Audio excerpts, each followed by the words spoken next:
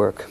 You quote Nietzsche quite a bit. His line, "He who has a why to live for can bear almost any how." What do you think he meant by that? What I think? What do you think he meant by that? The same as I am intended to convey to my readers and students, that the vision of a meaning ahead of someone, a meaning in wait for someone, to be fulfilled by someone, that this contributes most than anything else under equal other circumstances for survival. Meaning is the most important thing in our lives? Certainly, because what I call a will to meaning, the wish to find and to fulfill meaning, is the basic motivation in human beings. Well, this certainly runs counter to much of the determinist notions that are being bandied around these days, as man is a machine, man is a computer, man is a product of instincts. Man is something like a rat in experiments, psychological experiments. Of course, you're right. But not only against the so-called deterministic concepts of man, but also regarding the motivational theories of certain psychotherapeutic systems. Let's talk for a minute about logotherapy, which arose out of this notion of a search for meaning. Logotherapy, as one among other types of psychotherapy, is, we may say, a meaning-centered psychotherapy.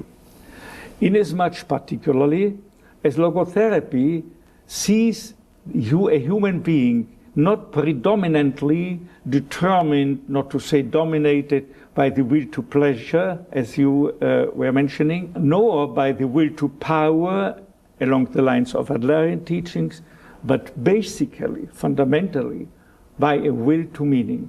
That is to say, the desire, the impulse to find, to discover in life, or better to say in each life situation, concrete life situation confronting someone, the desire to find a meaning therein and to go on to fulfill it. I was very intrigued. One of the most surprising things I've read recently was that you said that when you talked to European students, only 40% said they had suffered this sort of inner void, and yet 81% of American students experience the same thing. This was decades ago. We think of it just the opposite. We think of the Europeans as being buried under this existential dread and sense of purposelessness, and Americans as being optimistic and upbeat. However it might be, whether the ones or the others are suffering more or less, respectively, from this existential vacuum. The ones who seem to suffer less should not look at the others with contempt, but look at the others with compassion and look for anything possible to help the others. Now, this void manifests itself as in apathy, in boredom, lack of initiative, lack of interest in the world, or initiative in changing something within the world for the better. This frustration is a proof of the existence of a will to meaning. Unless we were imbued by will to meaning, by the wish to find meaning and discover and fulfill meaning in life, we never would be able to experience an inner void. So this is in a way also something positive. Now, you've listed 3 types of values: creative values, experiential values, and attitudinal values. And you may find a meaning. The average man, the man on the street or the woman on the street, may find a meaning day by day in doing a deed, in creating a work. And that's the creative. Creative. And in experiencing something, the beauty, the truth as a researcher, or the good in dealing with people as a teacher or whatsoever. There's an extraordinary moment in Man's Search for Meaning where you talk about being in one of the Nazi camps, and all of you going out to look at a sunset. Is that exactly? This is a paradigm of experiential values, of finding a meaning in experiencing without doing anything, without achieving or accomplishing anything, but just in giving oneself to the immediate experience of something, say, beautiful going on in the world. Okay. This is the second avenue. But there is also another aspect of experiential values. Excuse me, not only experiencing something, but also experiencing someone. More than that, experiencing another human being in his or her very uniqueness. And it is the main attribute of a human being that he is a person in contrast to any animal. He is a person, and a person is always something absolutely unique, irrepeatable in the evolution of the cosmos, as it were, incomparable with any other human being.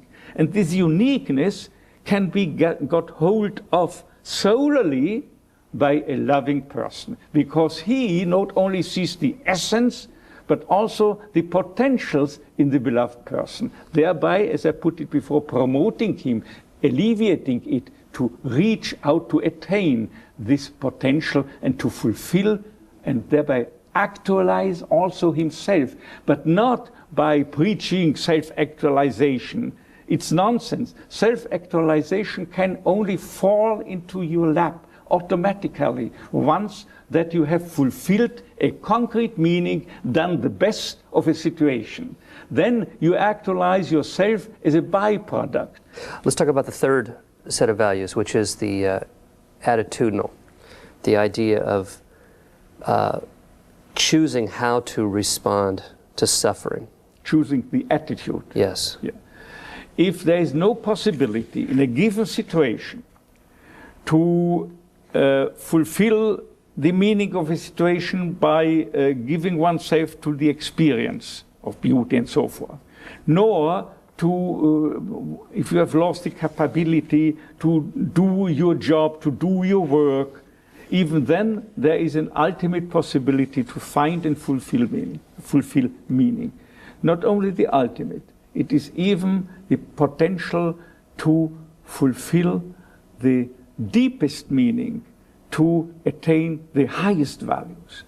By your approach to the situation, a tragic or triste situation confronting you. You said that in part of the initial shock of being put in a death camp was ultimately an acceptance that we knew we had nothing to lose except our ridiculously naked lives. Is that the situation that they're in? In a way. Is this when you make the choice of how you're going to? Your last value choice is how to react to the situation? You stood there naked, with nothing you could have had. But all the more what counted and mattered was what you were, being rather than having, possessing anything, or the being. So what counted was what you make out of this situation, with what attitude you adopt in the given situation. And there is a multitude, a wealth of possible attitudes to how to approach it. So you have to decide. The ultimate, I would take it, attitudinal value challenge that we all share is how we're going to face death. How do you prepare people for that? How do you prepare yourself for that? I couldn't prepare anyone else unless I would have prepared myself. Because if you are a psychiatrist, your patients feel exactly whether or not you are really convinced of what you are teaching and telling them. Now, I'm convinced that in contrast to the usual aspect, the albeit sound aspect to life, and more specifically to the past, to life's transitoriness, and this includes that we approach, each of us are approaching death. In contrast to that, I maintain that in the past, nothing is lost, but right on the contrary, everything is stored forever. It is not annihilated by transitoriness, but on the contrary, it is becoming preserved forever. Something you have done can never be undone. Something you have experienced, something you have even experienced in a negative sense, going through suffering. And if you have, for instance, if you have suffered, gone through this suffering, honestly, courageously, and with dignity, who in the world, what in the world can deny, can annihilate this? What you have done has been done forever, in both ways, in a negative as in a positive way. It cannot be undone. And the past is a storehouse of what you have done, what you have experienced, what you have gone through, and what you have done out of all the negative and tragic aspects as even encountered within your life. I want to thank you for being on the show. And I want to thank you at home for watching.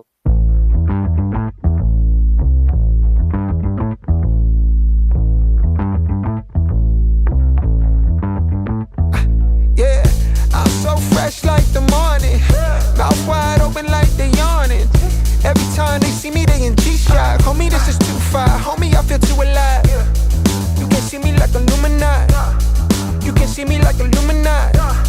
But I'm shining so bright, so bright. Don't come and try to share some of this light, no. Give me a beat and I control it like a maestro. Ladies on a mission, they be trying to get me wiped up. Shawty, wait a minute, can't tell if I like ya. Gotta make sure you know how to shake it like a bartender. Team with me and they all winners. And you know we ballin' all winter, all summer. Jewelry around my neck is lightning, but I'm all thunder. Keep coming with it. Keep coming with it. Keep coming with it. Place your bets on us. Get your money and flip it, yeah. Keep coming with it. Keep coming with it. Keep coming with it. Place your bets on us. Get your money and flip it. Bring a friend and come along. Don't be taking too long. The vibe's too strong. If you don't know how to move, then we moving on. Ain't no way rhythmic feet up in this place. If you can't catch the feeling, then get out the way. I've been reeling and fish from the lake. They keep saying I'm down to earth, but I'm really out of space. All these women aliens, super foreign, so exotic. Hop in the Mercedes Benz, and I got them crushing like ice pouring above. It's overflowing on us. You drop it, then pick it up. I think I'm falling in love, but shawty, this isn't what you probably thinking it was. It's a vibe out, cooling it for the weekend and such. You gon' find out once you come on and bring me that up. Keep coming with it. Keep coming with it. Keep coming with it. Place your bets on us. Get your money and flip it, yeah. Keep coming with it. Keep coming with it. Keep coming with it. Place your bets on us. Get your money and flip it. Story. I'm getting back to it. I was what they called a hyperactive child, okay? And yet fat. That's so weird that it would be both. Could you think I'm gonna go full Dreyfus now. That's what you get. You get the full Dreyfus now. You call me fat, I go Dreyfus the rest of this time. Oh, thank you for joining us, folks. That's right. We are at episode 100. Thank you. We are clipvirgin. Oh, we got a show for you. Woo! We hit it deep, folks. Okay, we've got purpose. Oh, we've got a purpose. We've got meaning, and we carry on the past, and it is what we do with it that matters. So, thank you so much for joining us. Please allow yourself to go full Dreyfus here in episode 100. Oh, man. Boy, do we Do we got a show? We just missed it here. Let's. What we got here? Was that the guy? There he is. We've got part 2 of Jerry O'Connell. Whew. Guys, I've got to tell you, I was not prepared for our last stream. Please, if you haven't checked it out yet, please go and take a look at our discovery. Okay, I was ready to throw in the towel. That was the second time in a row that had happened to me, where I was just ready to throw in the towel on our show, not thinking that there was going to be anything coming out of it. And boy, was I wrong. And wow, we had an amazing discovery last night. So please, if you've got time after this, take a look at our discovery. We were 20 minutes plus into a 2-hour interview in that 3-hour live stream, 3.5-hour live stream. So we are going to continue with the Jamie Kennedy and Jerry O'Connell interview. Now, Jerry O'Connell was on Scream 2 with Jamie Kennedy. He was a party boy. He was in LA putting a down payment on a condo and having some fun with Jamie Kennedy. Now, he is married to Rebecca Romaine. And I think he's missing those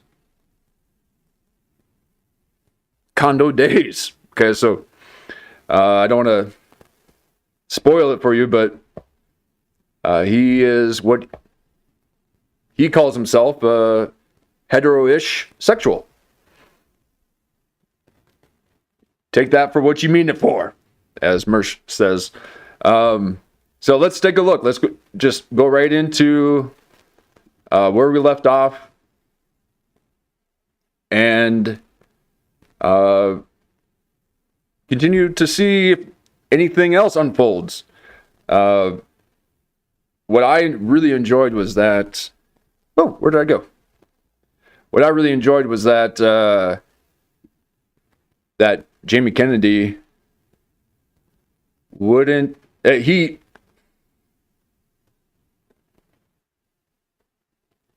could pick up on what was happening with Jerry O'Connell. And he was pressing him. So thank you, Jamie Kennedy, for being observant. Okay, I like a good observant interviewee. So he asked a lot of questions, and he wanted to make sure about a few things. Now, I don't know if it'll be brought up again. It might be brought up. I'm not sure. So we're just going to take a look and see where it goes. So I'm excited. Thank you for joining, Lulu. We got a tight ship this morning, or this after. Oof, it feels like this morning.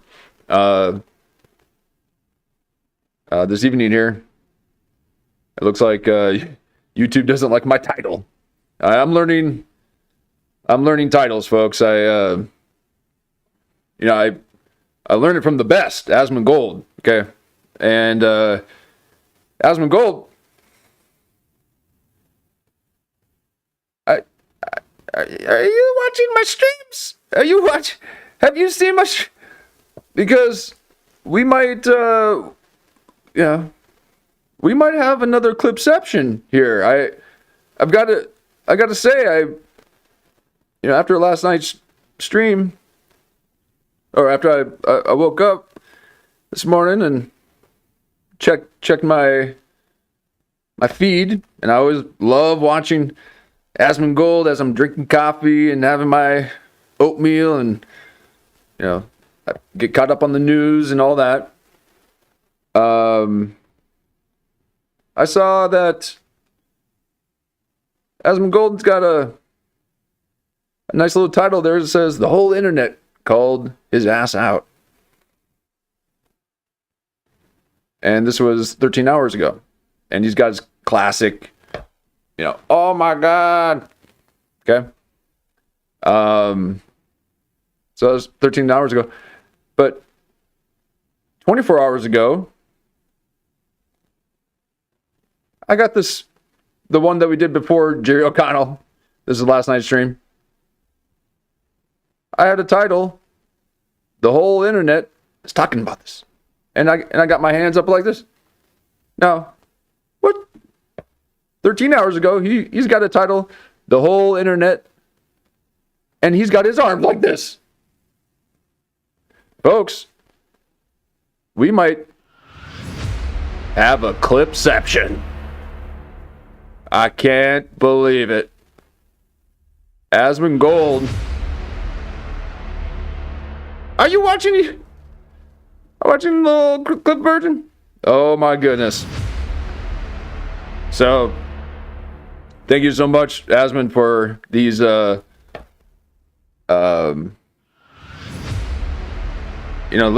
Easter eggs. Subliminals. I love subliminals.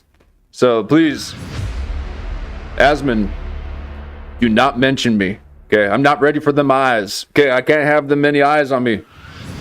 But that, my friend, is a clipception. Okay, we understand the power of logos, and as we discovered through Viktor Frankl, boy, I like his style. Shit, whoo, you're looking good.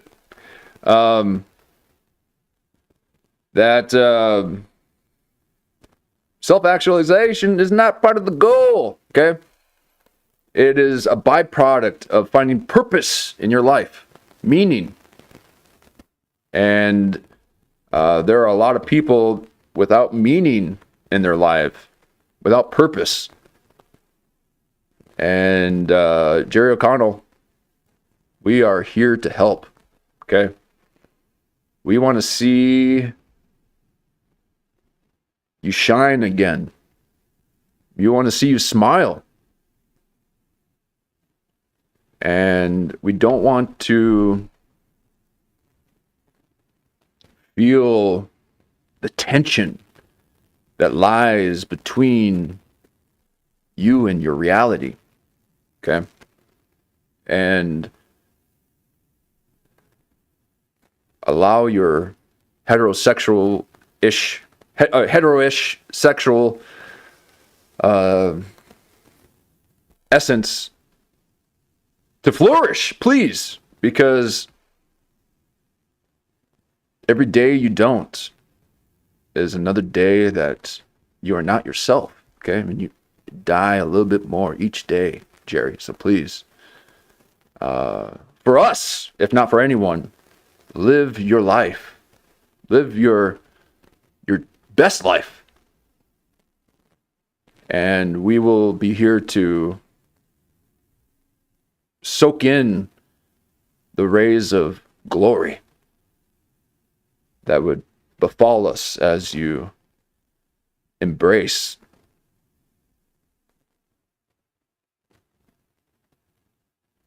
the old trannies. Oh, he had a fling, folks. He had a fling. And allegedly, okay, and Jimmy Kennedy is trying to figure out, shit, yeah, you get a BJ, you get a from a tranny, and Jerry O'Connell wouldn't admit it. He wouldn't say she. He kept saying, I met this friend. They came over. We had a little bit of fun, stayed the night, they left. they. And never once did he say she or her. And Jimmy Kennedy had to keep saying, okay, so she came over and it was her jewelry that she had left and it was a woman, right? Okay, so that was, sorry, I just did a little spoiler. Okay, so that's where we left off. We're left off with him not really saying whether he had been catfished or whether he knew it or not. I don't know. But afterwards he said, after that night, I knew I needed a girlfriend because LA it was too much. It was too wild for me. So he's implying that he slept with a man, allegedly. So, which is, if that's your thing, it's not my thing. Okay, I'm not into that. I'm all about creation. Okay, I like that people are making babies. Okay, so I'm not about that. But if you are, that's do you? That's what. But if you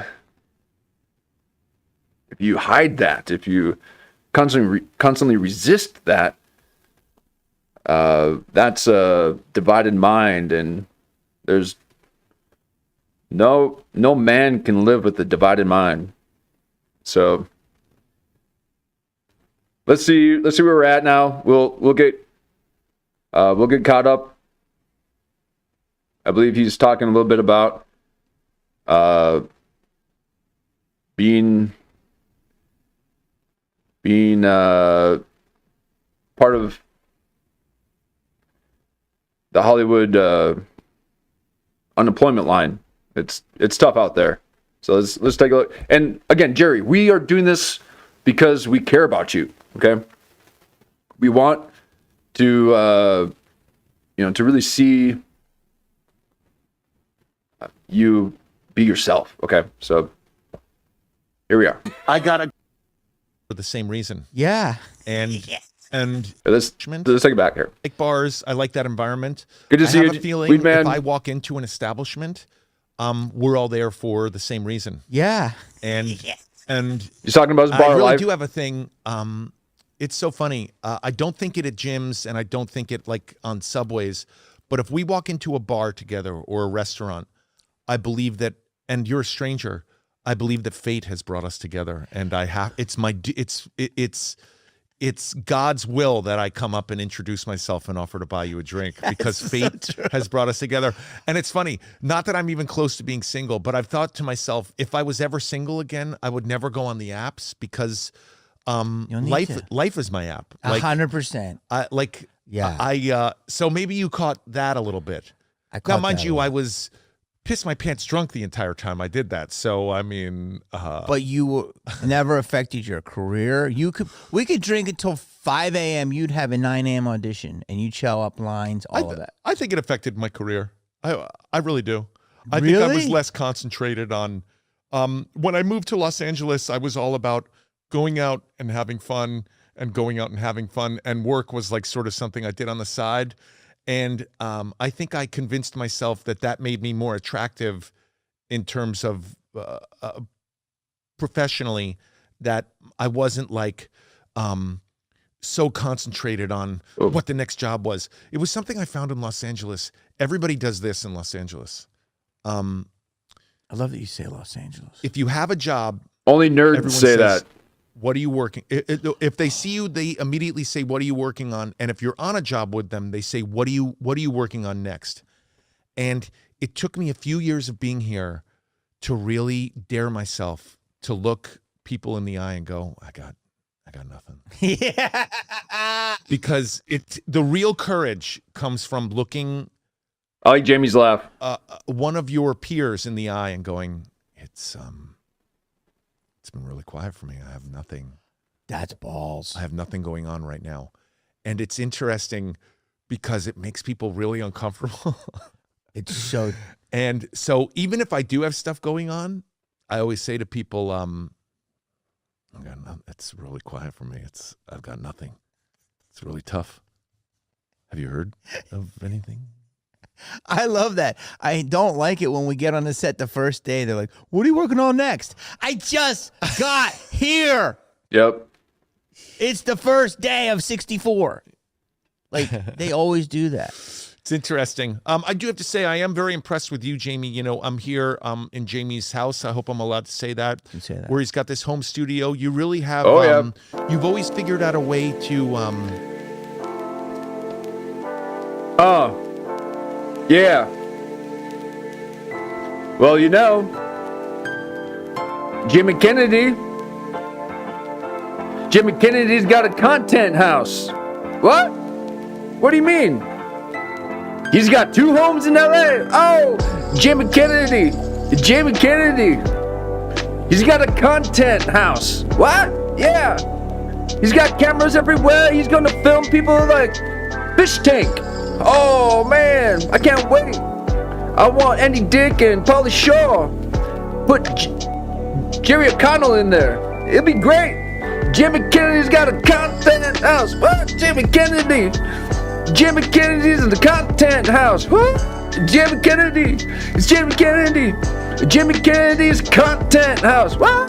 West Hollywood. Oh, gonna be at the YMCA. Yeah. Gonna work out in front of the men every day 'cause they're gay. Jimmy Kennedy's content.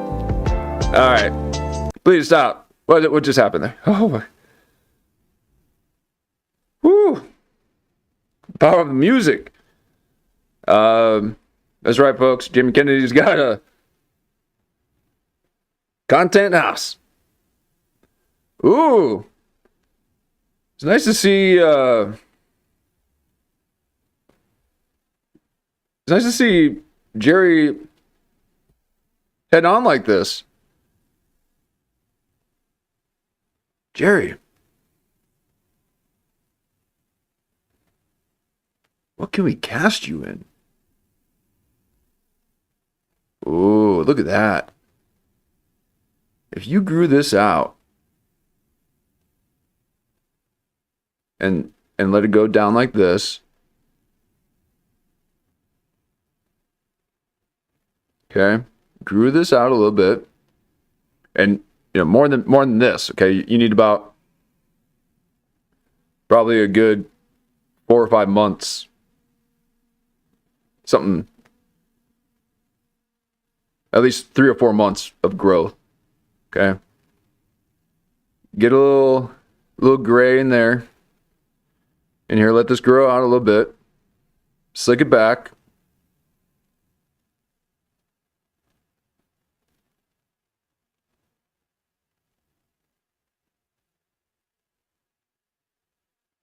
You could do it Western, okay?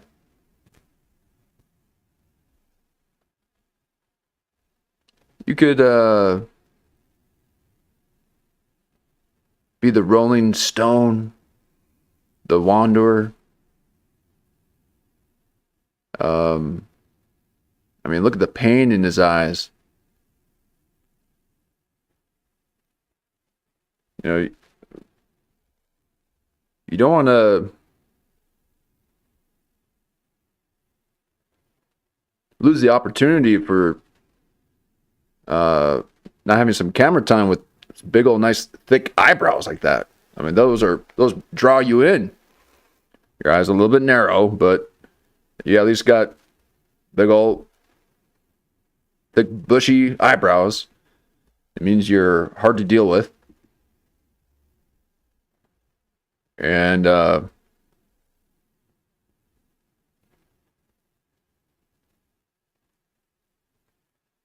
maybe be a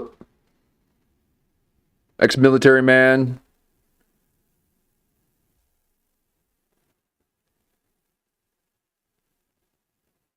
Okay. No nice guy kind of thing. You gotta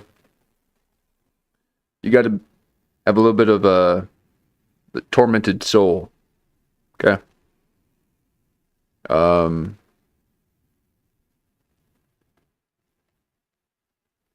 man searching.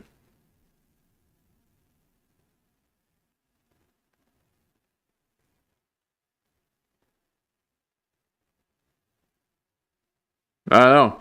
It's hard to cast you, Jerry. Why?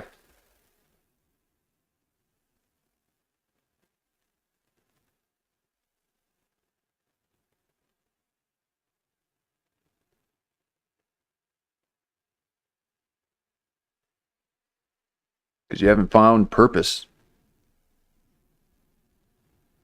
Haven't found meaning. You haven't said, fuck it, I don't care. I'm just going to do it.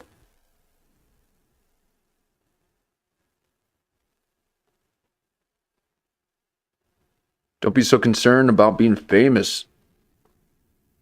Live a life. It's flying past you.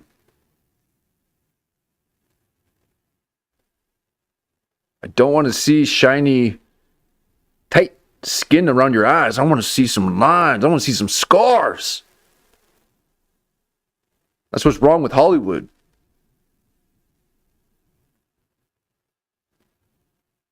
Bunch of fake people.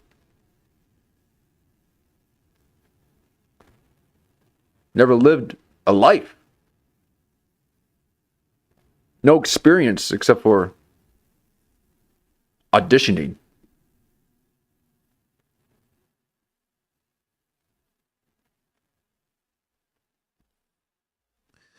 The tides are always changing in this business. And it's funny, when we came here to Los Angeles, and I hope I'm not boring people who are not in the industry, and I'm not going to sit here and complain about the industry and where it's gone, but, you know, there was so much work in Los Angeles. It was such an industry town. And you could not be good and really have a pretty prolific Career.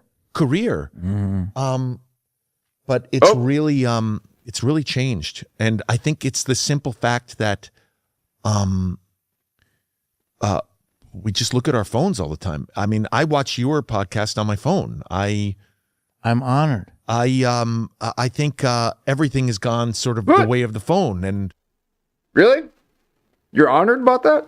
I've got 30%, sometimes even 50% of my viewers watching me on TV.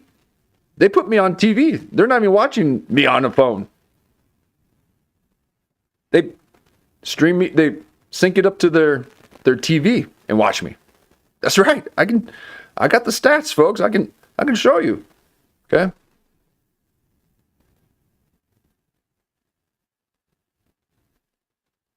Even when I'm trying to be just tiny, they want to enlarge me. Trying to get me to be full screen. Oh my God. It's too big. What are you trying to be full screen for? So, we have this, entertainment is hanging in the balance. And you're tracking. I'm not tracking the analytics. They tell me. And plus you guys told me that you put me on TV and then you use your phone to chat with me. Am I wrong? Am I on your TV right now? Hey, I'm on TV, Mom.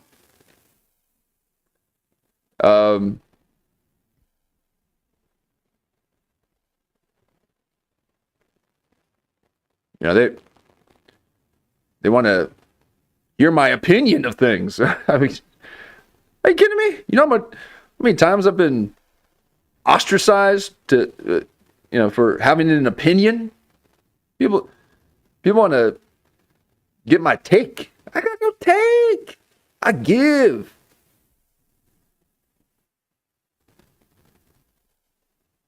But the entertainment industry is hanging in the balance of, it's in the crosshairs of the tool, the mechanism at which we consume the product. The film industry thrived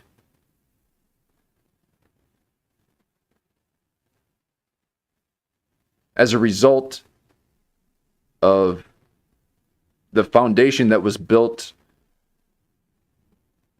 from plays.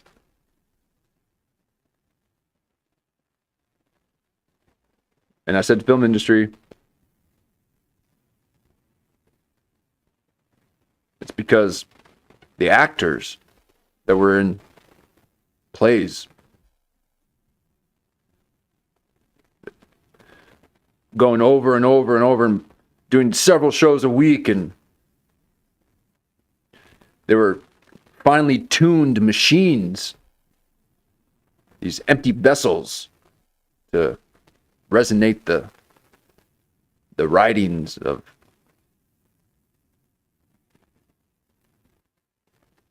all these writers. I don't even know the writers, okay? But we had systems in place to allow for the training.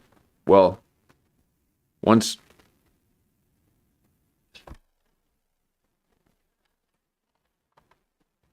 there was money involved, then they like, well, we can teach people how to be an actor, and then everyone went to school for it, and then they're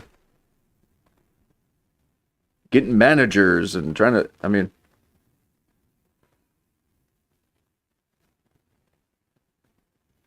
and the TV industry thrived because it was pulling from theater.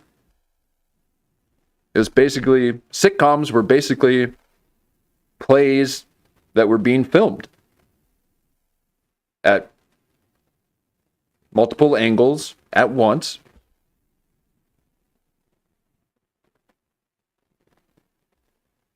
The sitcoms were multi-camera,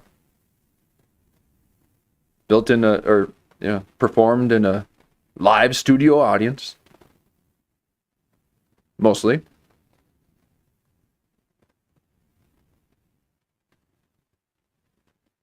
It involved a lot of people, employed a lot of people.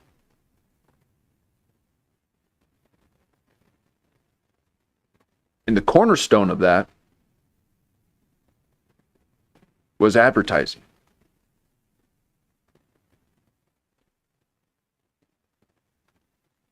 The companies, big corporate companies, would pay for time to be advertised on these shows. And so you had commercials.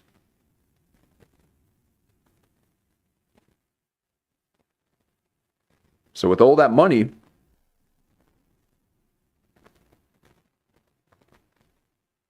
that these corporations would pay to be part of a very tight-knit group. There are only 5 channels. Now we got 500. Not to mention everything on the internet, okay? This is hack talking about, there used to be 5 channels. We used to turn the knob and have the tinfoil on the antenna and all that. Well, yeah, I lived through that. I lived through black and white television. I lived through the transition of analog to digital. It was during Desperate Housewives. They changed it on me.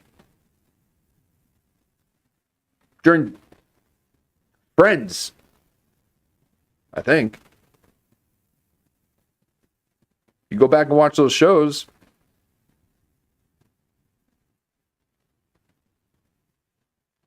there was the analog episodes and then the transition to digital.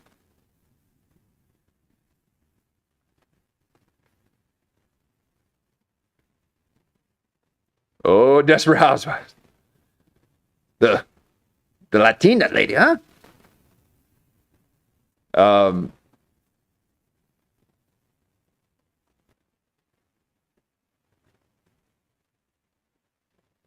So once the internet came about and people started putting episodes on the internet, all right, Lost was one of the first. There was this kind of thing where it's like, wait, you can watch reruns on the internet and you didn't have to, wait a second, hold on. And then this whole transition started happening through new media, where people were discovering you could basically create a website and then put a show on the website. It was very, it basically cut out the advertisers at first. So yeah, it's the phone's fault, basically. Now the internet basically flatlined the entertainment industry, allowing basically a low level of entry for anyone to participate.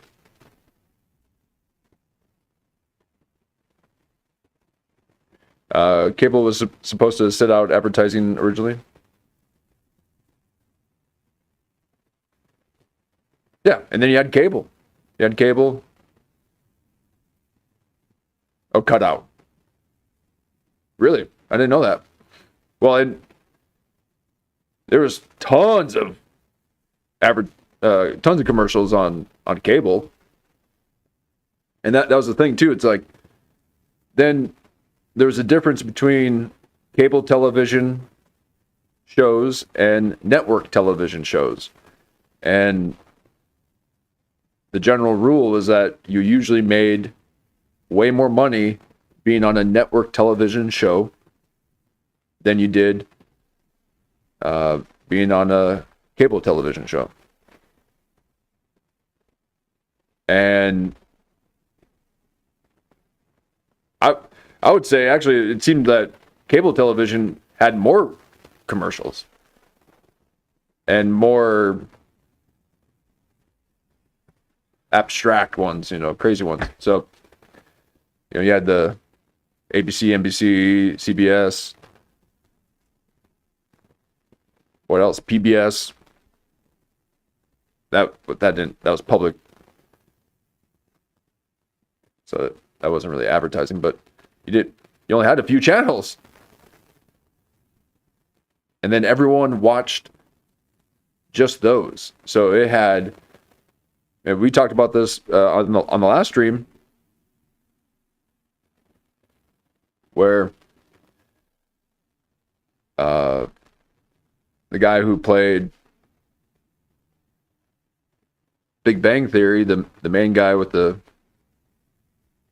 used to be on Roseanne as a boyfriend on Roseanne, he talked about how he was on Roseanne for the first time, and he was comparing the difference between the amount of viewers he was getting on the show that he was starring in, which was The Big Bang Theory, and versus when he was just a guest star on Roseanne as a boyfriend.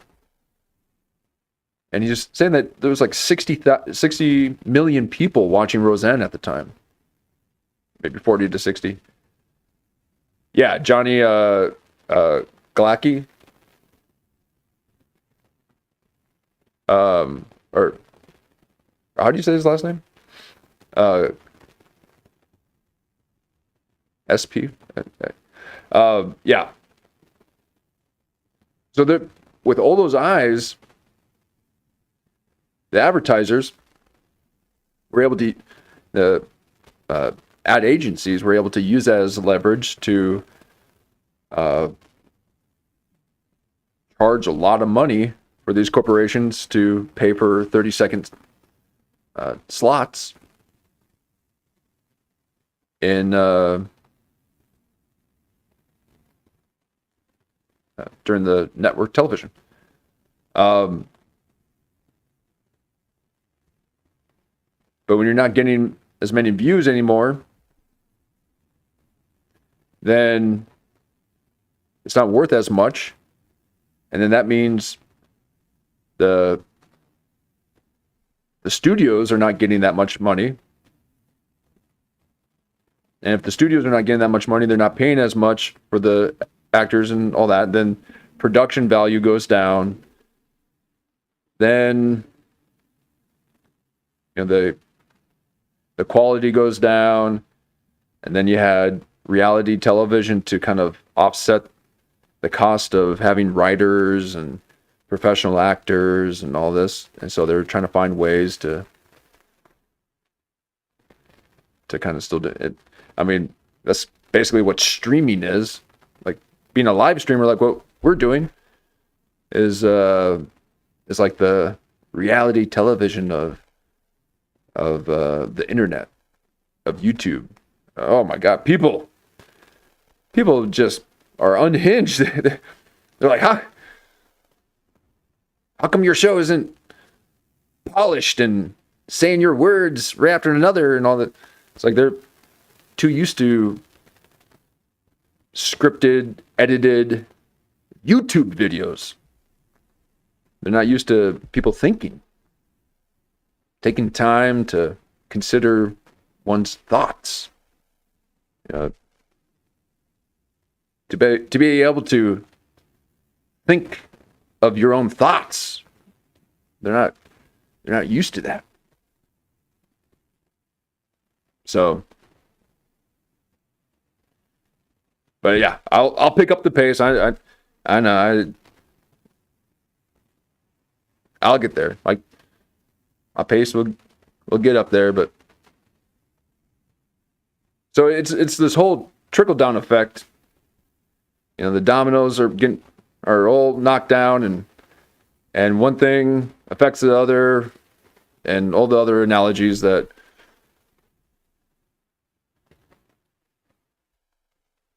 paint the picture of a complete collapse. So you have to basically evolve or die, right? Or put a stop to this progress. Okay, I'm not much in favor of a lot of technological progress. I think some is great. Other aspects is quite horrendous on the human soul and body and mind.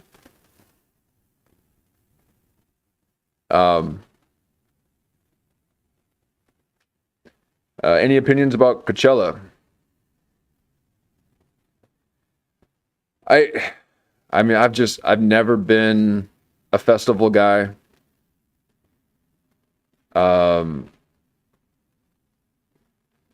Yeah, it always has to do with getting out.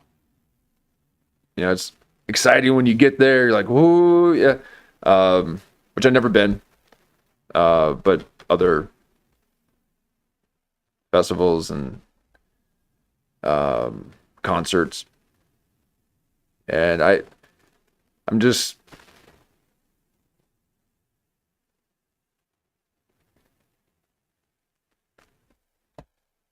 I was a young lad, as a teenager during Woodstock in the 90s, and you saw that on MTV, and you're just like, what the hell? This is insane. And it seemed like they were just trying to recreate the Woodstock of the 60s. And so with this Coachella thing, I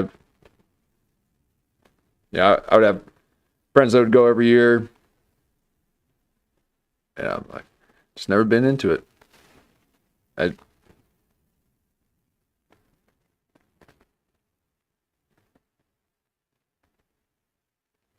But it seems like I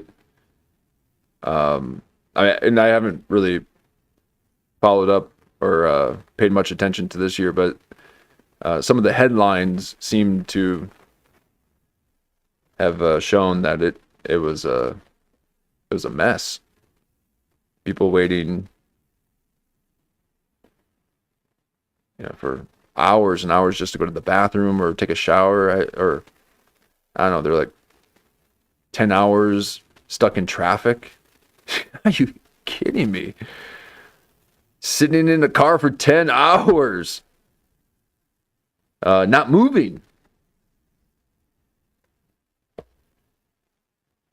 So yeah.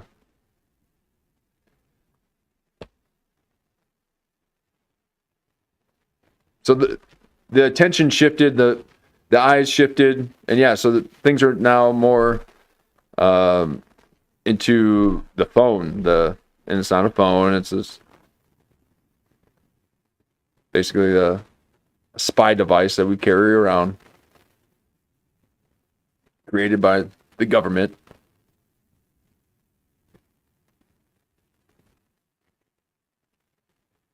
Yes, too many people are trying to go now. Okay, so now you bring up a good point.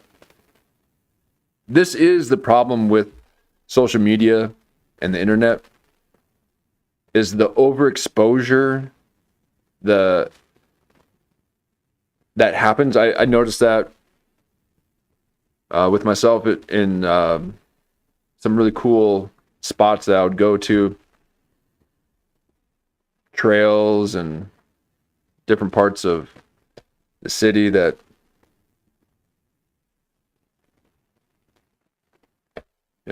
where only the locals would know. And then all of a sudden Instagram came about. People started posting pictures of them being in these remote places that I'm just like, wait, you're not from here. How do you know about this place? Oh, my friend posted a picture about it, and I'm like, what? What? And then it just brings in all this people that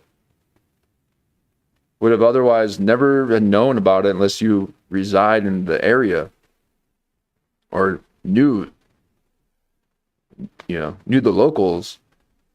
That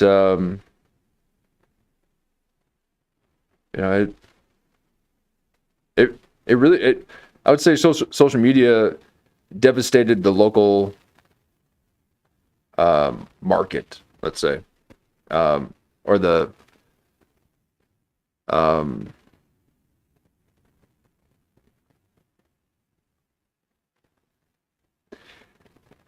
for example, people tend to dress based on where they live regionally. And it has everything to do with climate and vocation, what people tend to do mostly in that area. And before the internet, all the fashion was basically coming from Europe, so France, and they would have in Italy that they would have their yearly fashion shows that were such a big deal, and that lady with the bangs and doing the Vogue magazine or whatever her name is, she was in charge of it, and whatever she put in the magazine ended up being the new fashion of the season. And you would only get to know the new fashion through these trend magazines. And that fashion trend would take time to, come from Europe, and then it would hit the coasts. So it hit New York, and it hit the West Coast, and then it would eventually come in to Middle America. So living on the coasts, you had, in on the latest trends and fashions. And you'd go and visit your cousins in Middle America, and you're dressing completely different. You're like, oh my God. And then they haven't changed at all. They're still wearing the same kind of outfit, the same kind of thing. And it's like time had, was completely still in those areas. Well, now it's ubiquitous, and you can just someone hodunk, America can wear Yeezys. And especially since Kanye's doing it cheap, you can get a nice jacket for $60. So I think the internet really flatlined, or it just devastated this sense of regional identity.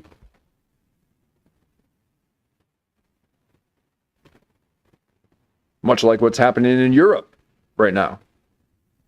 All the millions of illegal immigrants rushing in there, being flooded, destroying culture.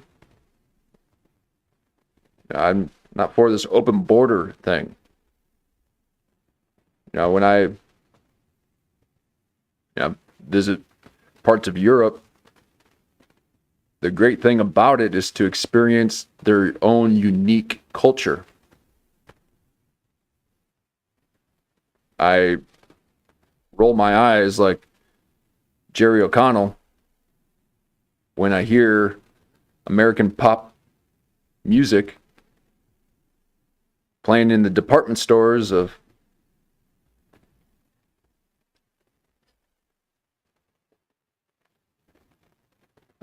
European cities.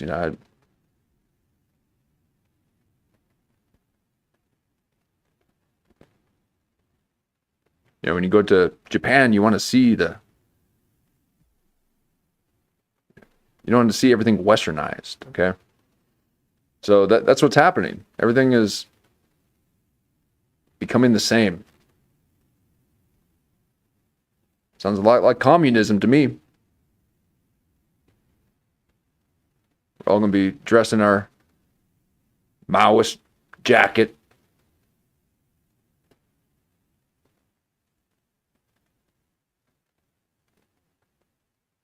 Being forced to live in labor camps that they'll call housing.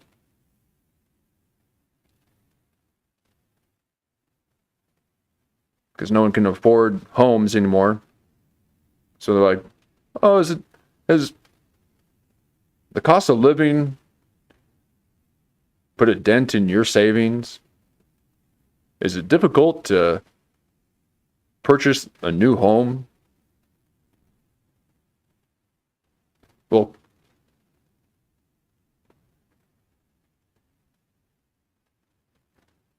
put away your I want to die journal and come on over and live in our housing. You can live for free. All the amenities are there and ready and available to you. All that we ask is you just put in a little bit of time into keeping up with our community. Like, wow, okay. Walking in, they're like, get to work! You, sit over there. You, over there. You. What are you doing? My eye. I'm just rubbing my eye. Quit touching yourself. I'm just. Your hands are meant for labor, not for wiping the sweat off your brow. What? I thought this was a camp. Yes, internment camp. You know, yeah, it's gonna get crazy, folks. I hope you guys know how to live out in the woods, because don't be living in those little camps, okay? Especially when they're all high tech, okay? They'll just lock the door on you. You won't be able to get in or out.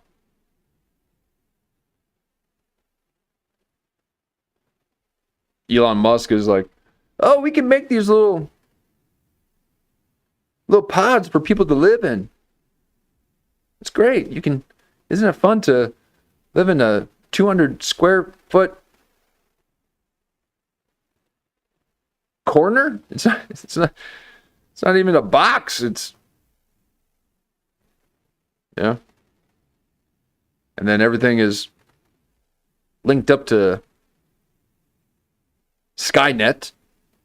As you know, the only way you can get in and out is you have to have a neural link chip in your brain.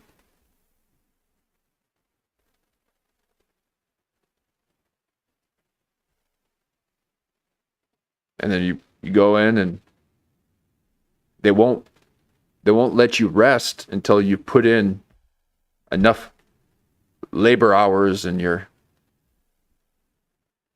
digital Bitcoin mining. And you're like, oh, I'm so tired. Like you're like, okay. Like, they can like know when you're falling asleep, and you like they shock you, and then like, oh,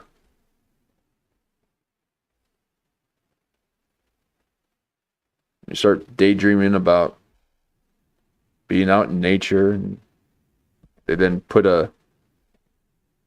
they implant a image of bears attacking you in nature and all that, and make you fearful of being outdoors, and poison air.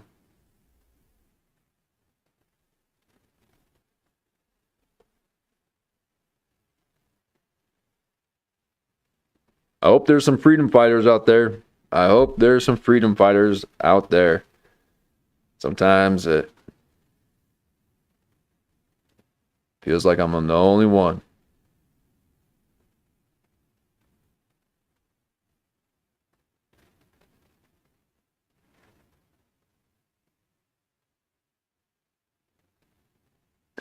Jerry,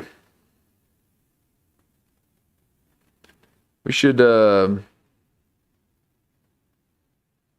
maybe we can put you in a revamped Brave New World. Have you looking like a beta. You ain't an alpha, but you might be able to reach beta status. Oops, I keep doing the wrong one here.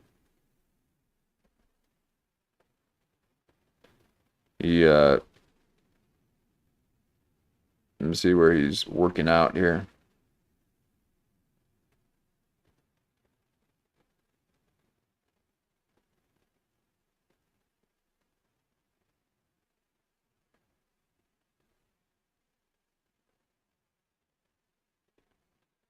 He was staying up, Bill Maher, showing off his physique,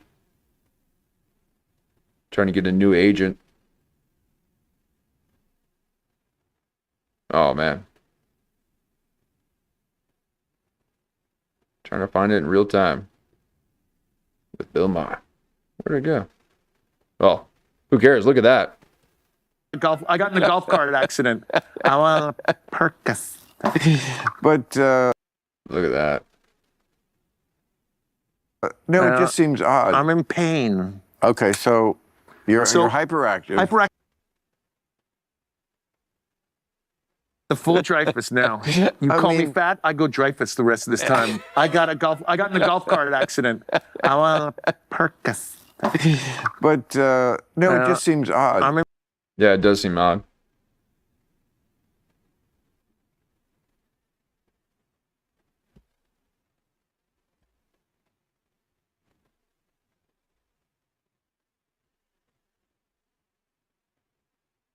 One thing I'm really nervous about is we have all this information that we can access.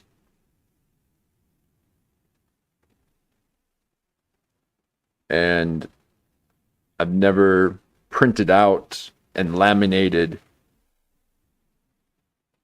how to filter water properly, how to grow certain foods in certain kind of climates and condition, regions, how to create a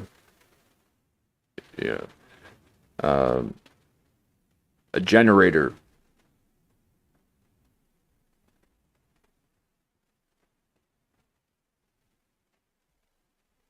We're just entertaining ourselves and just consuming visually. And when the shit hits the fan and all of this stuff gets shut off, and we have to survive for the first time in a century. I'm in pain.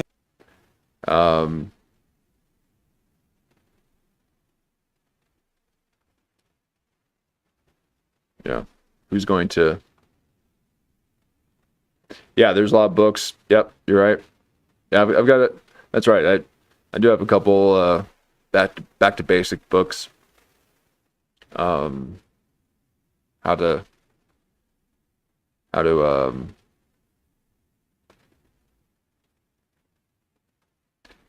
homestead, that kind of thing. They show you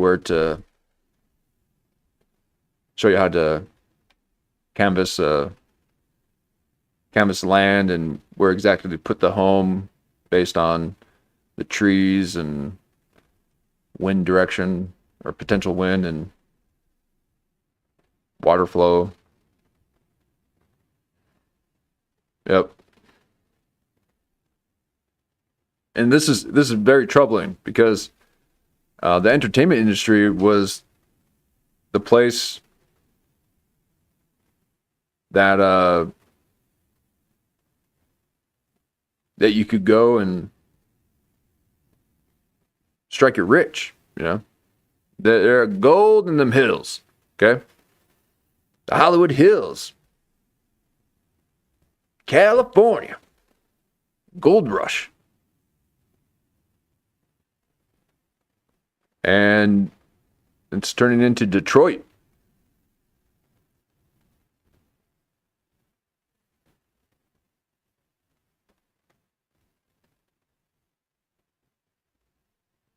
Thanks, Lulu. Yep, you're not a fellow freedom fighter as well. Yep.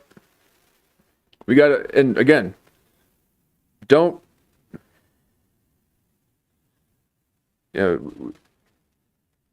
don't back away from resistance, okay? You need resistance. And you got to learn how to resist and how to say no, or to fight for things while it's easy, relatively easy, while it's easy, so that when it gets tough, you've got some constitution in you. You've developed some conviction in you. Pain.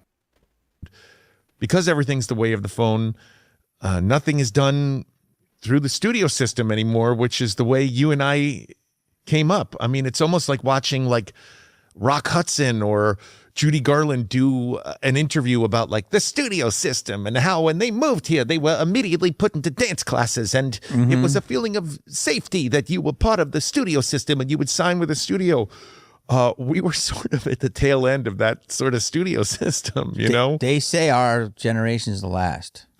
I mean, it is. Whoa. I mean, no one has to live in Los Angeles anymore. I have a little Nepo baby daughter who's starting to act now. And, you know, I do you send really her... keep saying she's a Nepo baby. She's her own thing. I know, but I get in front of it just so no one can call her. See, isn't that insane? Thank you, Jamie, for calling that shit out. You know, people are meant to feel guilty for having. Yeah, I was raised to hearing the scriptures, hearing people reading the Bible saying, you know, to have the kind of wealth that your children's children will have. You know, you take care of your family. And these people are meant to feel shame that you are providing not only a good life for your family, and that they could have a chance later on in life, but to be ashamed of the color of your skin, to be ashamed of your heritage and things that you have no control over.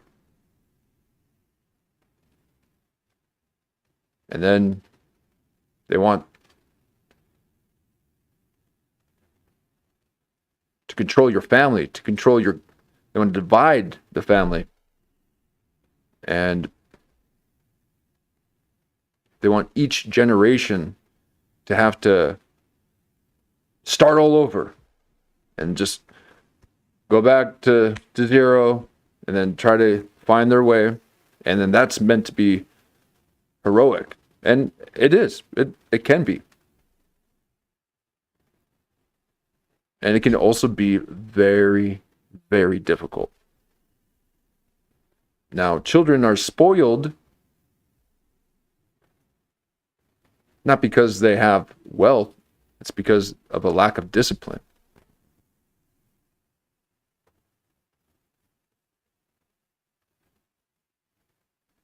And the whole industry lies to these people saying, oh, you're just going to have your children do it? Do you know how many parents for centuries had their children follow in their footsteps? So why is it in recent history that's not happening any longer? Well, it's because they want to control your children. They want you to give your children to the schools every day. They want to provide an opportunity for them, not you.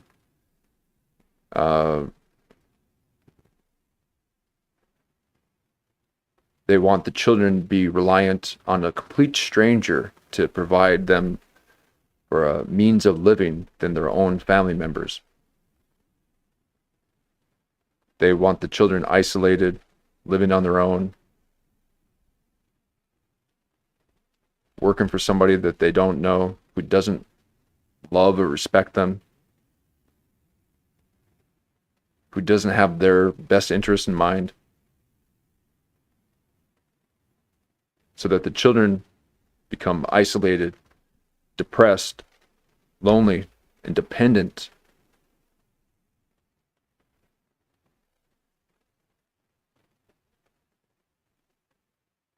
on a predator.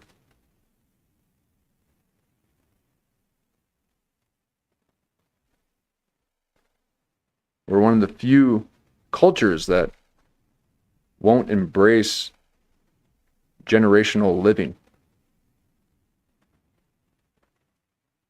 We think it's cringe for children to want to be with their families, want to live with them.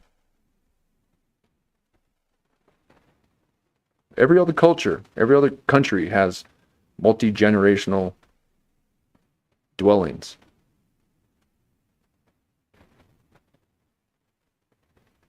Well,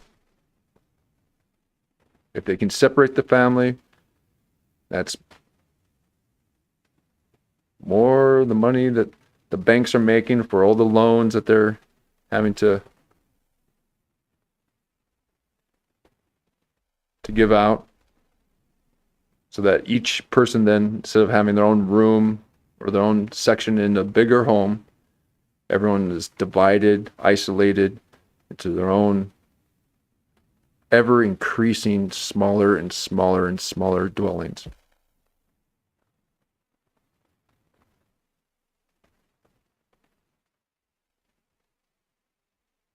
They put this idea in our minds that you should leave the family farm and you want to see the big city, you want to see the world. You want to be someone. It was in all the movies. Propaganda.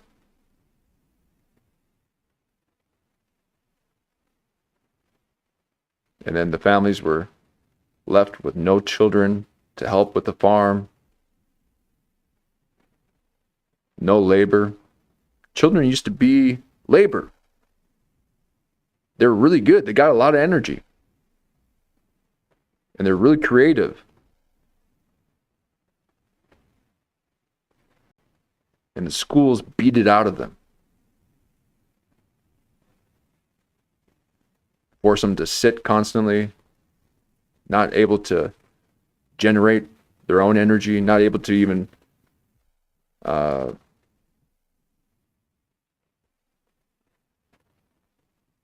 place their energy in a constructive manner. So they sit, they become bored, they become destructive.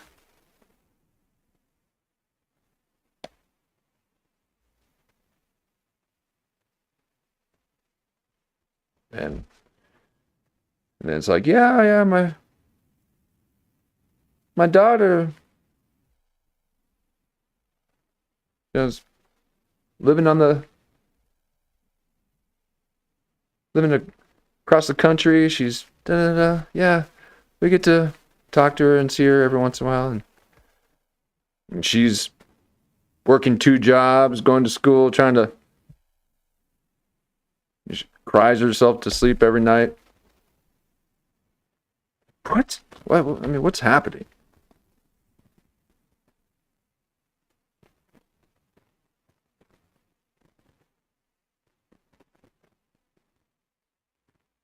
I heard basically 100% of young children will test as creative genius level. Yep, but it goes down drastically as we age. Yeah.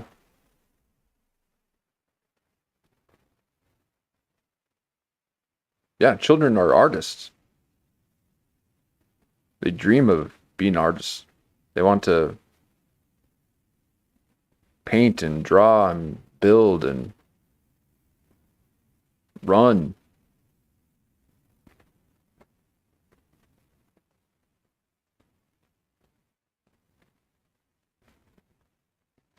And then Jerry here thinks he's doing his daughter a favor by constantly calling her a Nepo baby.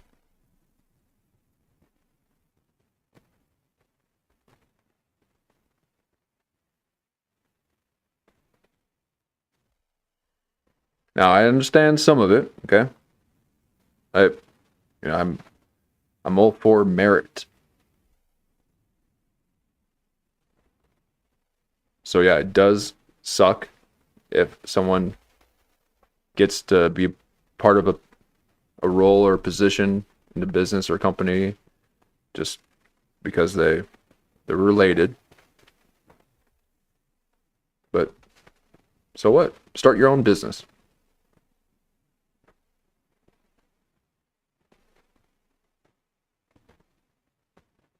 Have your own family. So again, the modern way of life. It's not even. This is beyond postmodern. Okay, this is sub technocratic living right now. It's Nepo baby. I've already called her a Nepo baby, so no one else can call her a Nepo baby. You see what I do there? Yeah, it's sort of an act of smart. It's an act of. It's like closing the Strait of Hormuz. You're gonna block the Strait of. I'll block the Strait of Hormuz. I'll double block it. Yes. Smart. So she's starting to act.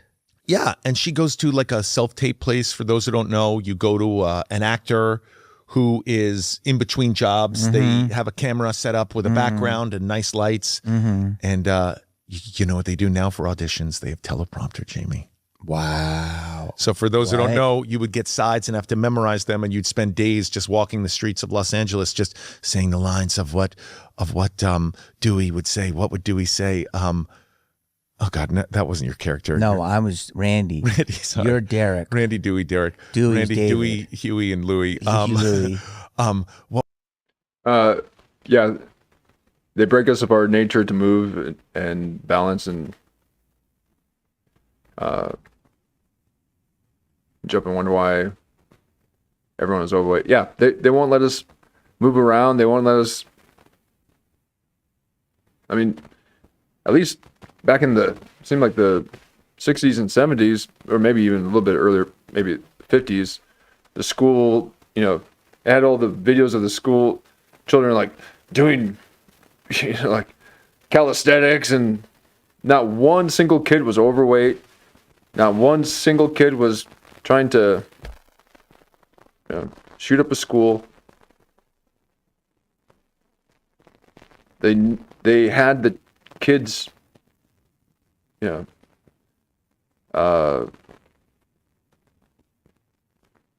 kids' best interest in mind for the most part. What would Randy say? What were Randy's lines? People talking to each other in Coffee Bean and Tea Leaf, and you're running lines. And now these kids come in. My daughter, when she auditions, doesn't even like go over them. She's like, "Yeah, just put them in the prompter. Okay, roll, action, let's go," and just does them. So, but back in our day, we would go and audition. We'd have to go into a room, and you'd face people. Wait, so that's how they self-tape? My daughter self-tapes with teleprompter. I bet that's a good business. No, it's a self-tape. There is no business. You got to do it all yourself.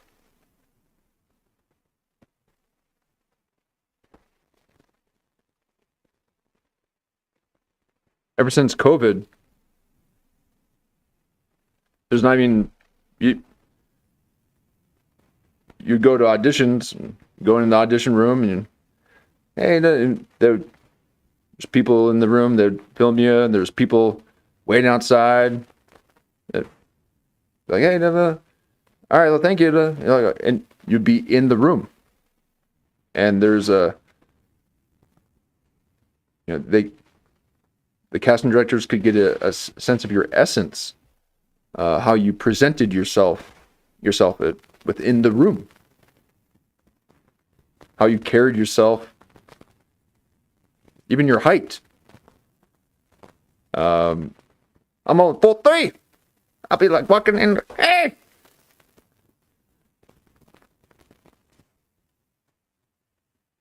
And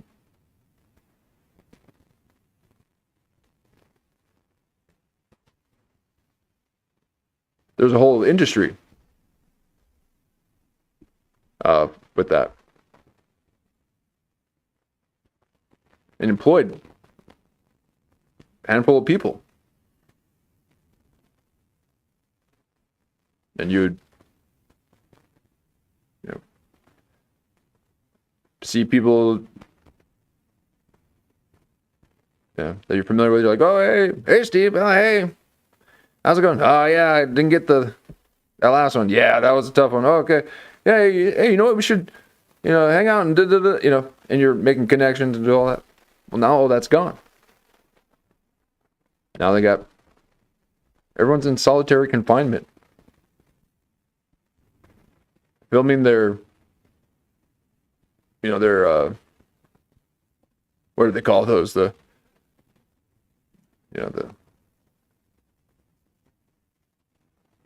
terrorist videos, them just filming themselves and hi, I'm okay.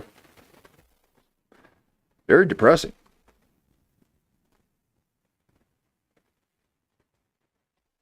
And then, before you would go there and you would, have one chance or have a couple of chances,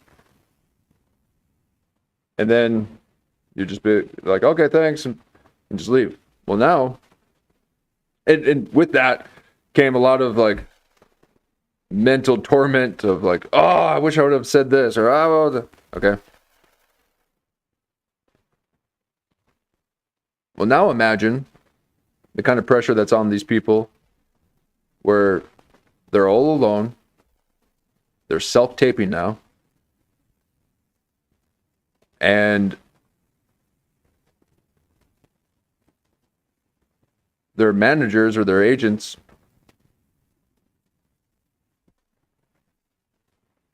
say, hey, we need a self-tape on this audition, blah, blah, blah. Could you have it to us by next week? Okay, yeah. So then you'd film something, you send it, and then they're like, why did you send this to us? This sucks. Redo it. Or knowing that could happen, or that had happened a few times, then the actor is self-taping, and then going back and checking it and be like, oh, let me redo it. Let me do it like this. And oh, okay, let me try to do it like this instead. And I mean, you can't act if you're self-conscious.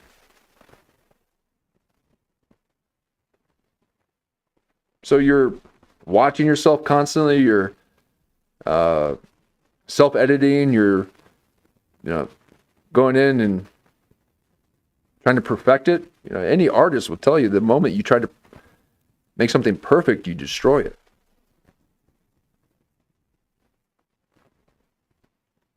Perfection comes within the completion.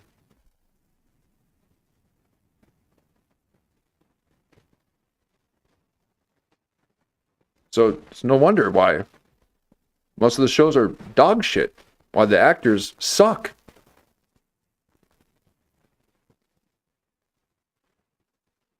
They all are the same.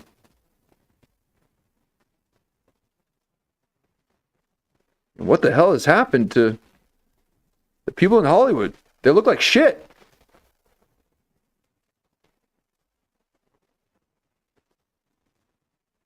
Wasn't Hollywood the place where the beautiful people lived? It is the exact opposite now. Some of the most horrendous, ugly creatures are coming out of Hollywood right now.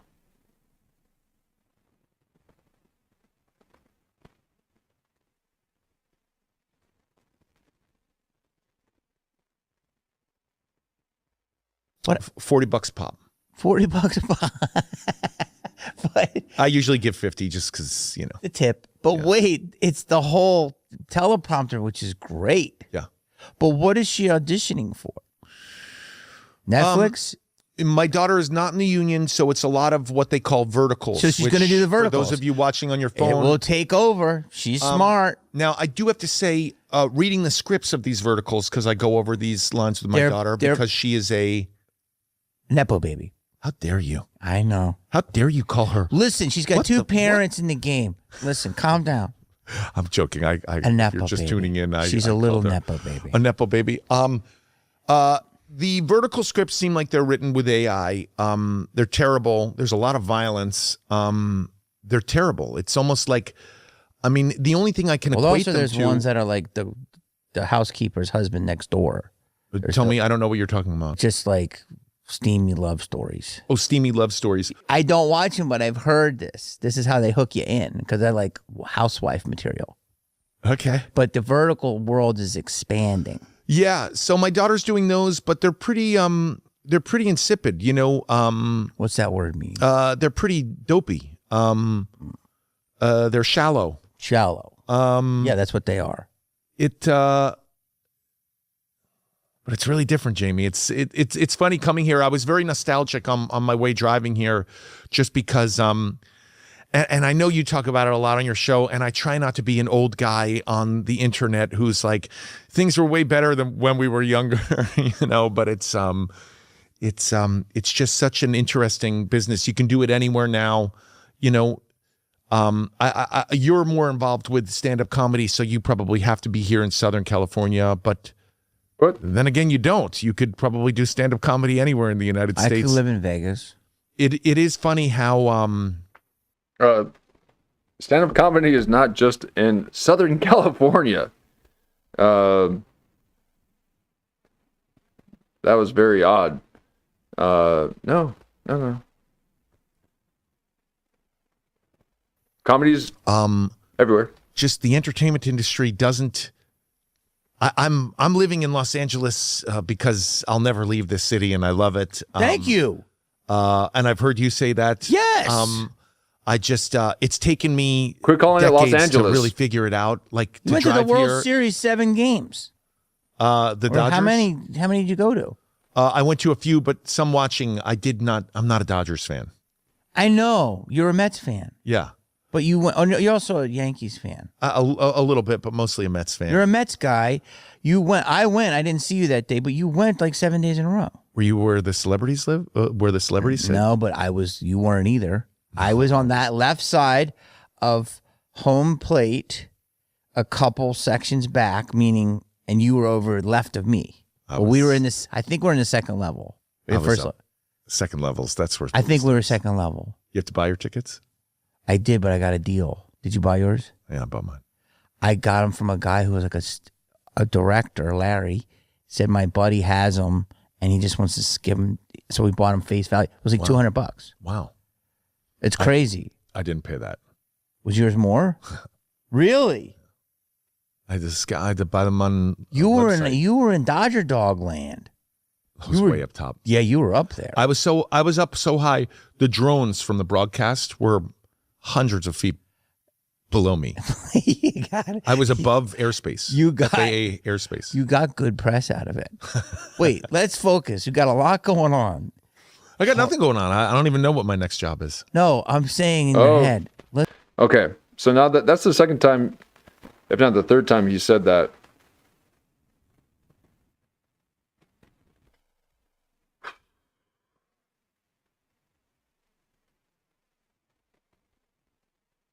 And this is something that Jamie Kennedy has noticed. Okay, a lot of his guests have said, "Ooh, it is tough out there. Things are dried up." Andy Dick, Pauly Shore,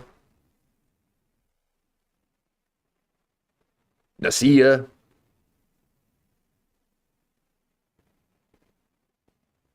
You know, they're all saying that Hollywood is dead.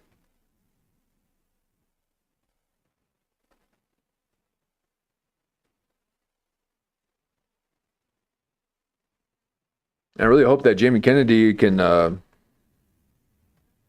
really bring about some change in Hollywood.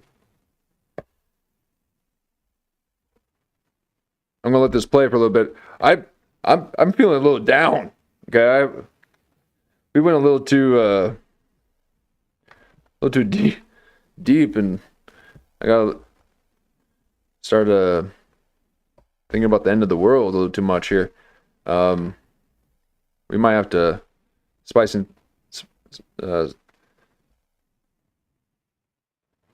put a little spice of life back into this, and maybe we'll do a little dance party here. Let this play, and maybe I'll get the music going. I need to get moving. Okay, Listen to me. You have so much happening. How is the business so different in your mind? I love so LA. true. Tell me why you love LA. Right. The revenue streams are different for me. So I don't make money on, I was always a TV actor. I don't make money on TV anymore. I know. It's just not where. Can you imagine if you did a Netflix show, you wouldn't get any residuals? You know, I don't even know about the residuals. It's just weird. It's okay. Yeah. It's just moving. Look, there's obviously still money to be made out there. It's obviously there's eyeballs out there. It's just they're just different. And okay. Now this is this is the Hollywood struggle right now. Netflix, a lot of people know or have come to realize that all these, a few years ago, maybe like 5-6 years ago,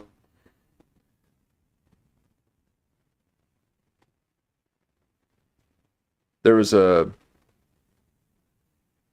really big boom in television. A lot of actors were getting hired. A lot of productions were happening. And everyone was saying, "Oh, Hollywood, this is the second renaissance." And they kept showing these numbers of there are 300 pilots this season, 500, blah, blah. So everyone was like, wow, it's really happening. And this is when they were still filming in LA. And now no one's filming in LA. Okay. What we end up discovering a year or two later was that, we were trying to figure out what the numbers were from Netflix, because there were all this production happening. People were getting hired. But actors usually, got paid a certain rate, and maybe I'm not really sure how they got paid for residuals. Actually, I think isn't it once they hit 100 episodes, you got what do they call that? Where the show would be they'd be on reruns. Look at that. Our 100th episode. The name or the word is just at the anyway. What we ended up finding out was that these actors didn't get paid syndication. Thank you. Yes. So we here at clipvirgin are in syndication. 100 episodes. Look at that. We're on reruns. So if you're on a TV show that hit 100 episodes, you got syndicated, that means that every time that show would air on a rerun in syndication, you would get residuals. But up until that point, you just got your rate, your contract fee, which was still pretty nice. I mean, a series regular, you're just one of the main characters on a TV show that wasn't super popular or anything, just kind of a regular show. You could pull in 15, 20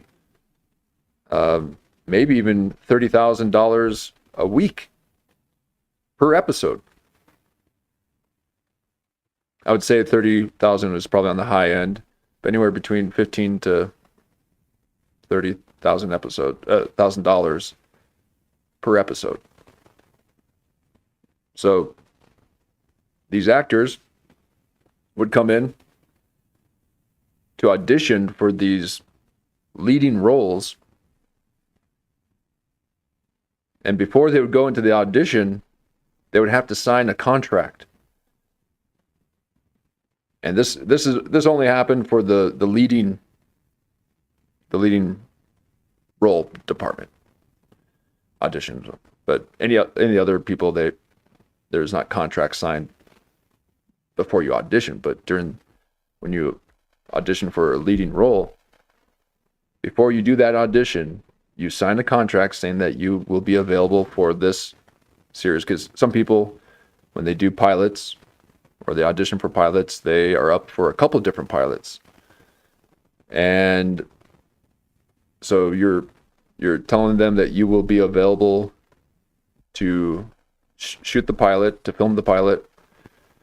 And in that contract, you see what you would make. And imagine being a poor actor, struggling for years and years. Yeah, you can't even get a waiting job in Hollywood. Okay, good luck trying to find just a normal job, let alone an acting job. Okay, but they would see, as they're about to do the biggest audition of their life, they would see $15,000 per episode. So they'll be making $15,000, $20,000 a week if they are chosen. So you can see how these gatekeepers held a lot of power, and how these actors would do anything just to pay their bills. And it takes that kind of money to live there.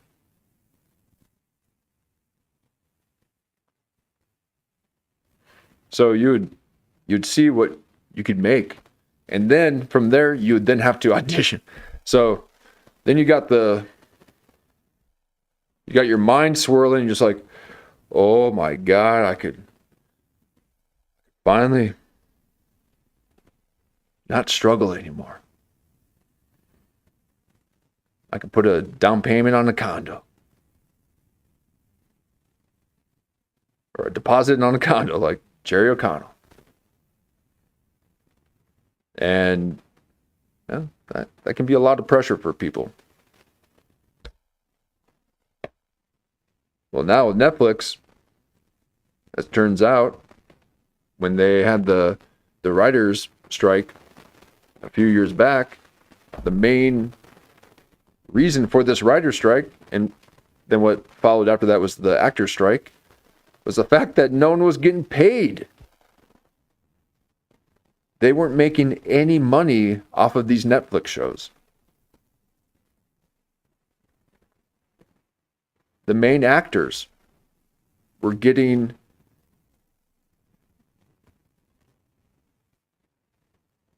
basically like just hundreds of dollars instead of thousands of dollars.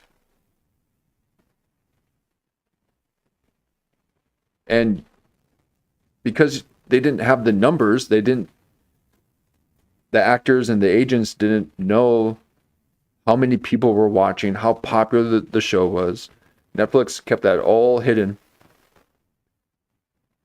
Actors and agents lost leverage to renegotiate contracts, to get paid a little bit more. So now, once again, just like the music industry, the artists are no longer getting paid all the money is getting funneled and getting placed into the pockets of just a few. And what happened? Well, there's no longer much of a music industry anymore. It's gotten to the point where there's solo acts, okay? There's very few bands out there. You know, they can't pay for 5 people, a 5-member band. It's easier to control and to pay for one person than it is to pay for a full band. So no one was really making music anymore. Because of the internet too, we could just send files everywhere. And then record stores started closing, no one was buying music. Then labels started closing, and now they just have MK Ultra plants put in there as entertainers. Hey, let me tell you something. Jelly Roll, you suck. Okay? You're not an entertainer. You're a criminal. You're disgusting. You're ugly. And your songs suck.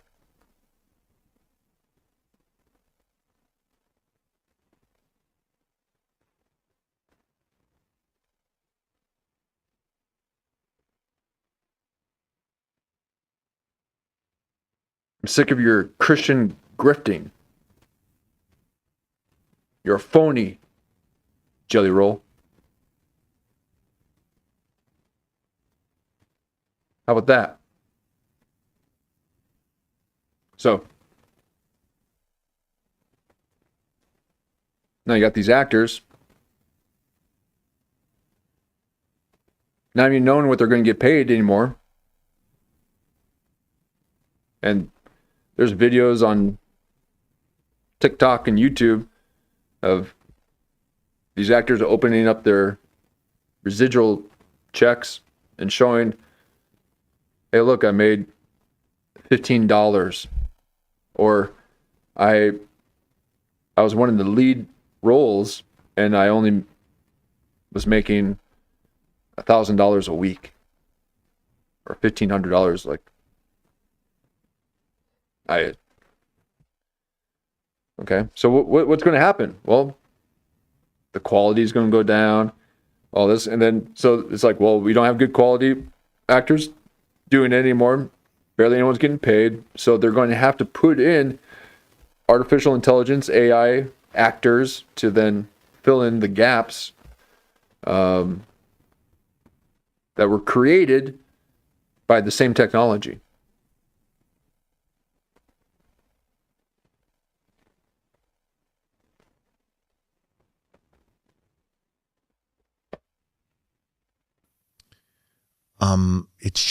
You have to figure it out, you know. It's every person for themselves these days. It's really funny. I mean, I'm fortunate. I still have an agent. I still have a manager. Oh, then we got the eye.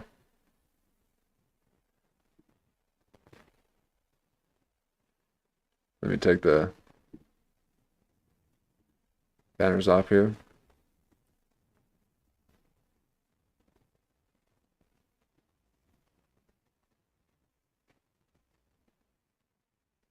I appreciate the hang, guys. It's a quiet evening tonight.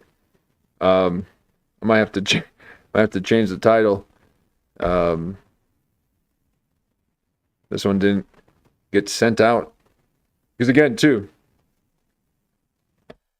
AI is taking over YouTube, and it's all about no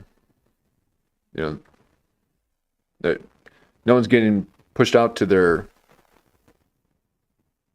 subscribers anymore. So you have to chase trends and talk about the thing that everyone's talking about, because that is what is going to be on people's YouTube homepage, is basically like a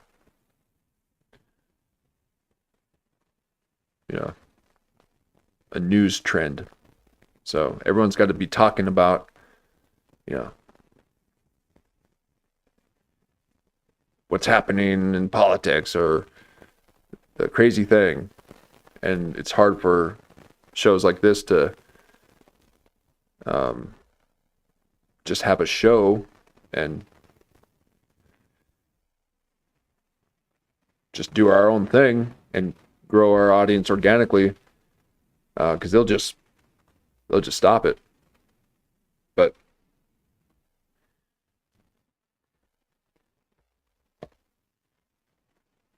even if it's just us, it would be, because again, I'm not trying to cast a wide net, but what I'm sharing is the unfortunate matter of what technology is doing. Okay, there's this double-edged sword that happens where, through AI you can get some nice, summaries and all that, but that means that they're also listening to everything you're saying and tracking it, and then also basically could limit your reach, even to the people who are subscribing. So it's something's happening in YouTube lately, and it's pretty unfortunate. Fortunately for me, I'm not dependent on YouTube monetarily. So I couldn't imagine people who are, and then they're seeing this huge dive in numbers, and everything's just been stopped. I actually got a notification from YouTube saying that they noticed, or that they're working on something right now, because there was this something that had happened a couple weeks, or maybe last week or something, where no one's, like, basically everyone got no numbers. And they said, hey, we recognize that there's an issue last week, and we're working on it. The numbers are not reflecting what had actually happened or something. So it's so anyways, AI is all part of this. But let's take a look at his eye. Speaking of, how about Jerry I? I'm fortunate. I still have an agent. I still have a manager. Oh, he doesn't like the manager part. It's funny though, but the auditions are so few and far. I still have an agent. It's every person for themselves these days. It's really funny. I mean, I'm fortunate. I still have an agent. I still have a manager. It's funny though, but the auditions are so I guess he didn't. few and far between. But you don't need to audition. What I was saying about I audition all the time. I know you do.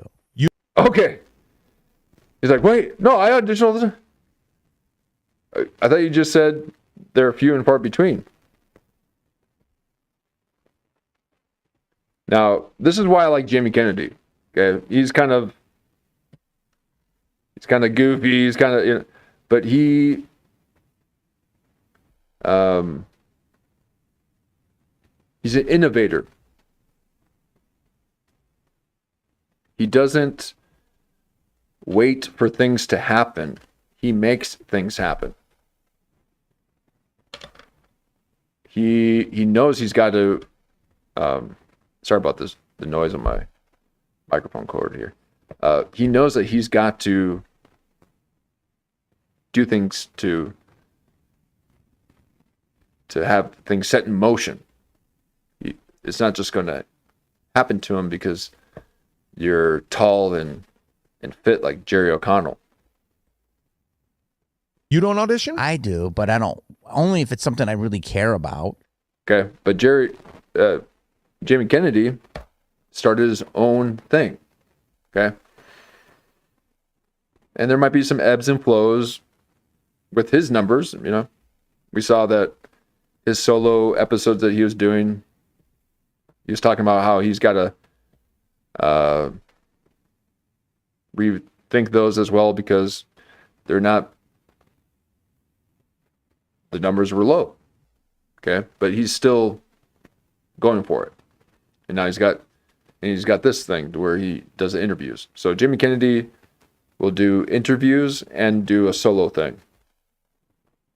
And he was noticing that his solo ones were not doing so well.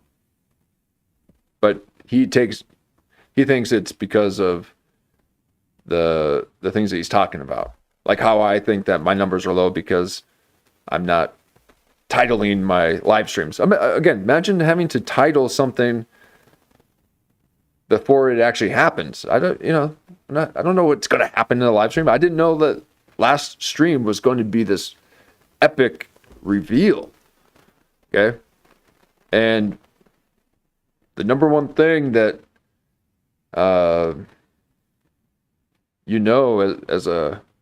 as a creative is that it is impossible to recreate.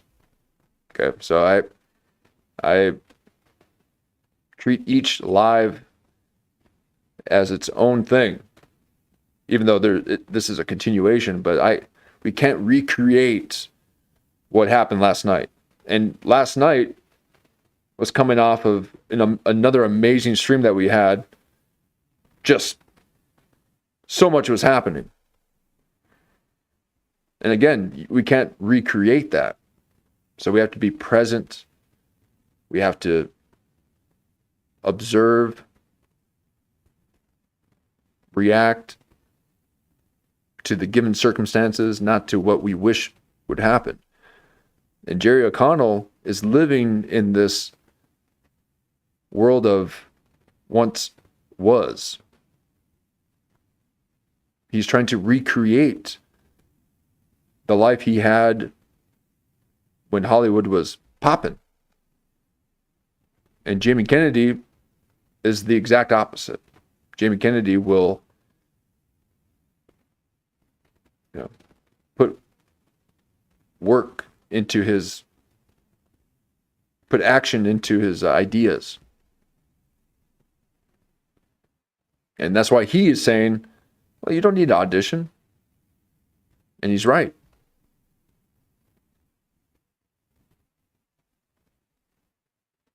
And why would you want to begin with? What are you going to be on? What's out there that everyone wishes that they're a part of in Hollywood? Usually it's them wanting to be on the next Breaking Bad or the next Game of Thrones. They're always reverting to when it was good. Now you got people like Christopher Nolan still putting out the big films. But now that we've heard Leonardo DiCaprio's preferred meal options, okay, he's, I guess, munching on humans.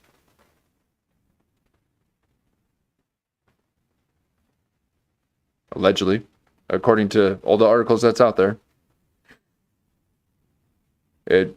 I begin to then think, well, he's been in Christopher Nolan films, is that part?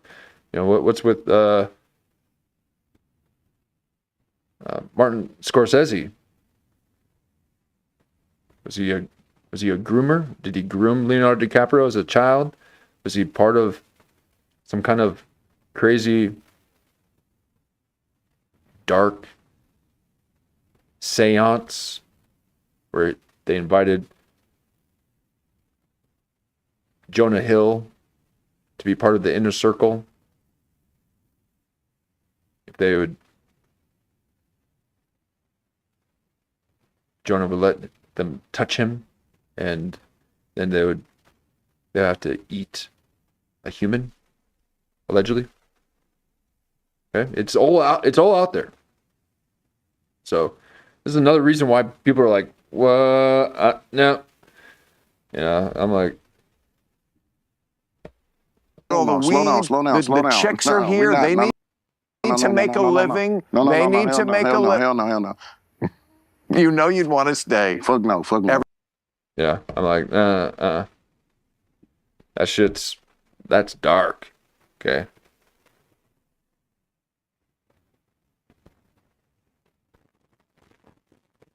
Ellen DeGeneres is gone blind because of crew?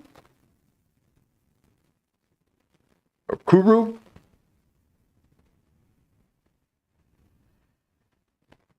People dying. Oh man. Okay. So what are you gonna be part of?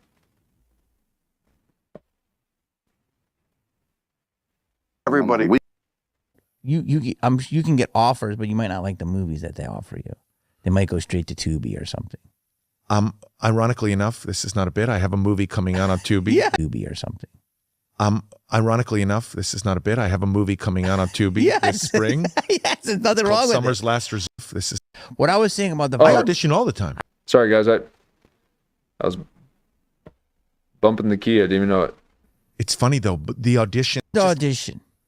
What I was saying about the I audition all the time. I know you do. You don't audition? I do, but I Let me bring that back because he says that the auditions are few and far between, and then he says I audition all the time.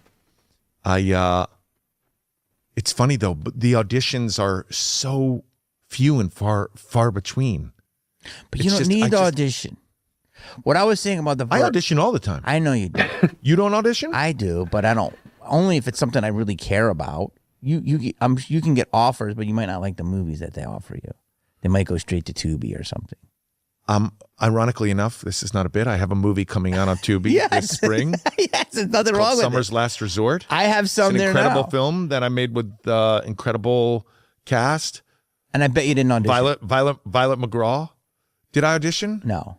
I don't think I auditioned. There you go. No, I knew the director and the director. I knew the director, but maybe that comes also with being old. That people are like, oh, that. How come you don't know how you got in the movie?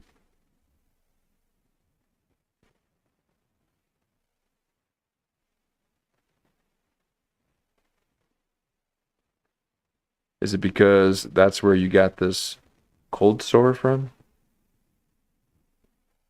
Were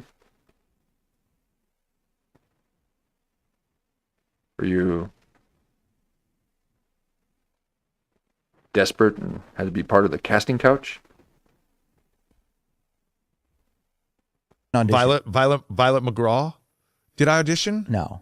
He's Violet McGraw. I don't think I auditioned. There you go. No, I knew the director and the director. I knew the director, but maybe that comes also with being old. That people are like, oh, yeah, you knew the director. Okay, what about it? How did you knew the director, and what did you do? What happened? I knew the director, but maybe that comes also with being old. That people are like, oh, that guy's not going to give me trouble. Hire him. Hey, can we talk about the Scream 2 set for it? Oh, and look at Jimmy. Jimmy's like, what the fuck? You shit. Oh, did you? Jimmy's like, did you blow the director just to get a position? And look how quick Jerry wanted to switch the subject. I don't think I auditioned. With the incredible cast. And I bet you didn't audition. Violet McGraw. Did I audition? No. I don't think I auditioned. There you go. No, I knew the director and the director. I knew the director, but maybe that comes also with being old. That people are like, oh, that guy's not going to give me trouble. Hire him. Hey, can we talk about the Scream 2 set for it? Let's do it. Whatever for a you second. want. Can you believe how nice Wes was? Oh my God, the best. What a kind guy. Do you remember how cool you felt? You had already experienced Scream 1. Did you go out as much? Did the cast of Scream 1 party as much as we partied on Scream 2? We partied every night on Scream 2. We really did. We went out till the crack of dawn and we all showed up at work first thing. We really did. And I mean, ask them, did we do a good job? I think we did. I think they think we did. Ask them. Well, you have to understand, I just went from Romeo and Juliet, right? I was supposed to be there for 2 weeks. I was there for 8 weeks. So that was my first movie. Second movie was Scream. Within 3 weeks, I was on the set of Scream. So if you ask different people different things, David's room was the resident. David Arquette. Yeah, nightclub. Who was the star of all the Screams. Yes. His room was the resident party room. Whatever we, wanted to do, hang out, that was his room. When we started doing night shoots, though, it was harder because we would go 5 to 5. And I remember doing all those shoots. I was laying there, but Wes is like, I see your leg, so you probably should lay there. And I was like happy to lay there and put my leg in there, and because I was shot for like a week. And so I would go home every night with Nev. And Campbell, star of all the Screams. Yes. And except 6, it didn't pay her. No, she took paid her on 7 though. She took a break. Oh, she got paid. Good. And so happy. And well deserved. Oh yeah. Deserves every dollar. And so I never get involved with like pay disputes. I mean, unless it's like sports and I'm like, pay the players what they want. But man, I was like really like, I think I was even verbal about it on Did you social talk media. about it? It's like, pay that girl now. Yeah. Pay her. Pay her everything None of this she happens. wants. None of this happens. She's the center without her. of the universe. She's literally the final girl. You ever see the other ones? Any of the other ones? Yes. Wait, I wanted to finish the I thing. know. I stopped at 3. I saw 3 and I was like, all right, I'm done. Well, you haven't watched? I haven't watched 4, 5, 6, 7. I went to the premiere of 3. I think maybe we sat next to each other. And it was too tough. I think I died and I was like, well, I'm dead. So what do I care about? Did you go to any the of this? premiere of 4? I went to the premiere of 3, sat with you. We went to an after party off Santa Monica. I don't remember stuff. And Elf situation? I don't know. We were at a party. It was at a warehouse. It was a fun after party. And I remember thinking, oh yeah, maybe you were in 3. I was in 3. You were in 3. Maybe I wasn't in 3, and maybe I was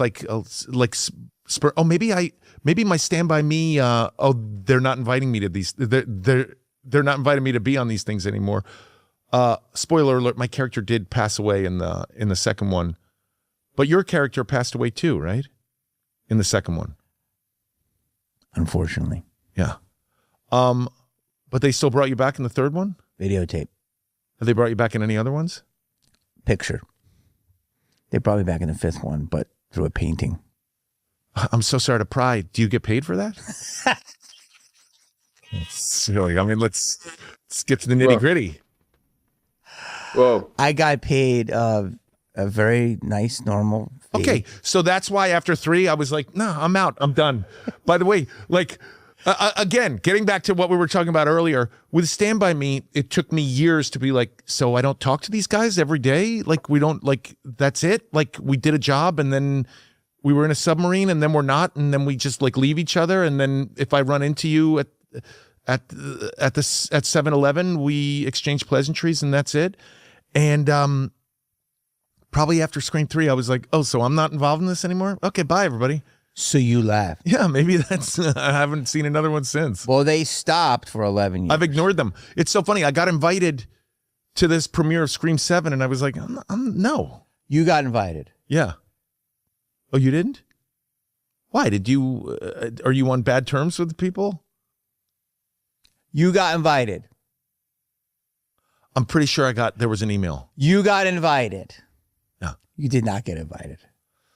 You did not get invited. I mean, I'll look. You did not get invited. You got invited. You want me to say I didn't get invited? No, I want to to see. I haven't seen you in decades, Jamie. I don't know what you're asking me here. I want to see if you got invited. All right, I'll look afterwards. I'm not going to turn on my phone and look through it. Wow. I mean, unless it was somebody playing a joke on me. If you got invited, I didn't expect to be invited. I'm dead. Only thing is, I do have to say, I believe it's a Paramount movie. Yes. And for the last 5 years, I've been working for Paramount. Okay, so this is we're in the thick of it right now. I'm where I was right before we made the big discovery on the last stream, where I'm just like, oh my god, we just gotta kind of power through it. So this would be a time to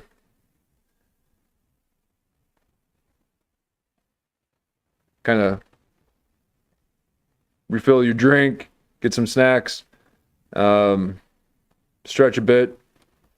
We'll keep playing this and see if we can discover something here. But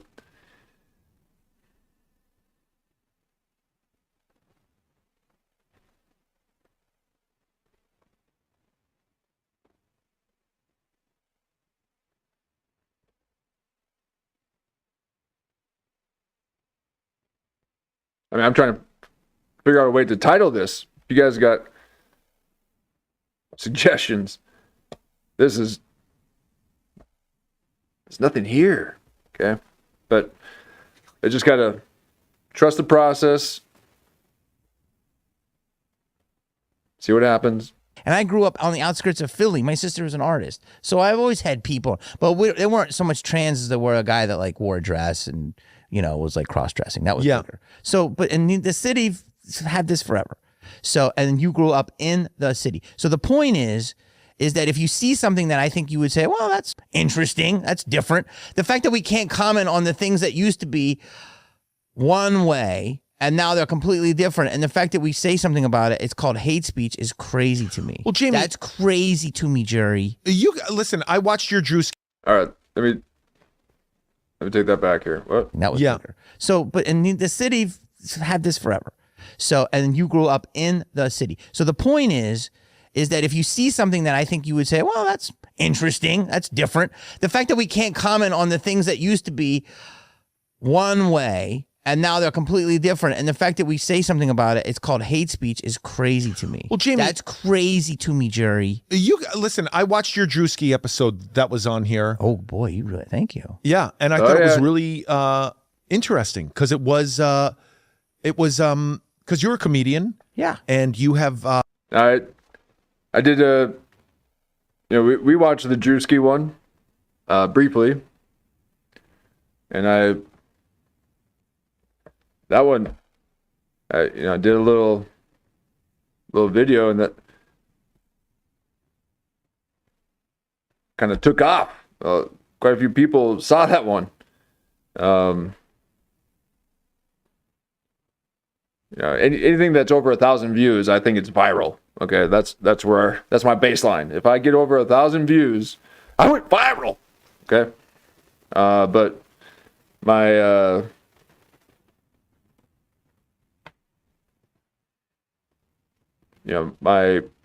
my take on Jamie Kennedy's Drewski take was, that he was playing it easy.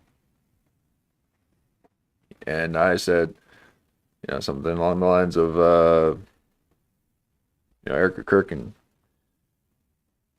shove it up her ass for all I care. I could give a shit. And now she's coming out looking like me. She's did you see? Look at. Did you guys see that?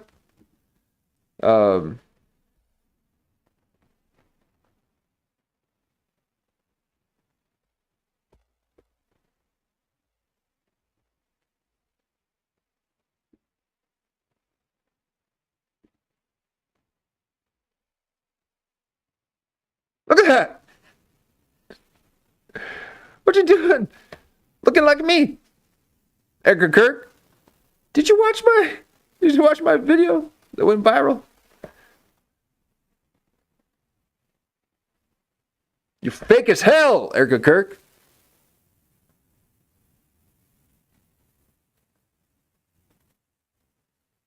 You suck at acting. You suck at crying. I cry more than you. I can cry right now. Just give me a second. Okay, watch. I'll climax right now.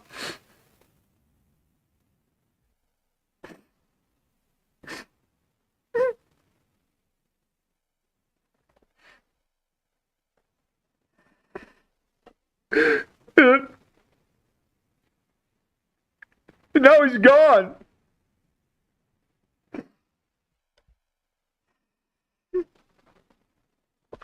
I swear to God, if I ever see so much as Nah, I lost it. No, it's hard. It's hard to cry. So that's why she can't,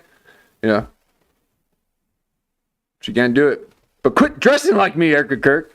Oh my God, did you see my, oh my. So.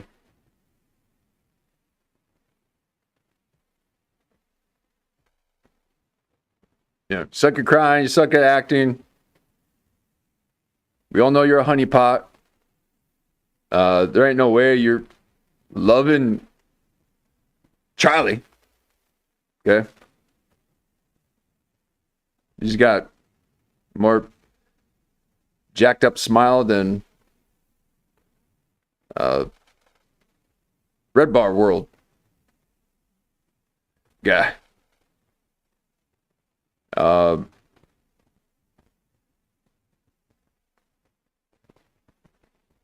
So what's up, Erica? Huh? This is your, now I'm going to be a revolutionist? What do you got on your hat there? Does it say freedom? You're going to be a freedom fighter? You're a freedom fighter? The hell you are. It's like you've been eating too many freedom fries, fatty.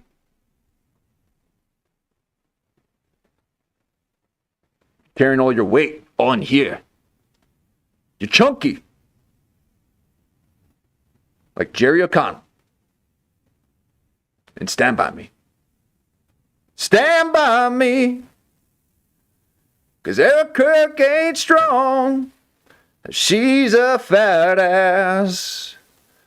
And she's going to lie to you. Yeah. She can't cry. And she can't run a company. And I don't give a shit what Erich thinks of things. You suck.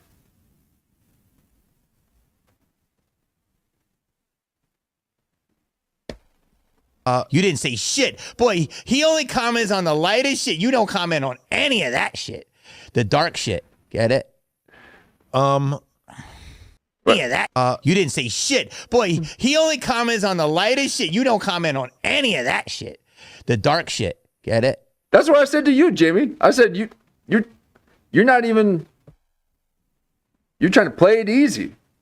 Okay? I will say right now, I do like your shirt. I like the shirt. Now, I guarantee you, Lulu's got better patterns than that. Okay? We discussed on the last stream how I believe that Jamie Kennedy saw our stream before that where we were talking about flower pattern shirts and I had even mentioned Jerry O'Connell.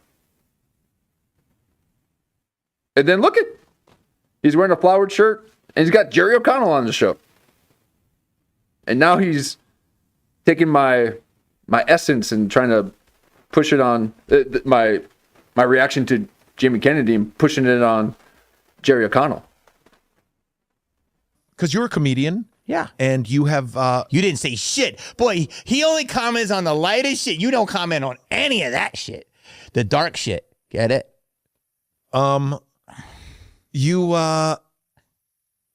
thought it was very refreshing to see how open you were. I mean, I do enjoy watching it, but I got to tell you, Jamie, you're more controversial than I ever could be. What?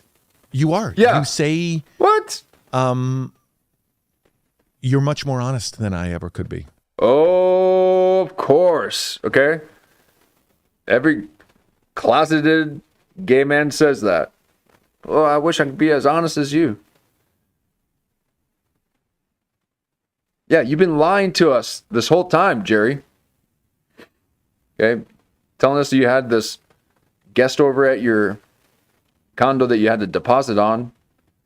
And you had an evening, and even when you kept referring to that person as a they constantly, not being specific and saying she left her jewelry over or she came over or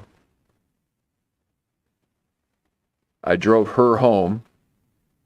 You kept saying, and I drove them home. They went back to their house. They called and said that they left their jewelry. And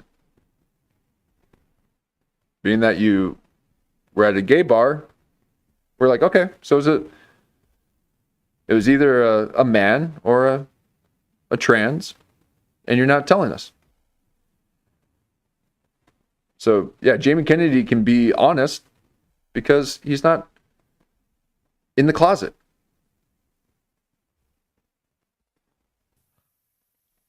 It's just not who I am. Wow. You're much more open. Whoa. Look at, he's like, what? What?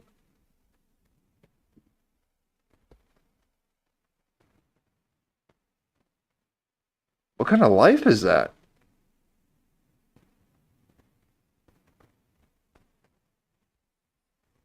Much more honest than I ever could be.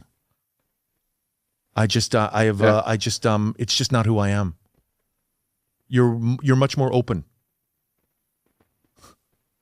Why are you so shocked at that? I can't believe that. Why? Because I know you. You're such an opinionated guy, and you're very honest. Yeah, but that's privately. I know. Yeah. I also think there's a difference between like everything's done, Jerry. Hollywood's over. Aliens are coming. No. We had the craziest pandemic. Yeah, that was a rough one. What do you want to do? Just go back to Kelly Ripa, and just start doing the Swedish Meatball segment? You can. Yeah, I just don't feel comfortable with it, and I don't want to. I don't like fighting. I don't like upsetting people.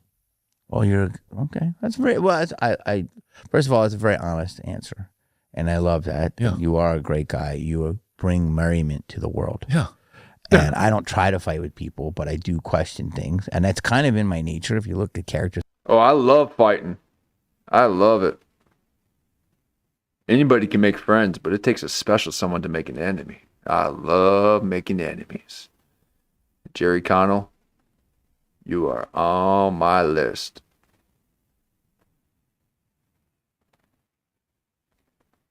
Why can't you be honest, Jerry? You can't say what you want to say because you're going to upset the gatekeepers, the people who mold you. You're just clay.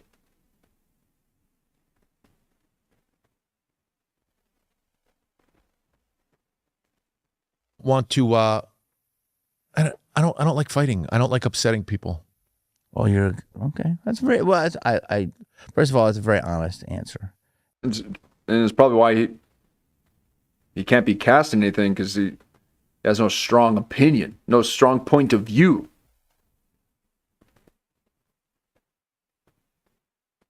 No heightened sense of things. No high stakes. These are all things that you need in order to be dynamic. You ain't shit. And I love that. Yeah. You are a great guy. You bring merriment to the world. Yeah. And I don't try to fight with people, but I do question things. And that's kind of in my nature. If you look at characters I played, probably.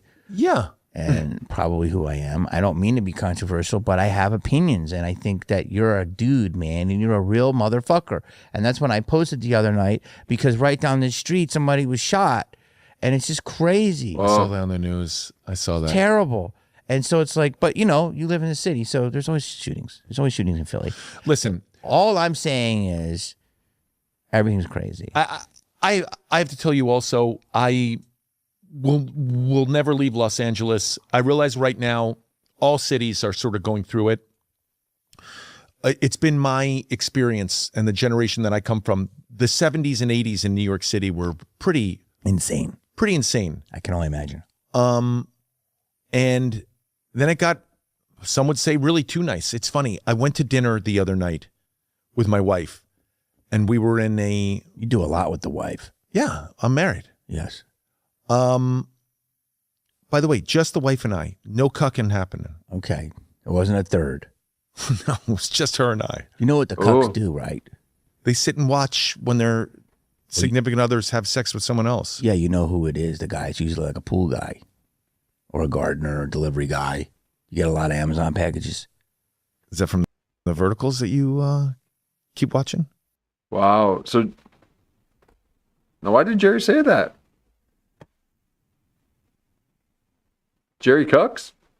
Jerry cucks a lot? Some would say really too nice. It's funny. I went to dinner the other night with my wife, and we were in a... You do a lot with the wife. Yeah, I'm married. Yes. By the way, just the wife and I. No cucking happening. Okay. It wasn't a third. No, it was just her and I. You know what the cucks do, right? They sit and watch when their significant others have sex with someone else. Yeah, you know who it is. The guy. It's usually like a pool guy or a gardener or delivery guy. You get a lot of Amazon packages. Is that from the verticals that you keep watching? I'm just telling you. I was sitting there at a portion of the San Fernando Valley that's sort of a part of Los Angeles. Los Angeles is a sprawling city. Now, would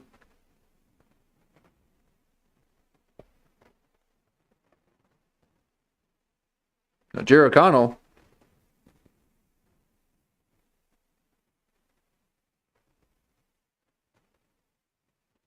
I would let you watch me. Give it to Rebecca. Shit, you want to sit in that demon corner? Sit there and watch me? You like to watch men. Okay? You're at the Y watching men work out. I'll be your pool boy. Jerry.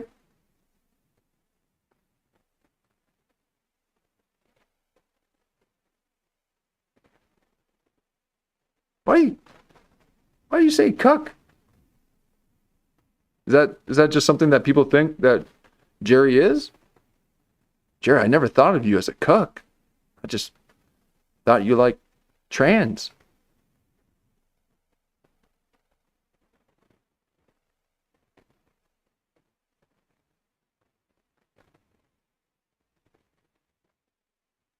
Jerry O'Connell, Party 3.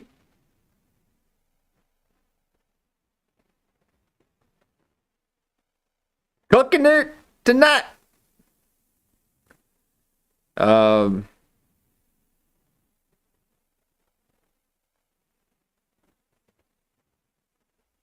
got to find that picture of him. Why do I always go to that one? Sorry. I mean, that's what he's doing in the demon corner. As a cuck, he sits there and watches like that.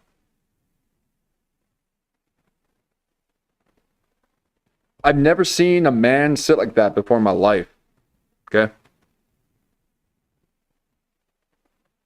I don't know if you know this or not, but that's not how you position yourself as you are about to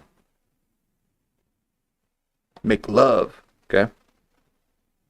That's how you sit if you want you want another man to blow you.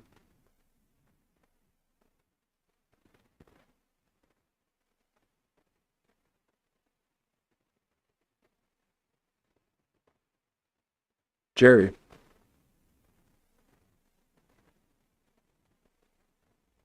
Has already mentioned how he can't be honest on screen or doing interviews, but he's honest in real life. And so that's showing that he's maybe Rebecca lets him go on his gay capades and go camping with the boys.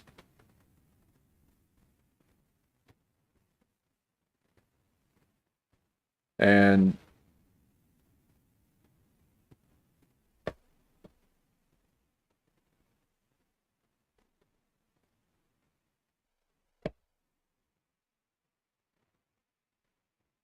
Does Rebecca like to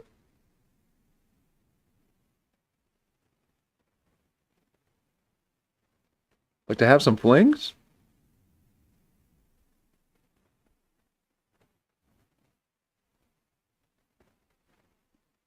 Okay, so I mean, Yeah.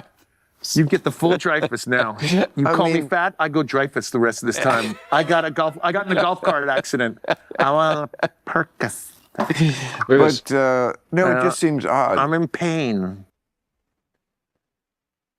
it is quite painful to watch. I mean, I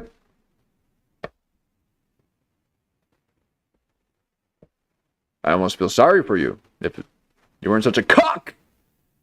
Oh my God.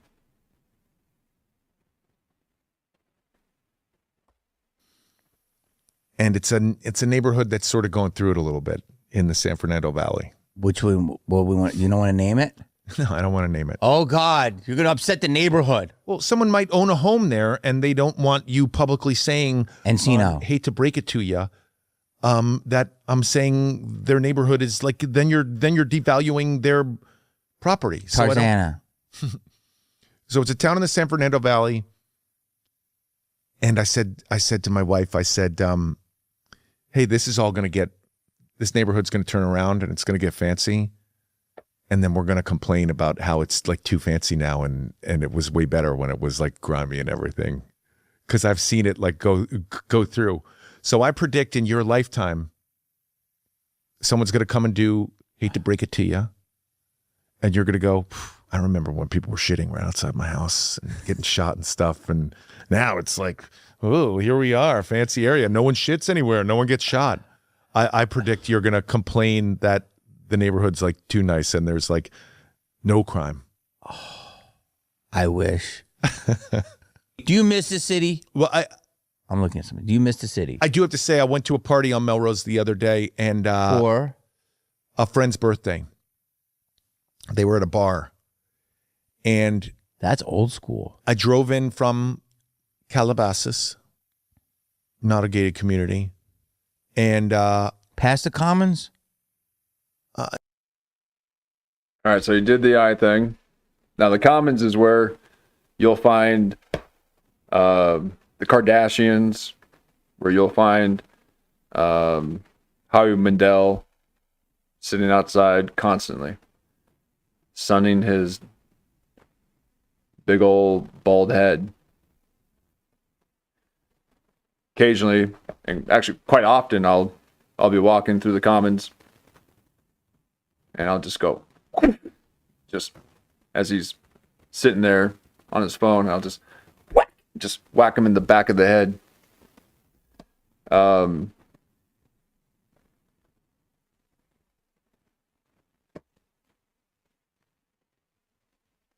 Commons suck. Okay.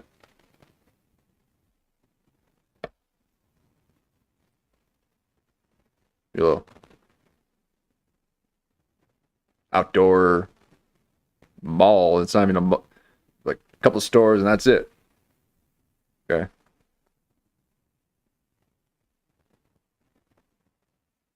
Go to Calabasas. See a McDonald's. That's got 10 McDonald's signs everywhere. And for one McDonald's. We get it. What the fuck a McDonald's is doing in Calabasas? The whole place is so disjointed. You're like, what is this place?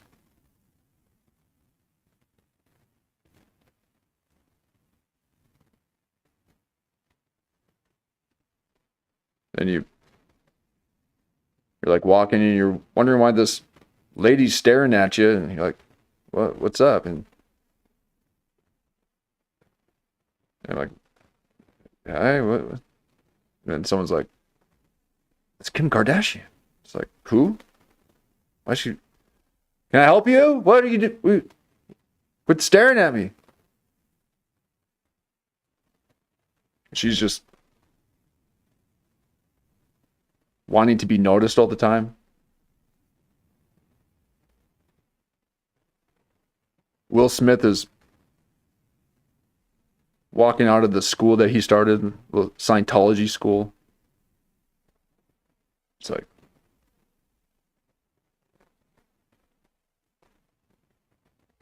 sucks. Old school. I drove in from Calabasas, not a gated community. Is he saying gay or gated? Because he did the eye thing. I drove in from Calabasas, not a gated community. I drove in from Calabasas. There's the eye. Just like, he wishes he was living in Calabasas. Not.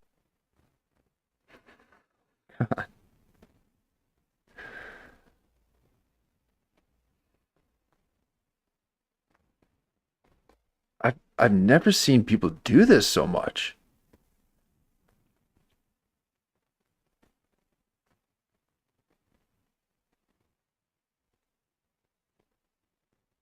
Is it? Am I missing out on something? Should I start doing this? Is this fun?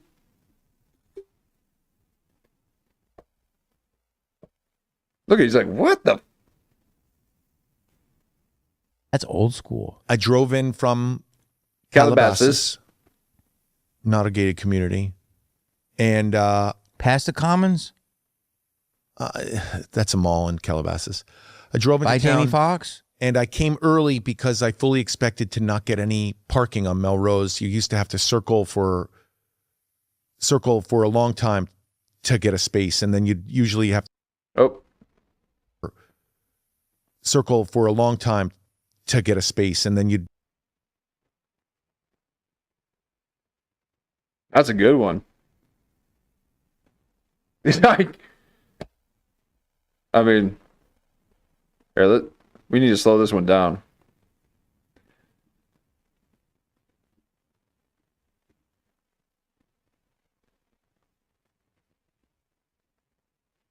To get a space, and then you to get a space, and then you.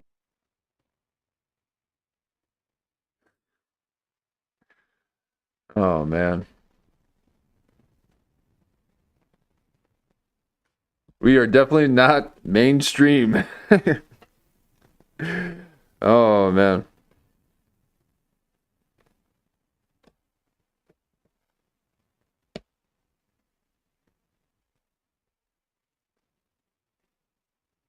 Jerry, are you okay?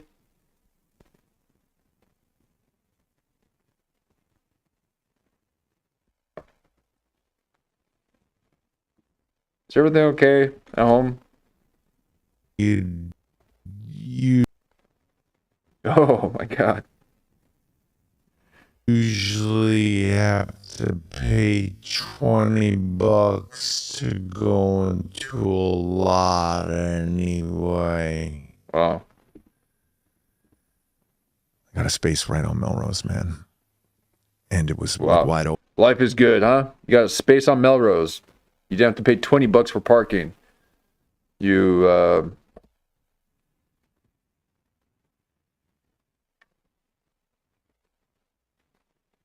wow.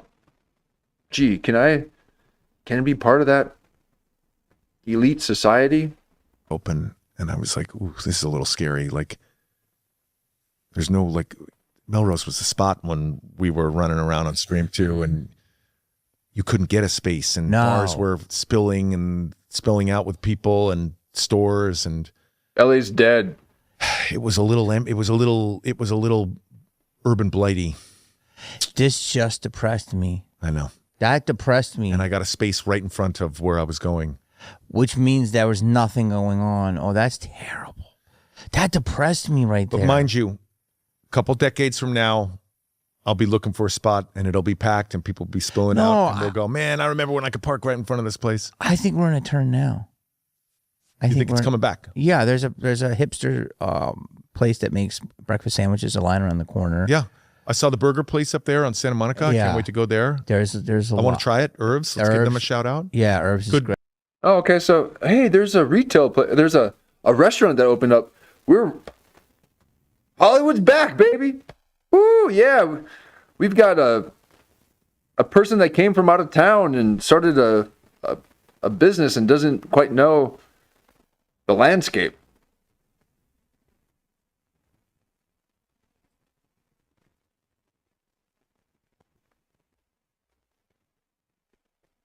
He's going to be out of business in 2 years.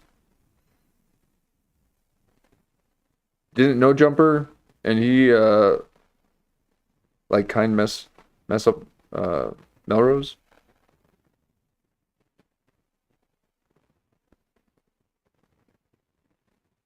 Oh, No Jumper was on Melrose.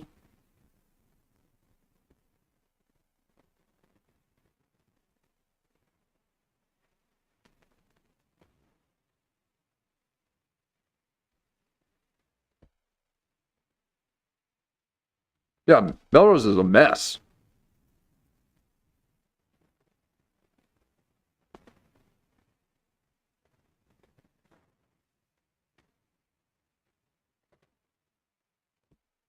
Yeah, you actually bring up a good point, Lulu.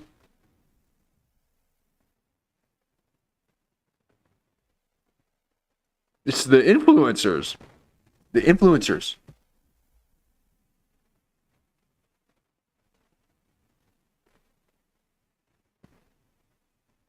They seem to be the beginning of the end of Hollywood.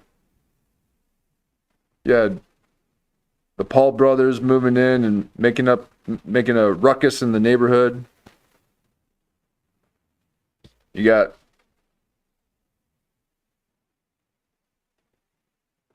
No Jumper messing up Melrose.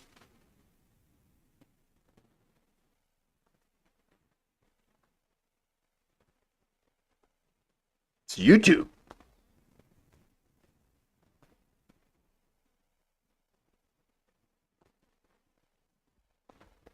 YouTube messing up LA.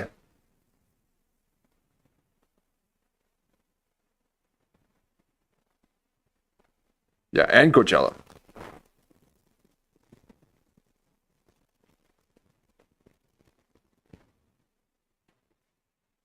Great. Good burgers. Lawrence owns it. I said one name again long ago. Lawrence. Lawrence? Yeah, I said it owns Herbs. Should I know who Lawrence is? No, he's just a good guy. Oh, his name is Lawrence. Yeah, I thought it was going to be like. but there's Lawrence. Olivier. Lawrence Olivier.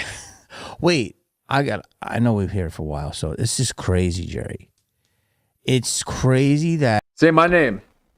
Say my name. Jimmy Kennedy. I know you've seen our shows. You mentioned being a simp after I covered one of his episodes and called him a simp when he was interviewing Nasia. Say my name, Jimmy Kennedy. I want to be famous. I need the numbers. YouTube is throttling my numbers. Oh my God. Oh, Erica Kirk. You don't know emotion. Like when YouTube is throttling my numbers. It's so painful. And scene. you went to Melrose and it was dead. So that was a bummer. So I understand where your complaints are coming from. That was a bummer. That is nice and clean. That was a little scary. And sometimes I'm never leaving Los Angeles. Why are you never leaving? And why do you keep saying that? It took me decades to figure. The more you say that, the more that I think that you're actually moving out. And the more that I think that Rebecca Romaine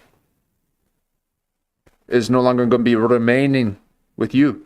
She wants to leave. Rebecca Romaine, let's run off together. Oh, I'll take care of you.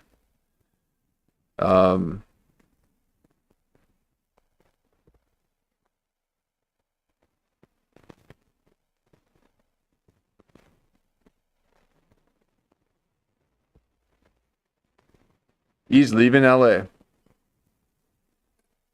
Figure it out, and I know how to. Thank you. I just, it's my city. It's not your city. Like, you know how it's not your city, Jerry. You're not working. Okay? It's not your city. Rebecca remains not your wife. Okay? Your children don't respect you.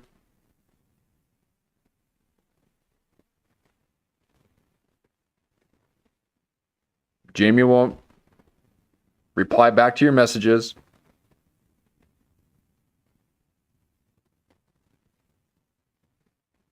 He's like, I went to dinner with my wife. Oh, okay. Sure. And I wasn't a cuck, I promise. What? I didn't ask. Are you okay, Jerry? Does that happen a lot? Yeah.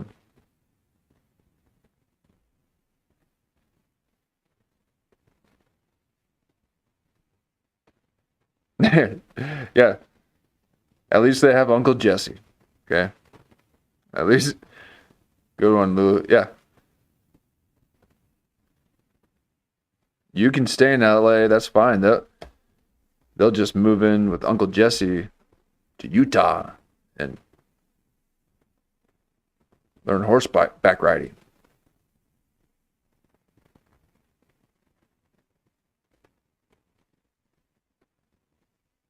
you move somewhere and it becomes part of you. And will you ever live around here again? I love where you're at. Yeah, no, I live in the suburbs. You have a great, I'm not going to say, but you have real estate around here. Yeah, I have a condo. Mm-hmm. Oh. 2 condos. Oh. Okay, we don't have to like. All right, I was giving you your flowers. One for you and one for your wife's husband. There it is.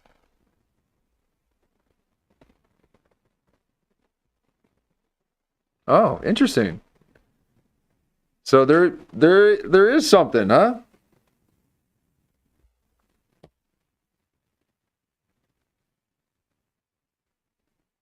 Rebecca Romaine, let me be your number 2. I'll even be your 3. No, I'm not into Rebecca Romaine.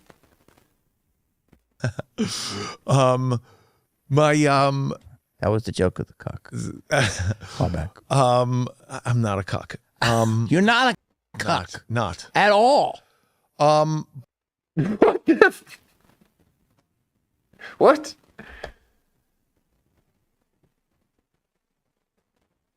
Okay, keep saying it. Keep saying it. The more you say it, the more true it'll be, I guess. One for you and one for your wife's husband. That was the joke of the cuck. Call back. I'm not a cuck. You're not a cuck. Not at all. Found my title. I'll never leave. It's my city, and I just like it too much. I love it. I'm with you. It's going to the regular coffee spots, sushi, hand roll spot. One of the reasons I'm here is because of you. And you could go, what do you mean me? I haven't seen you forever. Because I know people like you that will never leave that. If I want to build this, I want to be able to call you and have you come. Yeah. And I do think verticals are going to blow up. Good luck to your daughter, because I do think there's going to be next thing. You'll probably be in one. I'm probably going to be in them. Yeah. It is going to be like this. If you watched Coachella this weekend, it was all this. The whole entertainment business has changed. Sounds it's still horrible. LA. Ever been in Scottsdale though? Now here's again. How can I explain this? They're trying to innovate within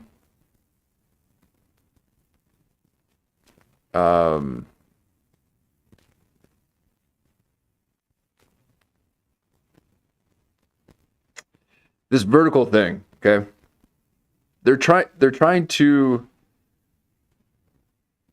take film and how we watched film and television, and we were entertained.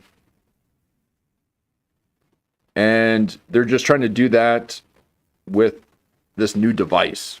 Okay. So it'd be like riding horses,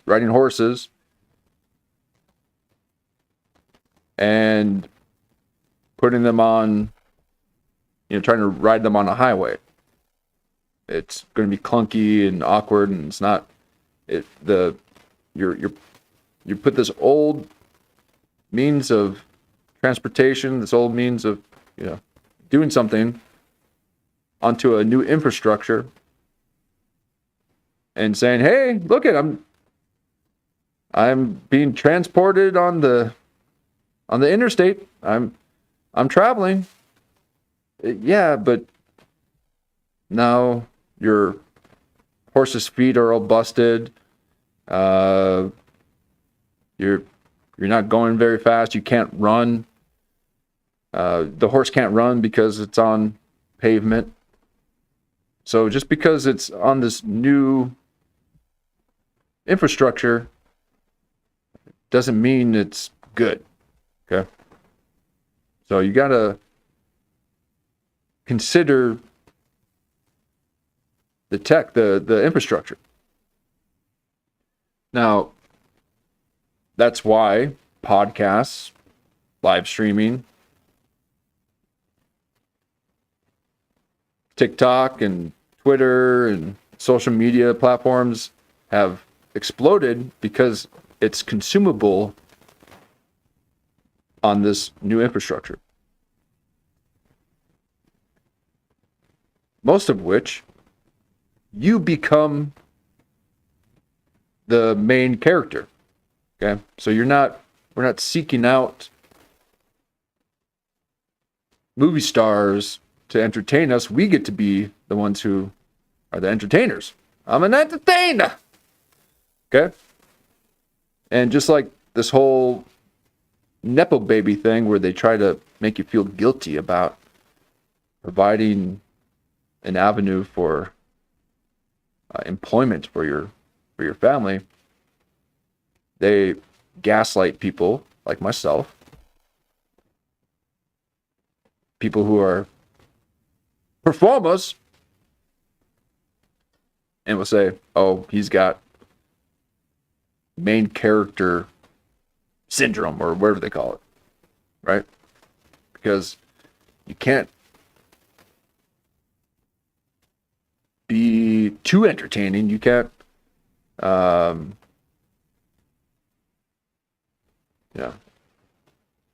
And what's happening is that we all are having to be the main character.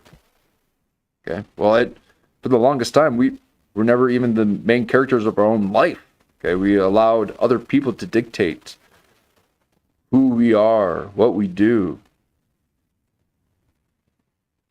We wrapped up our identities in the things that we did.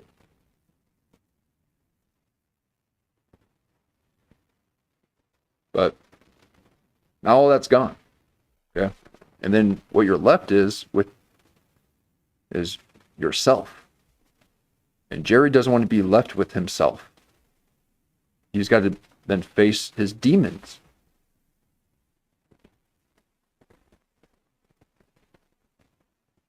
So he's never been the main character of his own life.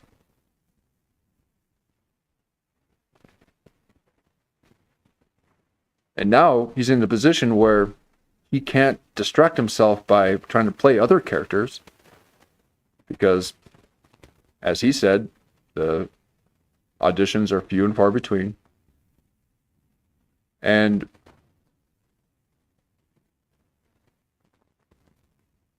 now he's having to get a condo in the city so that he can have his little gay escapades, allegedly. According to him, you said that he is hetero-ish.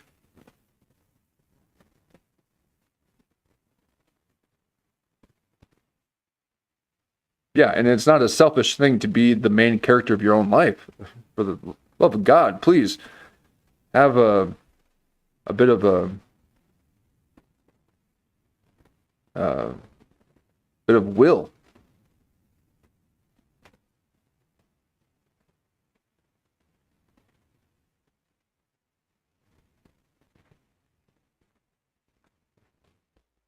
Arizona? Yeah. Yeah. It's not LA, but I like it. Yeah, it's nice. Okay. Played golf there. Yeah. A lot of colleges there, very young people. It seems to be very Good resorts. progressive and fun. Progressive. Yeah, progressive, young people. You know, Before very clean city. The garbage people are cleaning everything up. garbage people. Do you, as a New Yorker, didn't you meet Trump? Met him a couple times. And wasn't he cool? Was he cool to you? Yeah, very. But I met him before he was president. I haven't met him as president. He was Trump liked Jerry. he was pleasant with me. Did he know who I was? He knew him. Trump loved Jerry. I met him. I just shook his hand. I met Melania as well. I shook her hand. This is before he was president. He was on The Apprentice. Oh, I met him at an NBC function. How about that? Well, I always tell people that everyone loved him in Hollywood. And you couldn't get near him at an NBC function because everybody wanted a picture with him. Yeah, I met him at an NBC function. Twice. I worked for NBC for 7 years. You're a good guy. You're a beautiful soul. I can't believe it's already been this long. Do you know how long you've been sitting here? No. Hours. He's saying, go home. Saying, go home. Well,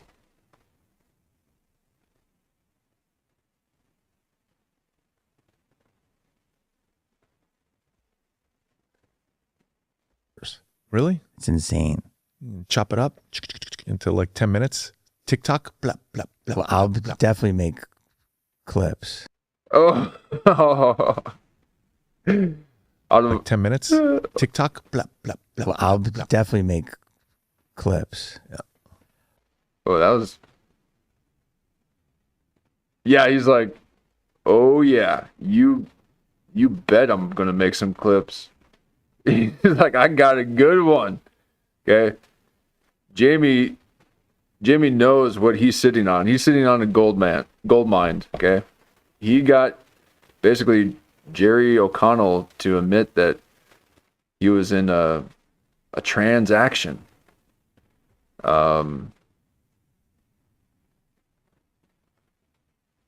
And we covered that in depth on our last stream. So this was the part 2 of Jerry O'Connell and Jamie Kennedy's interview. Now that doesn't mean that we're done. We still got more to go here.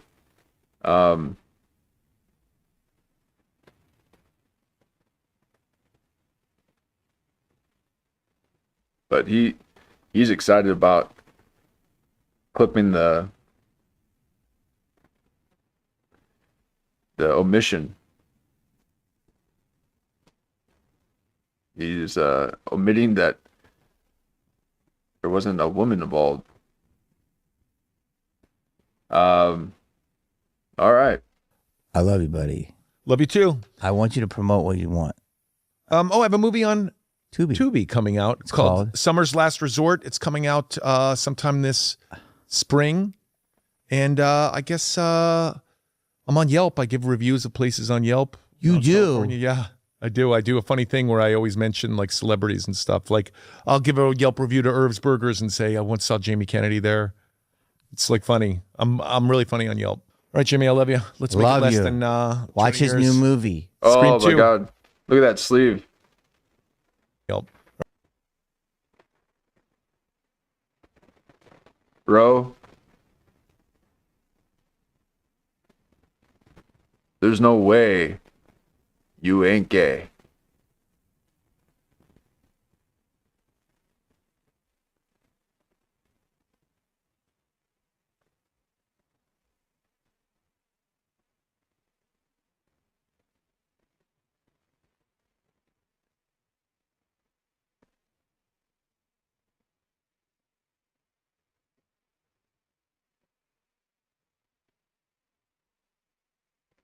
Just be a personal trainer or something. You can be Be a celebrity personal trainer. Go from chunk to chocolate, or chunk to chiseled. There you go.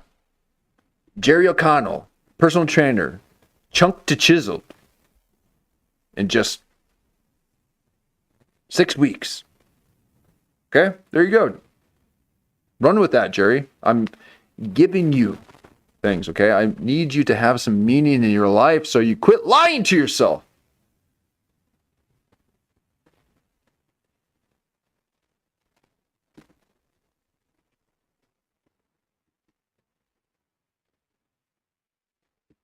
I have the feeling.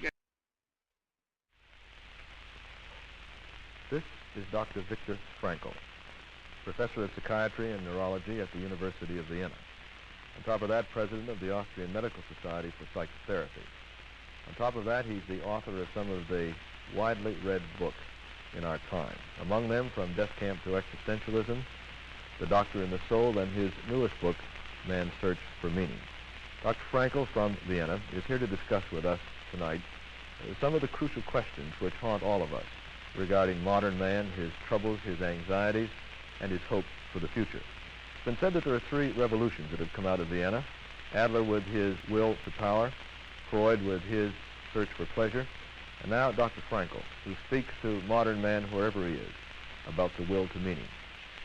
Once I was consulted by an old general practitioner of the outer parts of Vienna, and he told me, Dr. Frankl, I come to see you because of a severe depression from which I'm suffering throughout the last 2 years since my wife died. And I can't get rid of this depression. It's nonsense to approach you, doctor, because any prescription I could make myself. But nevertheless, I have the feeling I should speak to you, talk with you. And then there was a pause, and he asked me, what should I do? And I didn't give him any advice. I didn't tell him anything, but I just asked him a question. I asked this old doctor, tell me, doctor, what would have happened if you had died first and your wife would have had to survive? Had to survive, right. Thereupon he said, oh, how this would have been terrible, how she had suffered. Thereupon I retorted, well, this suffering, doctor, your wife has been spared this suffering, and it was you who could spare her this suffering. But now, as it were, you have to pay for it. You are billed for it. By the fact that now you have to mourn, you have to suffer, you have to survive her. This man looked me up, and then he stood up, gave me his hand, and silently left my office. He found consolation in this reversal of attitude toward a fate which could no longer be changed. I could not revive his wife, you understand? Right. But I could change his attitude. Suddenly he saw a meaning, the meaning of a sacrifice. At the same moment, there was no depression any longer. He could overcome this depression. It remained still suffering, but it was suffering for the sake of somewhat. So you're saying the events of life, apart from meaning, are useless.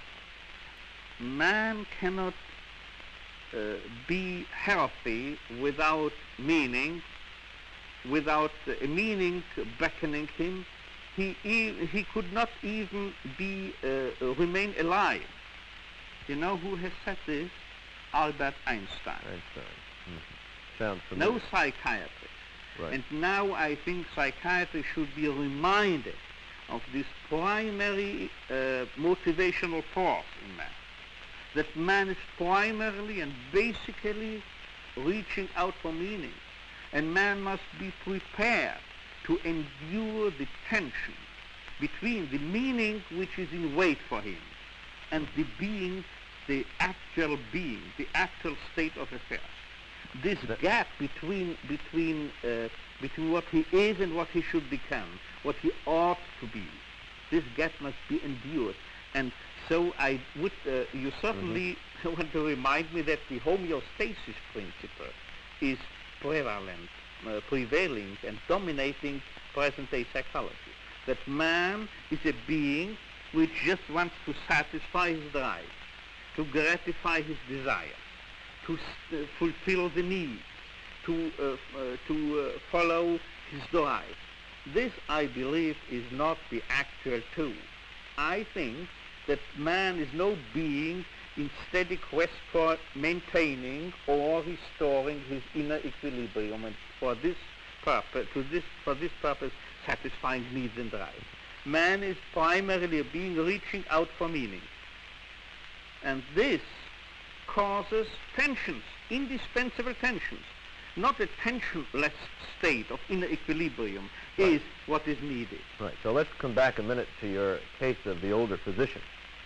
Now, a lot of present-day psychotherapy would concentrate on reducing his pain and his anger. And you're saying you just reversed this and said the important thing is to realize why you now must suffer. That's right. I did not. This is not say, here's the pill that makes you happy. There exist also psychological tranquilizers. Psychotherapy hitherto has been a psychological tranquilizer. Instead of reducing his pain, I tried to make him able to endure his pains and this is one of the sake of something. And that's one of the sharp differences in your approach to psychotherapy and much of what we see here in the United States. I admit I can't help. No, I'm saying this is one of your basic points. That modern man ought to look to the meaning of his suffering. Could I convey this idea to you? Well, I think you're doing very well. How important this is. And is this one of the ideas that you were able to test out in your own concentration camp experience? In a sense, it was. It was. Because what was besetting the question, the problem which was besetting myself was not as much whether or not I shall survive the camp, but whether or not all these pains, those pains people had to undergo, innocent people had to undergo there, whether all this dying around us has a meaning, an ultimate, a higher meaning or not.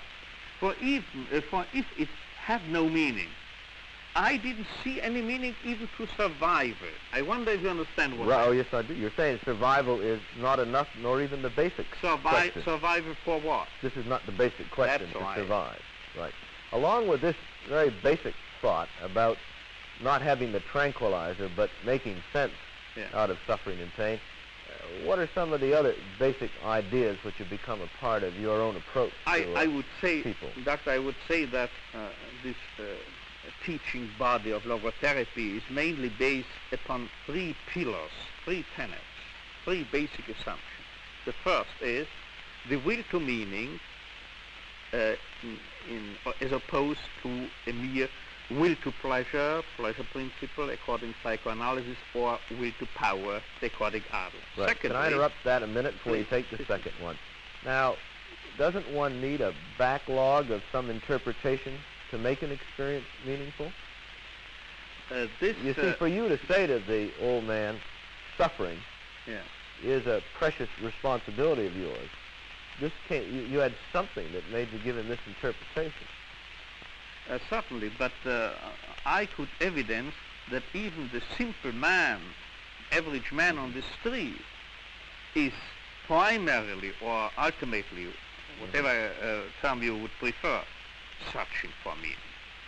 Not in an intellectual way, of course, in a more implicit way. In terms of his own personal involvement and experience in by committing to a cause higher than himself, by dedicating to a person whom he loves. Spiritual aspects and aspirations of man are not primarily intellectual issues, but primarily a matter of one's personal conscience, of the innermost decision, a matter of love, of dedication, of commitment. This is human spirit, but not intellect or just rationalization. I didn't mean to interrupt. One was the will to meaning, as opposed to pleasure or power. Is the meaning of life, which is conceived of within this teaching body of logotherapy in the following manner. Life never ceases to have a meaning, to hold a meaning to each and any person. And this is due to that fact, precisely to that fact I was touching upon before. Right. The fact that even suffering may have a meaning. Of course, no suffering which is take-shouldered in a masochistic way, let's say unnecessary suffering. But that suffering which is imposed upon ourselves by fate, which is unavoidable. By the events of life. That's right. Which may not be related to the quality of one's person. That is right. Right. And such necessary, unavoidable suffering, inescapable suffering, it depends, what matters and counts is how we shoulder this suffering, how we approach this, the attitude which we adopt in such a situation. And finally, the third tenet is, after the will to meaning, the meaning of suffering, then the freedom of will. You say this is a chain of links, of interconnected links. Now, an example of the freedom of will. An example that my contention is man is never conditioned by conditions, but he is always free. He is never free from conditions, but what he is free is to take a stand toward the conditions confronting him. In other words, when your parents were in a crisis situation, you couldn't control the circumstance, but you could elect to stay or to go. I had the opportunity to kill Hitler, but I had a chance to do what was demanded of mine. But let's apply a more trivial example. Right. I'm not responsible that my hair is gray. However, I'm responsible for the fact that I, for instance, did not go to the hairdresser having him tint my hair. Then, do I understand you're saying in part that what's important is not only how you feel, which is where I think we so often concentrate, but what's also important is what values you hold that then determine the meaning of your feelings. Certainly. This is a very important factor. This is where I think we don't get with it. Yes. Because let me quote a very fine sentence once uttered by Karl Jaspers, the great existential philosopher, who said, what man is, he ultimately has become through the cause which he has made his own. Was der Mensch ist, das wird durch die Sache, die zu seinen macht. We cannot find ourselves, our identity, except by devoting, committing ourselves to something or someone. We cannot struggle for self-actualization except through the detour of devoting ourselves to a course to the world, around the way guides us around the world, and not by direct intention of ourselves. Right, that's a magnificent point. We're running out of time. Well, there you have it. You find meaning when you put your attention into something and not into yourself. So, Jerry O'Connell,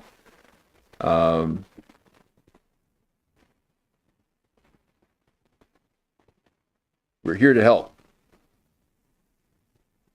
And here on our syndicated 100th episode, there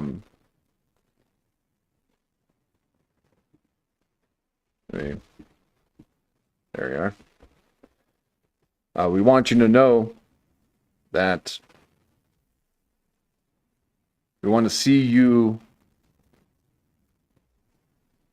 to be free from the mental bondage that you seem to have constructed. This persona that you show in order to be accepted among your peers so that you may be welcomed. But you're fighting to be welcomed into a dying industry. You're fighting to be welcomed into a place where they're only going to reject you.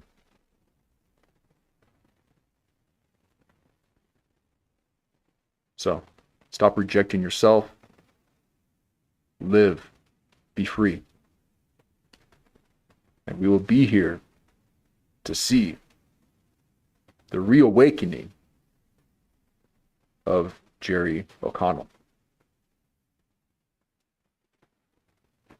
I appreciate it, folks. That is our stream. Thank you so much for hanging out. We've had quite a few deep dives, and people are trying to catch up to our previous streams. And thank you for the comments. And thank you, Lulu and Weedman, for hanging up. Oh. We will end our 100th episode with a dance party. That's right, folks. You thought I was just gonna we will shake off those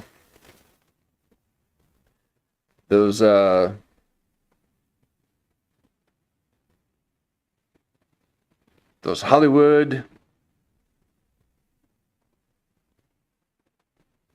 happenings and let us usher in a new renaissance of life and liberty through the power of logos and through dance.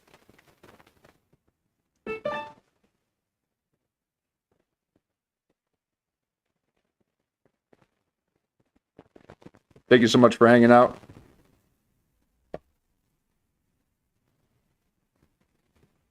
Let's see what we got here.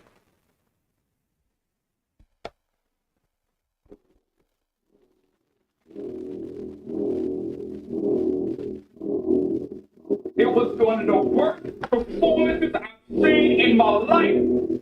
I couldn't sleep last night because I just didn't sleep.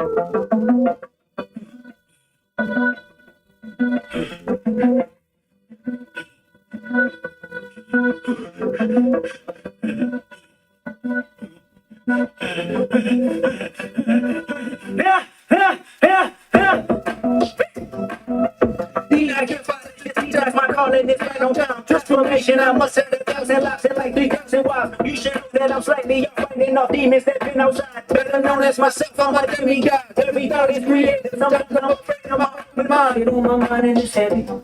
Tear you in pieces cause it's way too heavy. My diamonds, the choker is heavy. More like the gift on the land, are you ready? Who keep a mind is like us? Who in alignment like us? Who got a hit from all us? When there's no one to go, here no conversations. Fears to shut the door.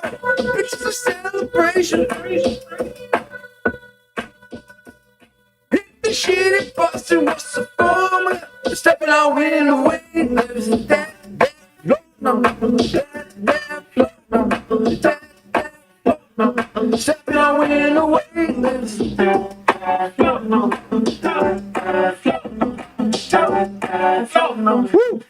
gotta listen up.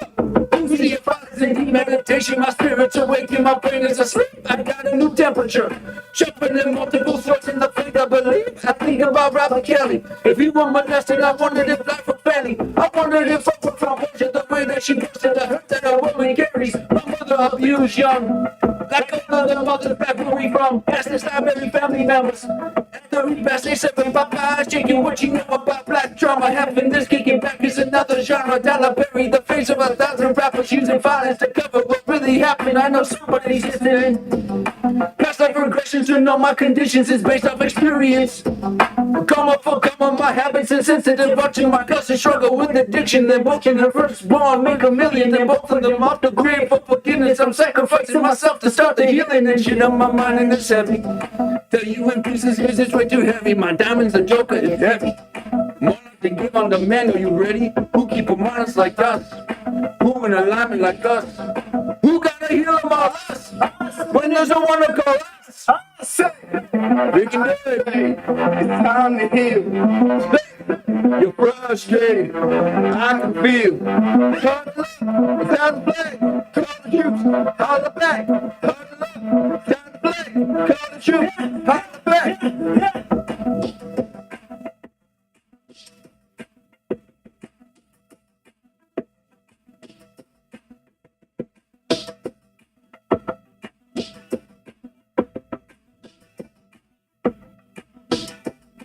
People get taken over by this pain body because this energy field that almost has a life of its own, it needs to periodically feed on more unhappiness.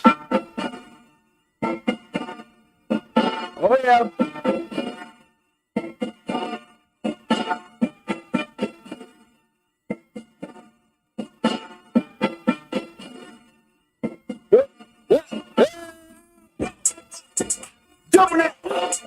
Jumping that bitch, jumping that fire, jumping that bitch, hitting that fire, jumping that whip, coming that bitch, jumping that bitch, doing circle, and say, take it to the he's a man. I seen niggas in the corners and the motherfucking birds. I got a politicking with the competition, what's the word? Shit, put them on my mama and it ain't in the process. Never trust to be told through the progress. Time died when the truth is an object. What's the pros and the cons of this next shit? What? Wasn't nobody around, I was independent. And nice even ball when the windows hit me. And some fucking new world, I answered my pants. My Uncle G told me that I had a chance. So then I popped out and did it again, and did it again, and did it again. I cannot respect them and did it again. Advice from the castle, let nobody in. I swung with the rumors and body the trends and ducking the holes. I'm ducking the loony that come with the shows. I'm grateful to him and he opened the doors. They bought on the tour, I succumb and compose. I reach to the stars on my tippy toes. It's great success when most niggas fall. I tell you my past, that shit don't get old. But how could you ask? Like I don't be writing my raps. The critics got everyone tapped. You gotta relax. The city where nobody sleeps. Just type in it, that's where I'm at. Ho! Here we go. Smoking on your top 5 tonight.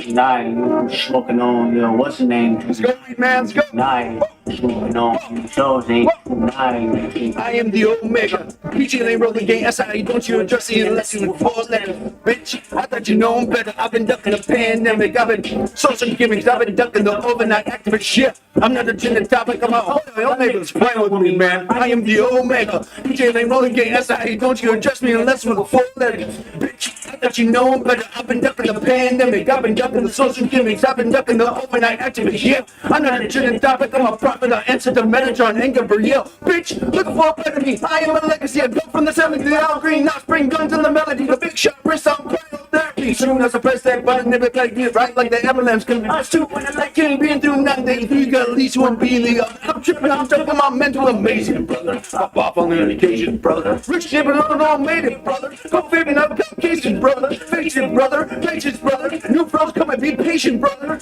Show my ass in, taking no class, and I'm multitasking, making, brother. 2021 ain't taking no prisoner. Last year y'all fucked up on the listener. Who went platinum? I call out a visitor. Who the fuck backed them? All been falsified. The facts mean this is the vaccine and the game need me to survive. He'll him the rebirth. Before you get to the folly, better have me first, bitch. Smoking on top 5. Motherfuck that album, fuck that single. Burn that hard drive. Burn that shit. Ain't nobody's different. I come up killing everybody that's outside. Yeah. Because they changed this life, but me, I'm still an old school Gemini. bitch. Let me jump in this bitch. Let me jump in this bitch. Two phones, but I don't bring one in this bitch. One dollar, but they all my sons in the bitch. No hoes and shit ain't done in this bitch. I'm scared. I got a gun in this bitch. Smoking out the top five. Got playing, I'm that guy. Number 2 Dean in my bitch. That's cool, no, that's what. It's me with that bullshit. You ain't really wild, you a tourist.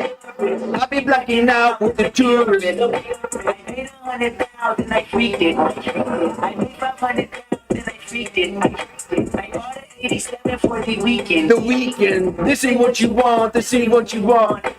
This ain't what you want. This ain't what you want. And it's like that, little bitch. MVP, don't get no sleep. No, I don't like that, little bitch. What's that open? I want that motion. Yeah, that bite back, little bitch. The way bite back, little bitch. Need you like that, little bitch. I ain't gonna hold you. I ain't gonna press you. Never control you. I ain't gonna hunt you. And keep it on 100. I don't know you. Press up the devil.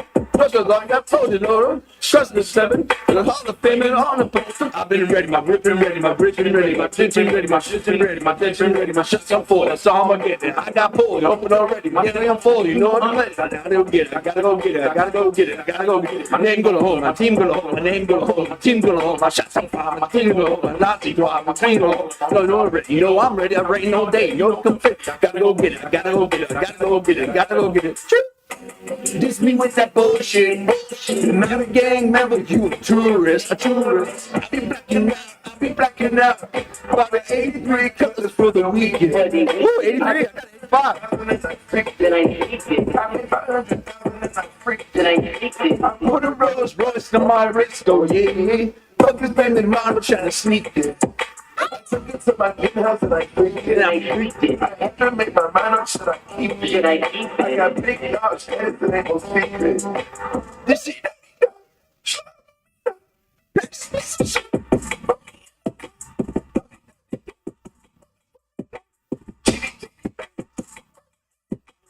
Bitch, I'm on the road and I put that on the thing, yeah. It's me with that bullshit. You ain't really wild, you a tourist. I be blacking out with the purist. I made 100,000, Then I freaked it. I made 500,000, I freaked it. And I freaked it. I bought an 87 for the weekend. The weekend. This ain't what you want. This ain't what you want. This ain't what you want. This ain't what you want. What you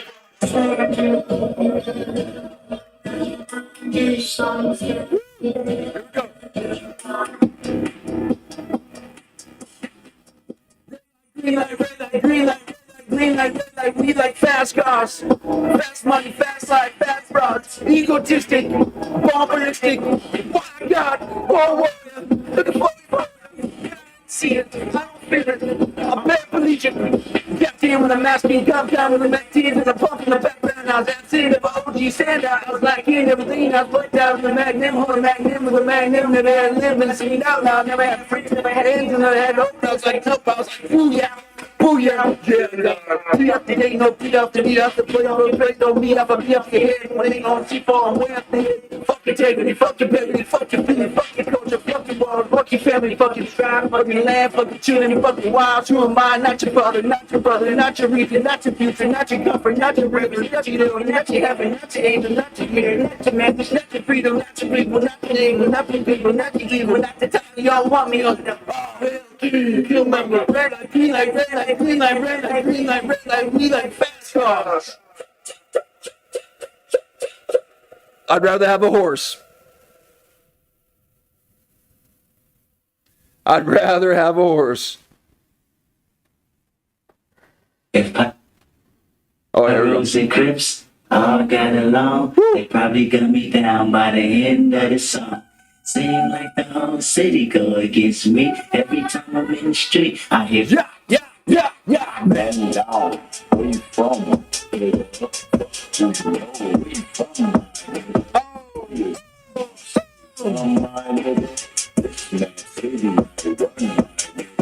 Reach yourself, I take you on a trip down memory lane. This is not a rap, I'm howling, slinging crack, some moon cocaine. This is cul-de-sac, and clearly cognac and major pain. Not the drill sergeant, but the tricks that's weighing on your brain. It was me, a boogie banging, watching Lucky ride on Rosecrans, take the ugly waving your head out the window, check it.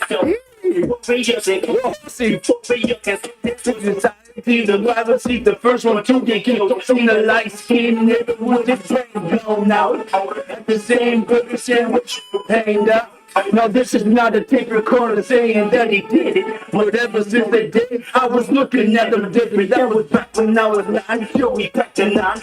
To stand on every porch is fine. We adapt and grind. Got the van with 4 guns at a time. With the sliding door. Fuck it up. Fuck you shooting for if you ain't walking up. You fucking bump. Picking up the fucking bump. Picking up the sucker. Take a die, sucker. Punch a bullet coming from. AKs, ARs, AR, dog.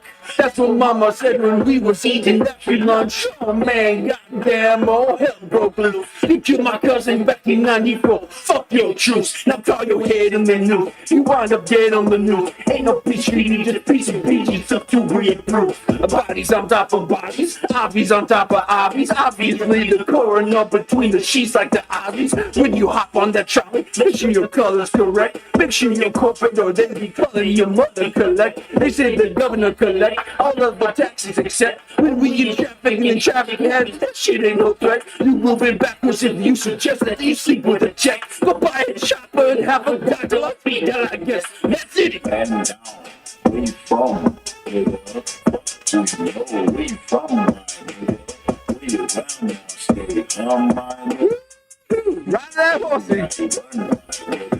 My rules and grips all got along. They probably got me down by the end of the song. Seem like the whole city go against me. Every time I'm in the street, I hear yeah. Wake your fuck ass up. Wake you up, motherfucker. But a cop and that shit. Real simple and plain.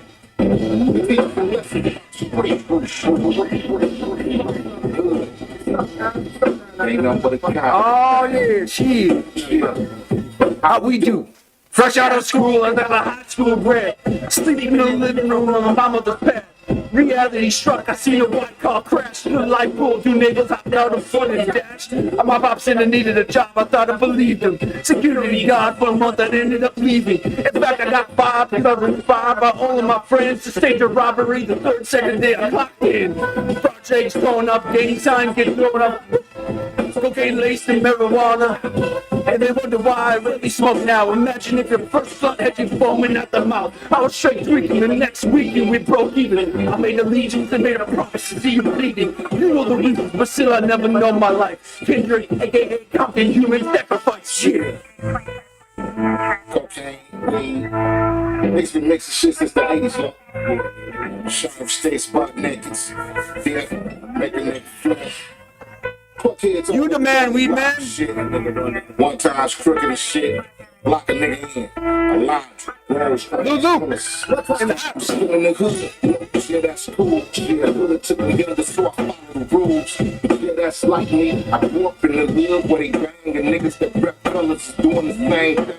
Got sit to the left so I can smoke on me. A couple drive-bys in the hood lately. Shit, couple of IPs with the fucking spray, man. Shot to the crowd and everybody ran. Hood been a slave, street life I crave. Shots at the enemy, hearts turn gray. Wild up, regulators in the whip. Down the boulevard with the pistol grip. Shit, trip. We need a hood still, so no grab shit.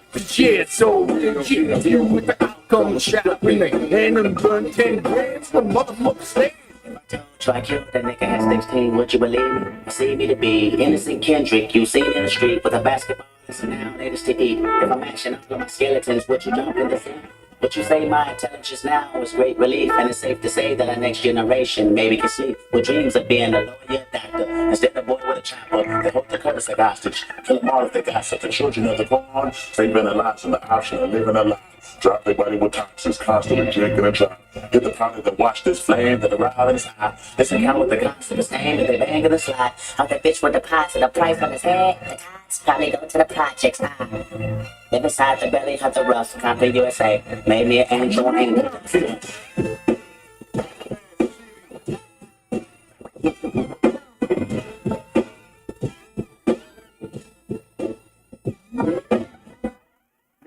That's about damn. You ain't the one that got fucked up. What you holding for?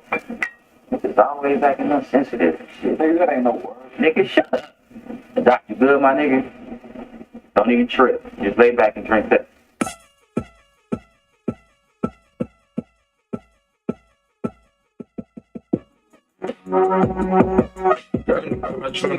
Bitch.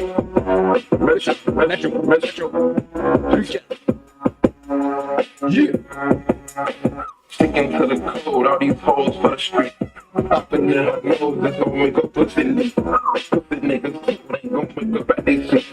You can't hear that switch, but you can't hear them niggas scream. All my hoes are shrooms, neighbor, all my hoes are cool. 20 karat rain, I put my finger down the throat.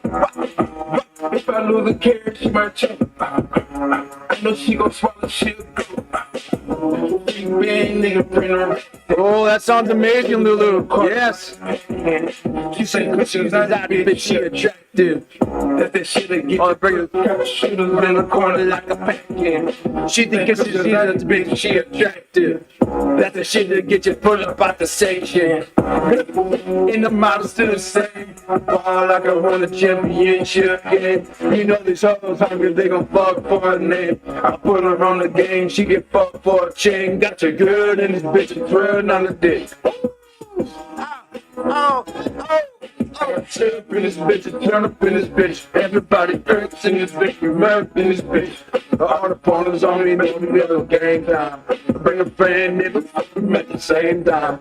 I'm a different nigga, no, we not the same kind. We can have it up, but she ain't mine. Yeah, y'all know, selling dope, is you like that? And those kicking in doors, is you like that? Young thug, niggas selling lows, is you like that? R24, you won't go, is you like that? Niggas from the bottom really like that. Stepping up the lessons if you like that. Popping off the bottle if you like that. Oh yeah, Lou. But you're here too. Yep. We're there.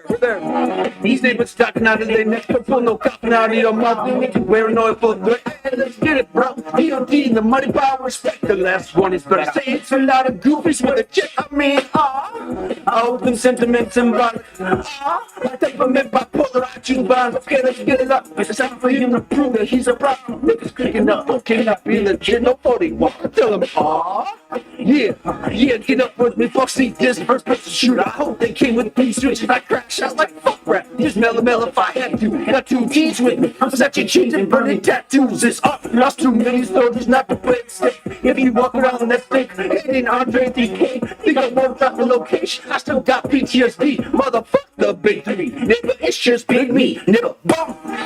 What? I'm really like that. And the best work is like that. Nigga, bitch out with my deck. Nigga, bum. For all you dogs getting buried, that's a kid with all these 9s. He gon' see Pet Cemetery, nigga. Nigga selling dope, bitch, like that. In those, nigga selling lows, and you like that. 24, you won't go, and you like that. Niggas from the bottom really like that. Stepping in balloons if you like that. Popping off the bottle if you like that.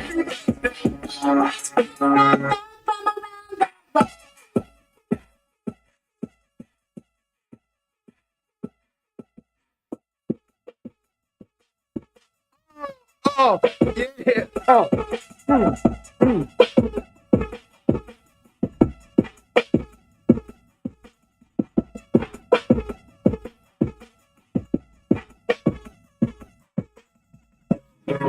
Selling dope, is you like that? Kicking those, kicking in those, is you like that? Young thug, nigga selling lows, is you like that? All 24, you won't go, is you like that? Niggas from the bottom really like that. Stepping in balloons if you like that. Pop another bottle if you like that. It's probably Asman. He likes to. He's a lurker. Asman's a lurker. Walking the strip club, making it rain for 3 hours. Locked in and I got my phantom in my trap. Perked out some chases in my hood like Nevada. Surfed out outside, white interior lasagna. 100,000 I just cashed out on the counter. Got the barrel and they got learned in the jungle. Once I said it's low, that's $1 million in a week. I got royalty inside my DNA. Cooking golden peace, got one piece inside my DNA. I got power, poison, pain, and joy inside my DNA. I got alpha, no ambition, flow inside my DNA. was born like this, immaculate conception. I transform like this, perform like this, rejection with no weapon. I don't contemplate, I meditate. Out your fucking head. This that put the kids to bed. This that I got realness. I just kill shit cause it's in my DNA. I got millions, I got riches building in my DNA. I got trouble that rough inside my DNA.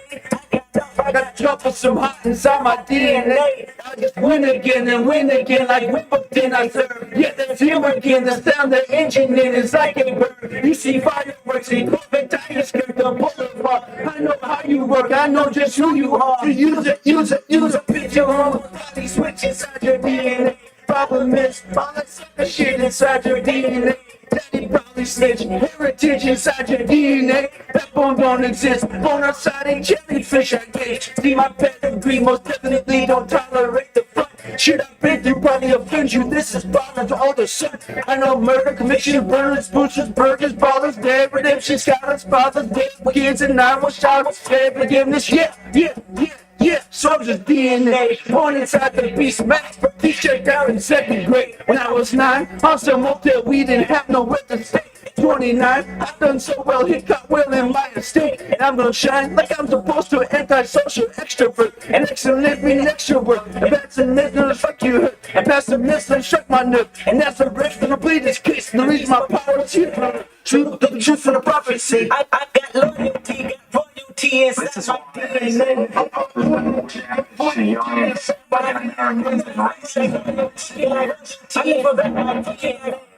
This is my heritage, all I'm inheriting, money and power, the maker of marriages. Tell me something, you motherfuckers can't tell me nothing. I'd rather die than listen to you. My DNA not for imitation, your DNA an abomination. That's how it is when you in the matrix, out the bullets reaping, watching someone stacking up the footage, sleeping on the cover, sleeping in the village, sleeping from the grabbing, walking in the building, diamond in the ceiling, marble on the floor. Peeking out the window, peeking out the window, baby in the blue. Got all the girls on the low. No, something going to have a duck and paparazzi. Freaking through the cameras, either 4,000 prop wearing no shoulder on the money shirts and tin the fan. I went to listen, scrubbing off the fake phone, never own. I don't conversate, I don't compromise. I just penetrate. Sex, money, murder. These are the bricks, these are the times. Level number 9, look up in the sky. Tenants on the way, sinners on the way, killers on the way. Motherfucker, I got winners on the way. You ain't shit without a body on your belt. You ain't shit without a ticket on your plate. You ain't sick enough to pull it on yourself. You ain't rich enough to hit the light escape. To me when destruction don't be my fate. Gonna be your fate, gonna be your fate. Peace to the world, let it rotate. Sex, money, murder, ID.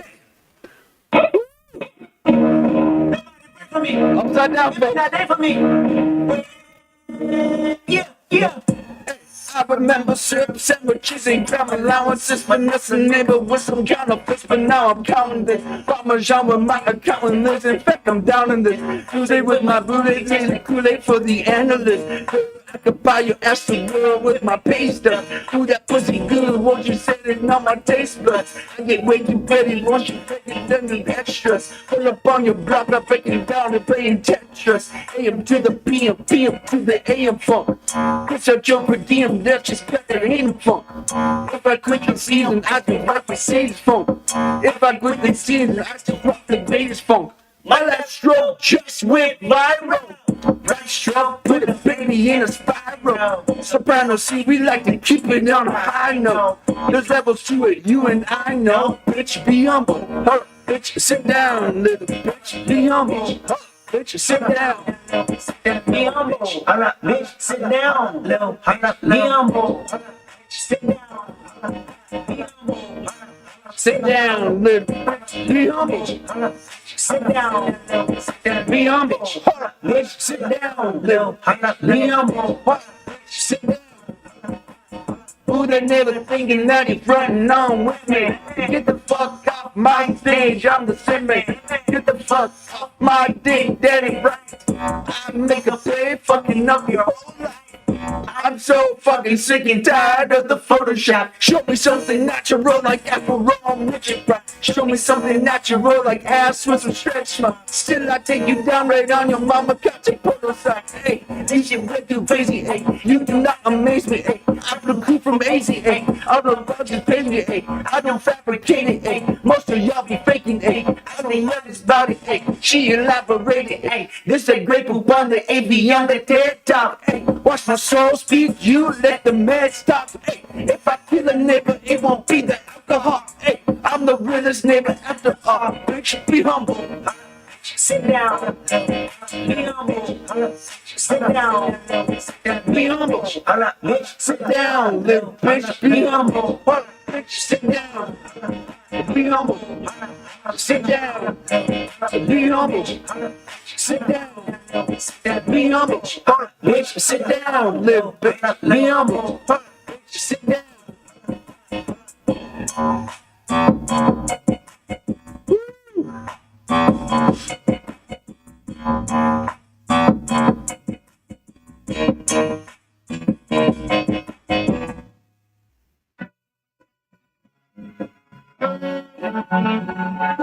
All I ever wanted was a black grand national. Fuck being rational, give them what they ask for.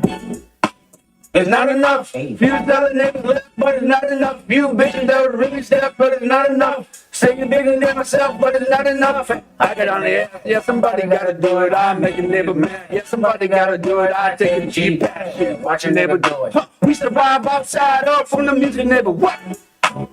It's like what he on. This is Alpha and Omega, bitch. Welcome home. This is not a zone. This is a revelation. How to get a nigga gone. Nigga, man, baby, I don't understand, baby. Pay your bills and need to be protected like I can, baby. Teach you something if you need correction. That's the plan, baby. And put your life in this weird neighbor's hands, baby. What? It's not enough. Few selling neighbors left, but it's not enough. Few bitches that would really step, but it's not enough. Saying bigger than myself, but it's not enough. I got on the ass, yeah, somebody gotta do it. I make niggas mad, yeah, somebody gotta do it. I take a G back shit, watch a neighbor do it. We survive outside, all from the music neighbor. What? Turn this TV off. And with my type activities, then don't you get involved. Hey, how many shit sense in them all? Take a risk or take a trip, you know I'm tripping for my dog. Who you with? Couple sergeants and lieutenants for the get back. This revolution, it televised, I felt it with the knickknacks. Hey, young nigga, get your tilly up. Yeah, I meant that. And back out, if they act out. Yeah, I did that. Hey, what's up, though? I hate the bitches hating on the bitches, they both hoes. I hate a neighbor hating on the neighbors, then they both broke. If you ain't coming for the chili, what you coming for? Nigga feel like he entitled cause he knew me since a kid. Bitch, I call my granny up. She don't see it, I don't see it. I big mouth, but you lack big ideas. Send him to the moon, that's just how I'm feeling. It's not enough. Few selling it left, but it's not enough. Few bitches that really step, but it's not enough. Saying bigger than myself, but it's not enough. Just not enough. Oh, it's okay to be unfamiliar. Yeah, I like all right too. You know what I mean?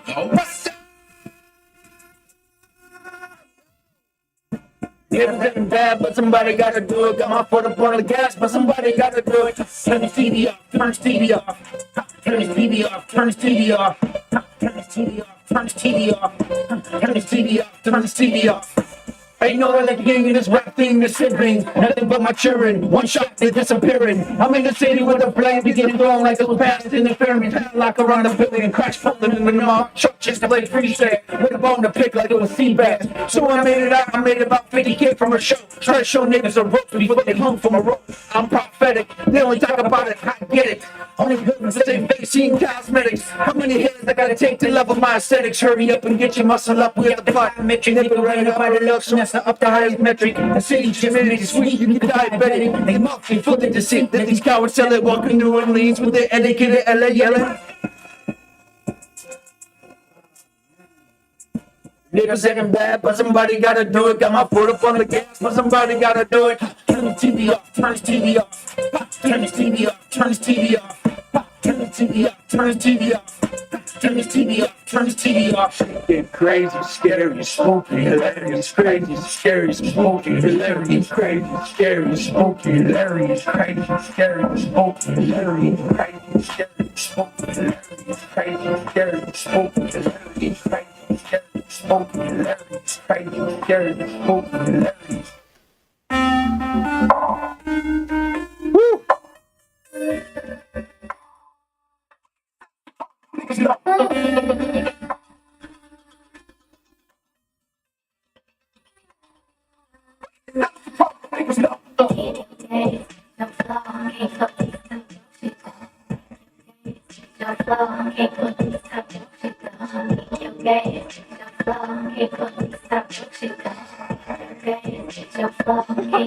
Stop Wish I could see other Selassie. Maybe my sovereignty will still be mine. If all the gangs in the world unify, we stand a chance against the military tonight. I said we stand a chance against the military tonight. I said we stand a chance against the military tonight. Babylon, Babylon. I'm a winner, all see is Babylon. On the news, all see is Babylon. All neighbors choose just Babylon. Money hoes with the money hoes. I've been so dope, I would have plenty of flows. I was in the projects like J-Rock. I was more than likely saying rock. All my life I've been around Crips and Bloods, pimps and thugs, just to name a few. I do drugs, mama say it's in my blood, but she don't know what the fuck I've been through. To get through the back door, the typical black boy in the good old USA. Before I push rhymes like Way, I used to want to play for the NBA. The fucking you talking about pineal gland, ancient ways is marrying. Ain't nothing wrong with a righteous man. That's why I write this, man. For my neighbors on the corners of the water, there's somebody to fuck for prices, man. I ain't got no gavel, I ain't trying to fight nobody battle. I just want to be free. I ain't gonna be nobody's shadow. Nobody shadow, nobody shadow. I remember how I used to be mine. If all the gangs in the world unify, we stand a chance against the military tonight. I said we stand a chance against the military tonight. I said we stand a chance against the military tonight. Feels extra feel. Get clips, get extra peel. Smoking on some of that extra kill. Purple, go get your lil. Put that on everything. If we could link up every day, and never said we'll end up bear the pain. But put the White House lights up today. Okay, we mobbing like we the black cat. And don't forget my AK, Mayday, on a PhD, oh yeah. Hey, dear Rock, I know you're just a public, but I'm giving you props. You lying to the public like it ain't nothing, and I just love it. I hope it don't look gay. I don't give a damn, I'm making that block. I don't give a fuck if I pay that clock. And if it hit the picture when the Twin Towers drop. Big concept, you got progress, you got Congress. We protest in hopes they confess. Just proceed on your conquest. I ain't got no gavel. I ain't trying to fight nobody bass. Oh, man. I just want to be free. I ain't finna be nobody's shadow. Rock, you're just a puppet. Wish I could see other Selassie. Maybe my sovereignty will be mine. If all the gangs in the world unify, we stand a chance against the military tonight. I said we stand a chance against the military tonight. I said we stand a chance against the military tonight. Extra pills. No, it's gonna rain like soap for real. My baby needs some infamy. Some bags get stuff like hope for real. Go around, come back up for real. Top blue off with a fucking deal. Get lined up like a homeless meal. I feel like in a homeless field. Okay. Don't turn this on my neck in my way. You'll get stomped like a Broadway play. Okay, man, let me get up. Okay. Feel my pain, going insane. I'm ashamed, cause I ain't got shit but an EPT card for my fiend that only innocent another day. How the fuck is they supposed to eat? How the fuck am I supposed to eat? I got a nigga in the streets, no healthcare, trying to slang weed just to put shoes on the feet. So fuck you don't give a fuck about me. I can't get a job and they drug test me. Got a never stressed up dress, got a feeling in the chest and a work to a happy man. Oh, I ain't got no gavel, I ain't gonna fight nobody's back. I just wanna be free. I ain't finna be nobody's shit. We gotta fight for the freedom.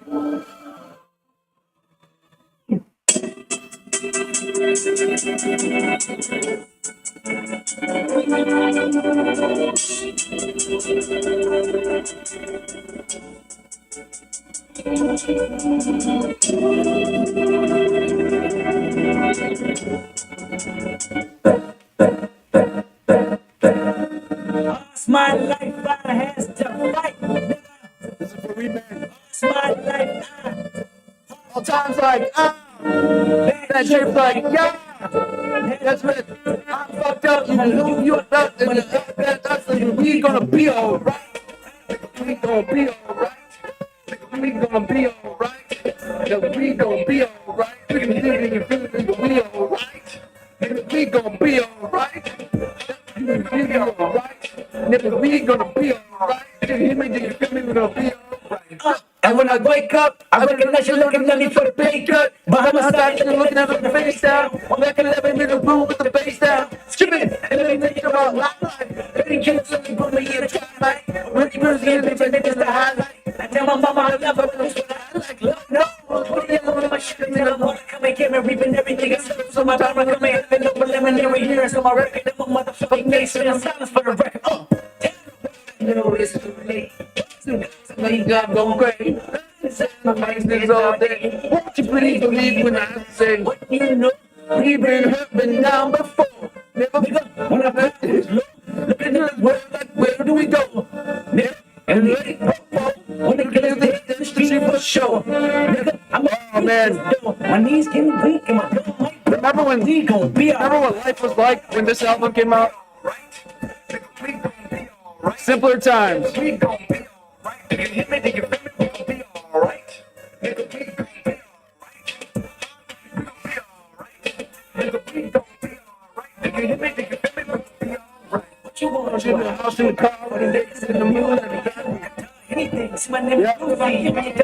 Before World War III, before Black Lives Matter. Thinking on my partner, put the candy, put it on the Rico, thinking in my pocket, and a profit, big enough to feed you. Get another dime just to keep you in the places that she go. I don't talk about it, be about it, every day sequel. If I got it, then you know you got it, I can reach you.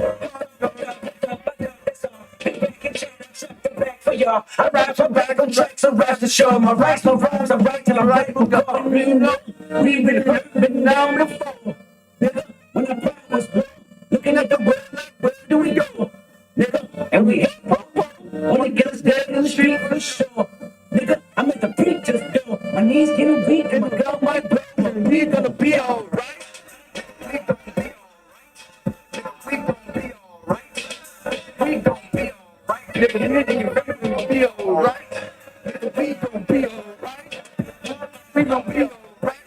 Nigga, we gonna be alright. We gonna be alright. Oh, you rap and you're black. Shit. Nice, man. I love to hear it. Nights in my prayers. I remember you was conflicted. I gotta stay in this. I gotta stay in this album. Influence. Sometimes I did the same. Oh my God. Abusing my power, full of resentment. Love this album. Resentment that turned into a deep depression.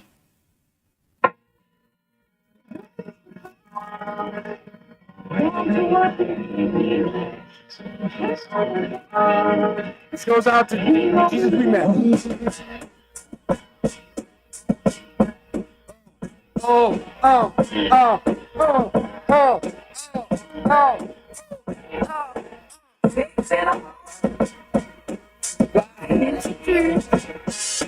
burn, baby, burn. And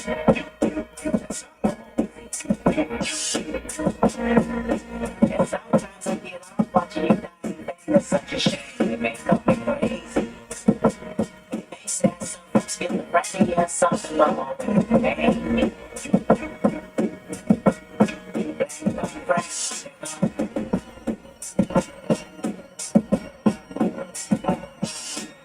I'm the biggest hypocrite in 2015. Once I finish this witness, it's woke up age is what I need. Been feeling this way since I was 16. Came to my senses. You never liked it anyway. Fuck your friendship, I meant it. I'm African American. I'm African. I'm black as the moon. Heritage of a small village, part of my residence. Came from the bottom of mankind. My hair is nappy, my dick is big, my nose is round and wide. You hate me, don't you? You hate my people. Your plan is to terminate my culture. You're fucking evil. I want you to recognize that I'm a brown monkey. You vandalize my perception, but can't take down from me. And this is more than confession. I mean, I might press a button just so you know my expression. I'm guarding my feelings. I know that you feel it. You sabotage my community, making a killing. You made me a killer. Emancipation of a real nigga. The blacker the berry, the sweeter the juice. The blacker the berry, the sweeter the juice. The blacker the berry, the bigger the shoot. It's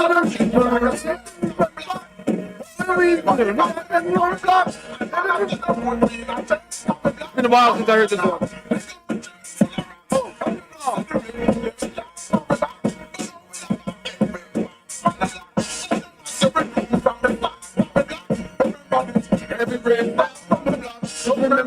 I'm the biggest hypocrite in 2015. Once I finish this witness, it's woke up age say just what I mean. I mean, it's evident that I'm irrelevant to society. That's what you're telling me. Penitentiary would only hire me. Curse me till I'm dead. Church me with your fake prophesies that I'ma be just another slave in my head. Institutional lies, manipulation and lies. Reciprocation of freedom only live in your eyes. You hate me, don't you? I know you hate me just as much as you hate yourself. Jealous of my wisdom and cards I do. Watching me as I pull up, fill up my tape, they pill out. Muscle cars like pull up, show you what these big wheels from out. Black is successful, this black man meant to be special. Cat skins on my radar, bitch, how can I help you? How can I tell you I'm making a killing? I would love that, Lulu. Anticipation of a real nigga.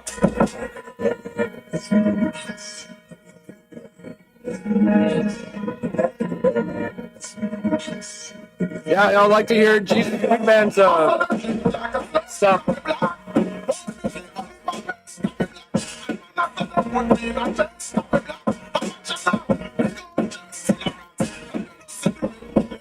Yeah, let's do it.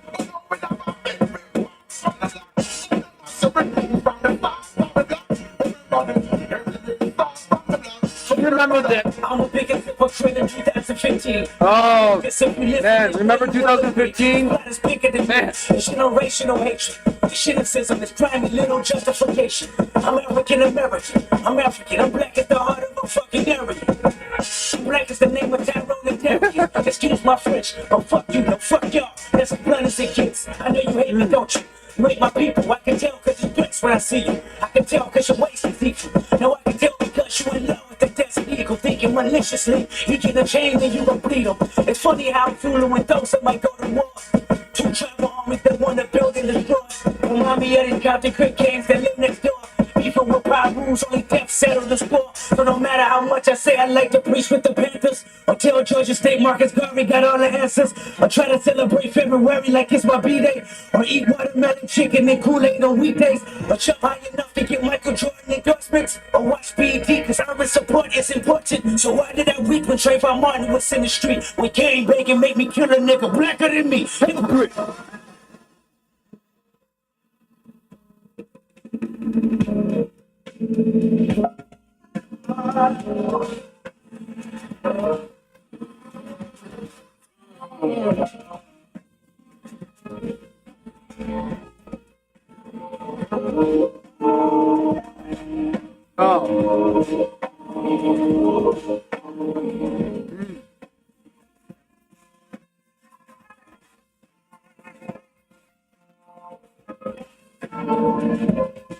The album will send you traveling.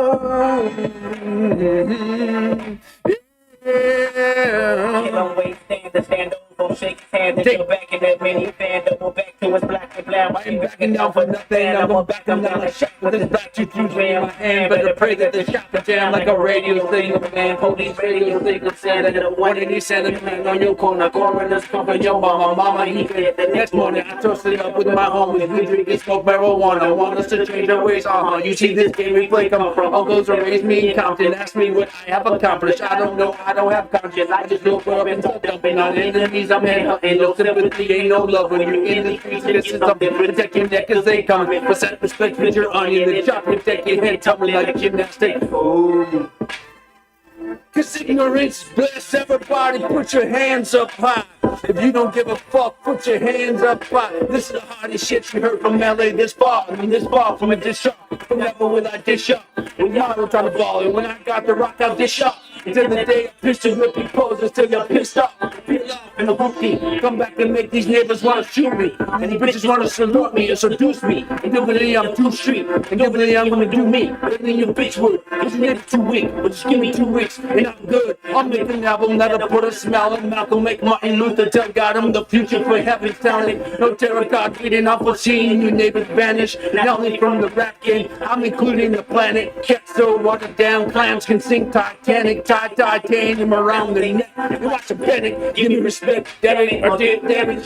Die young corpse identified by your parents. Apparently your parent mocking me and my blueprint. But I won't share it, just make you copy thing, calling you a sheriff. Stop it, I'm hearing the comments, the critics are calling me conscious. But truthfully, every shooter be calling me Compton. But truthfully, only calling me quality and common.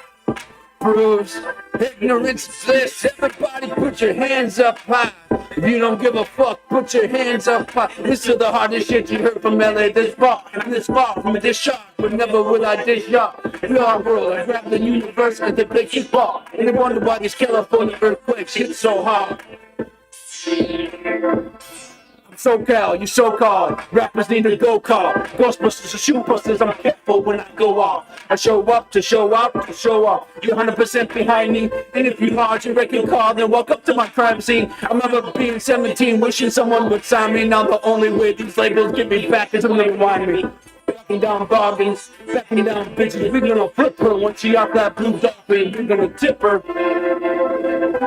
This ignorance bliss. Oh. And with it be, I'm a fool on your beats. I bleed out the speaker. That's the speaker that spoke with it in the speak.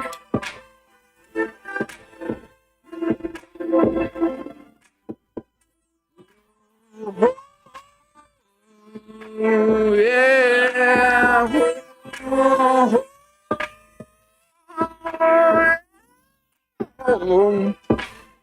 Oh, I want that soul. Hello, new world, all the boys and girls. I got some true stories to tell. You're back outside, but they still lie. Whoa, yeah.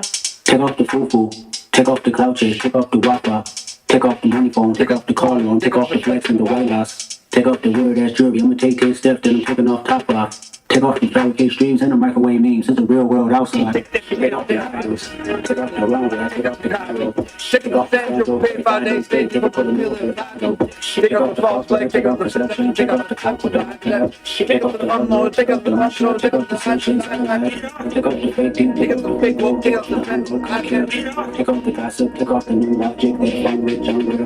Take off the Chanel. Take off the Dolce. Take off the Birkin bag. Take off the designer bullshit off. Then what do you have, bitch? You ugly as fuck. You out of pocket. 20 DMs. You stepping up what? You out of pocket. Who you think they talk about? Talk about us. You out of pocket. Who you think they coming up us? The word in the panic, the women are shredding, the men on the run. The profits are bending, the law taking advantage, the market is crashing, the industry wants. Niggas and bitches deceiving the box when they making a mockery, following us. They think Monopoly, watching for them. They think Monopoly, arguing for them. You don't know what the hell is that? That's real. All of the sins that come in my speaker and say, aren't you real? I know the sense that they're taking the personal down with the black and the white, the wrong and the right. You open for change, you clear the line under the business, the game, the weather. You ride, bitch. You ugly as fuck. You out of pocket. 2 ATMs. You stepping up what? You out of pocket. Who you think they come about? Talk about us. You out of pocket. Who you think they come about us?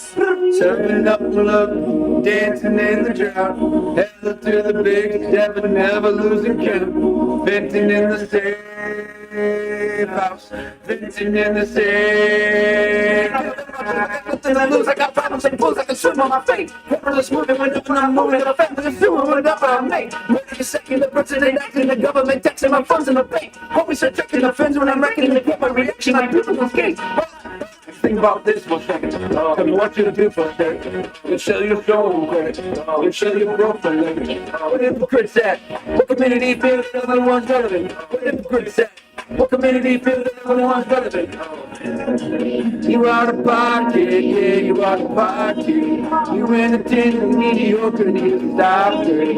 You entertaining all friends with the gossip. What you like, bullshit and gossip. What the fuck is council culture, dog? Say what I want about you niggas. I'm like dog. I treat you practice like I'm jigger. Watch out on it, dog. Oh, you worry about a critic, daddy protocol, bitch.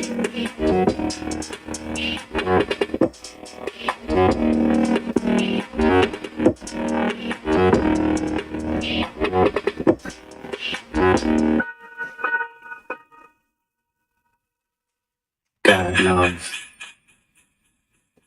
I am reincarnated. I was stargazing. Life goes on. I mean, all my babies. woke up looking for broccoli. I can't keep a horn on me, that's my seat. I beat on shit, the blueprint is by me. Once you get off, I get off with my feet. All right, let's dance it up. We got a few more.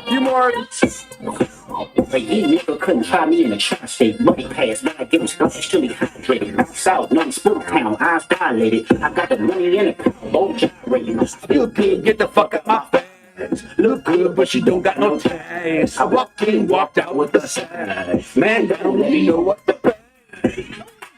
What the fuck? I got hits, I got bucks, I got new paper cuts, I got friends, I got foes, but they all sitting duck chins, jerking it, cracking it, back like a nuts. 50 deep, but it ain't deep enough. Fuck a plea, there you go, beat him up. Falling from a money tree, then he crawled throughout the month. Spit a loogie at the camera, speed up, yes, sus. Look good, get the fuck out my fire. Look good, but she don't got no ties. I walked in, walked out with the size. Man down, let me know what to play. Squabble up, squabble up. Squabble up, squabble up, squabble up, squabble up, squabble up, squabble up. Hold on. Where you from? My bitch. I've been gone down. Rise. Monster.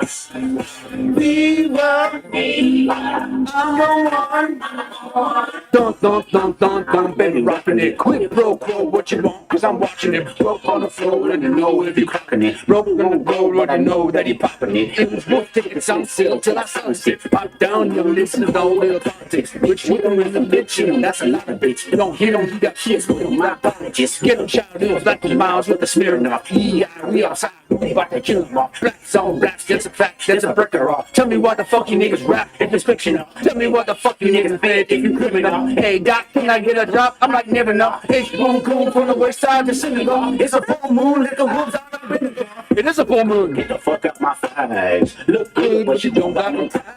I walked in, walked out with the size. Man down, let me know what to buy. Squabble up, squabble up. Squabble up, squabble up, squabble up, squabble up, squabble up, squabble up.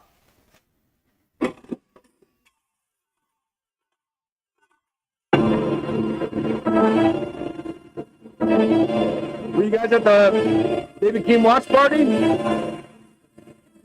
Kendrick should be releasing an album too this summer, hopefully.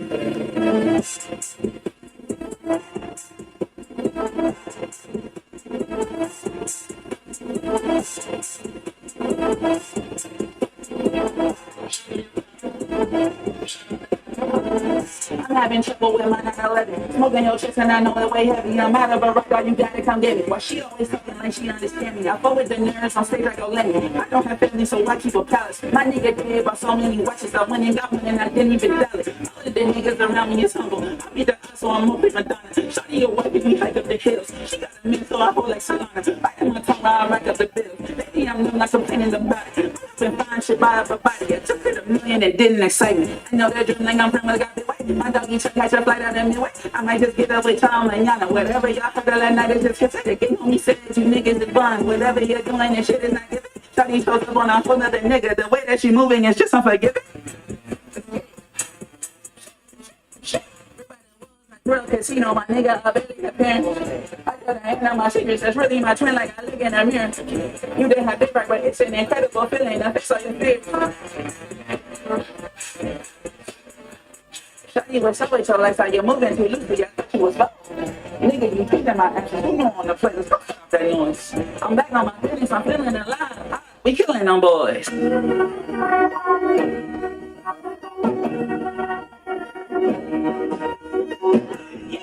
Chino, my shit must have zero. That boy bad all day. Please don't be a hero. I'm best animal. I tend to run away. They keep playing on my name.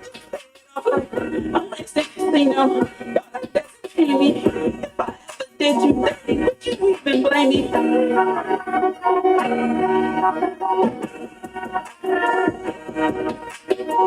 Should I take the high ground? Nowadays I'm more outraged. This time I can't just lie down. My bitch did some evil things. I got one on the side now. You won't kick it when my arms drop. You about to strike out. Look around and find out. Ain't these fucking chains off. Ain't no soldiers in this rap thing. Turn this shit inside out. Get some fucking crazy. You can fuck around and find out.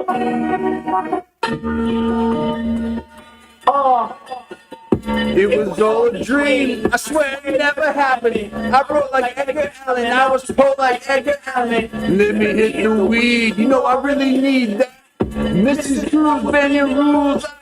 Cats. I don't even know what's real. I'm just being real, making moves. You're just another human being still. Play the fool. You jealous too, so just to play the fool. Tell the truth, I'm the coldest cat. Saber tooth. Place the book, place the Buddha. This ain't hookah. You hit shit a few times, you might see the future. Ask my nigga Blocker, we be rolling up the blocker. Just retired, my life inspired, I might blow your blocker. Enjoy your mind trip, but don't trip on your mind. Nothing safe from the war going on outside.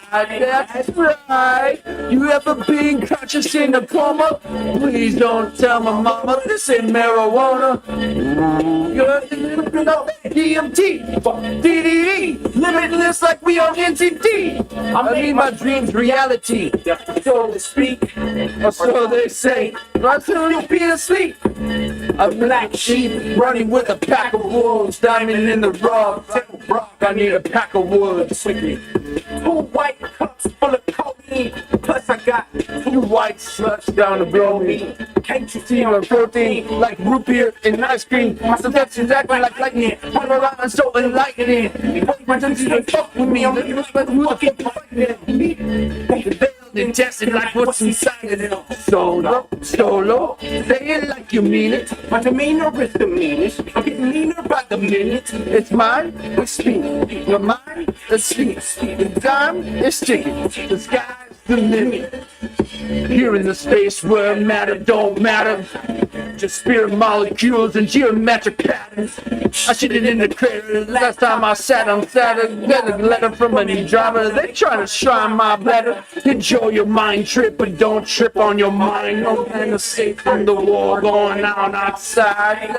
Right. You ever been conscious in a coma? Please don't tell my mama this ain't marijuana. I be tripping off that DMT, DDE, limitless like we on NTD. I made my dreams reality, so to speak, or so to say. I may still be asleep. I'm in a whole nother realm, go to hell. Last nigga tried to scratch the surface, broken nail. Last nigga tried to cross the line, got crucified. We overseas, back to black, never emotional. No, sitting in a cell. Genius, idiot, best description of myself. I'm in the fucking lab coat, robbing this higher shit. When I die, donate my organs to science, bitch. You have 3 eyes, 3 eyes, 3 eyes, y'all 3 eyes, 3 eyes, 3 eyes, 3 eyes, 3 eyes, 3 eyes. You got 3 eyes, but you can never see eyes. All full moon transition. 3 eyes, 3 eyes, 3 eyes, and transmission. 3 eyes, 3 eyes. You got 3 eyes, but you can never see eyes. 3 eyes, 3 eyes, 3 eyes. You got 3 eyes, 3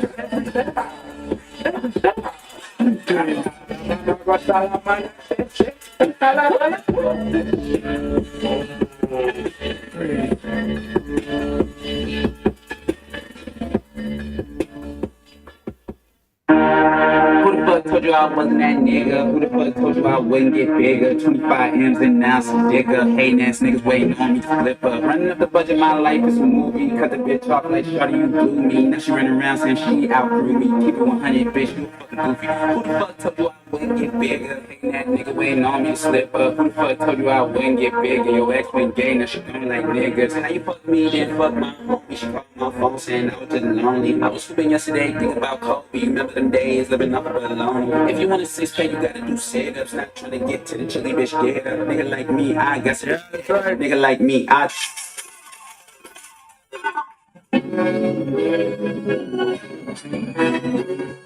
You know,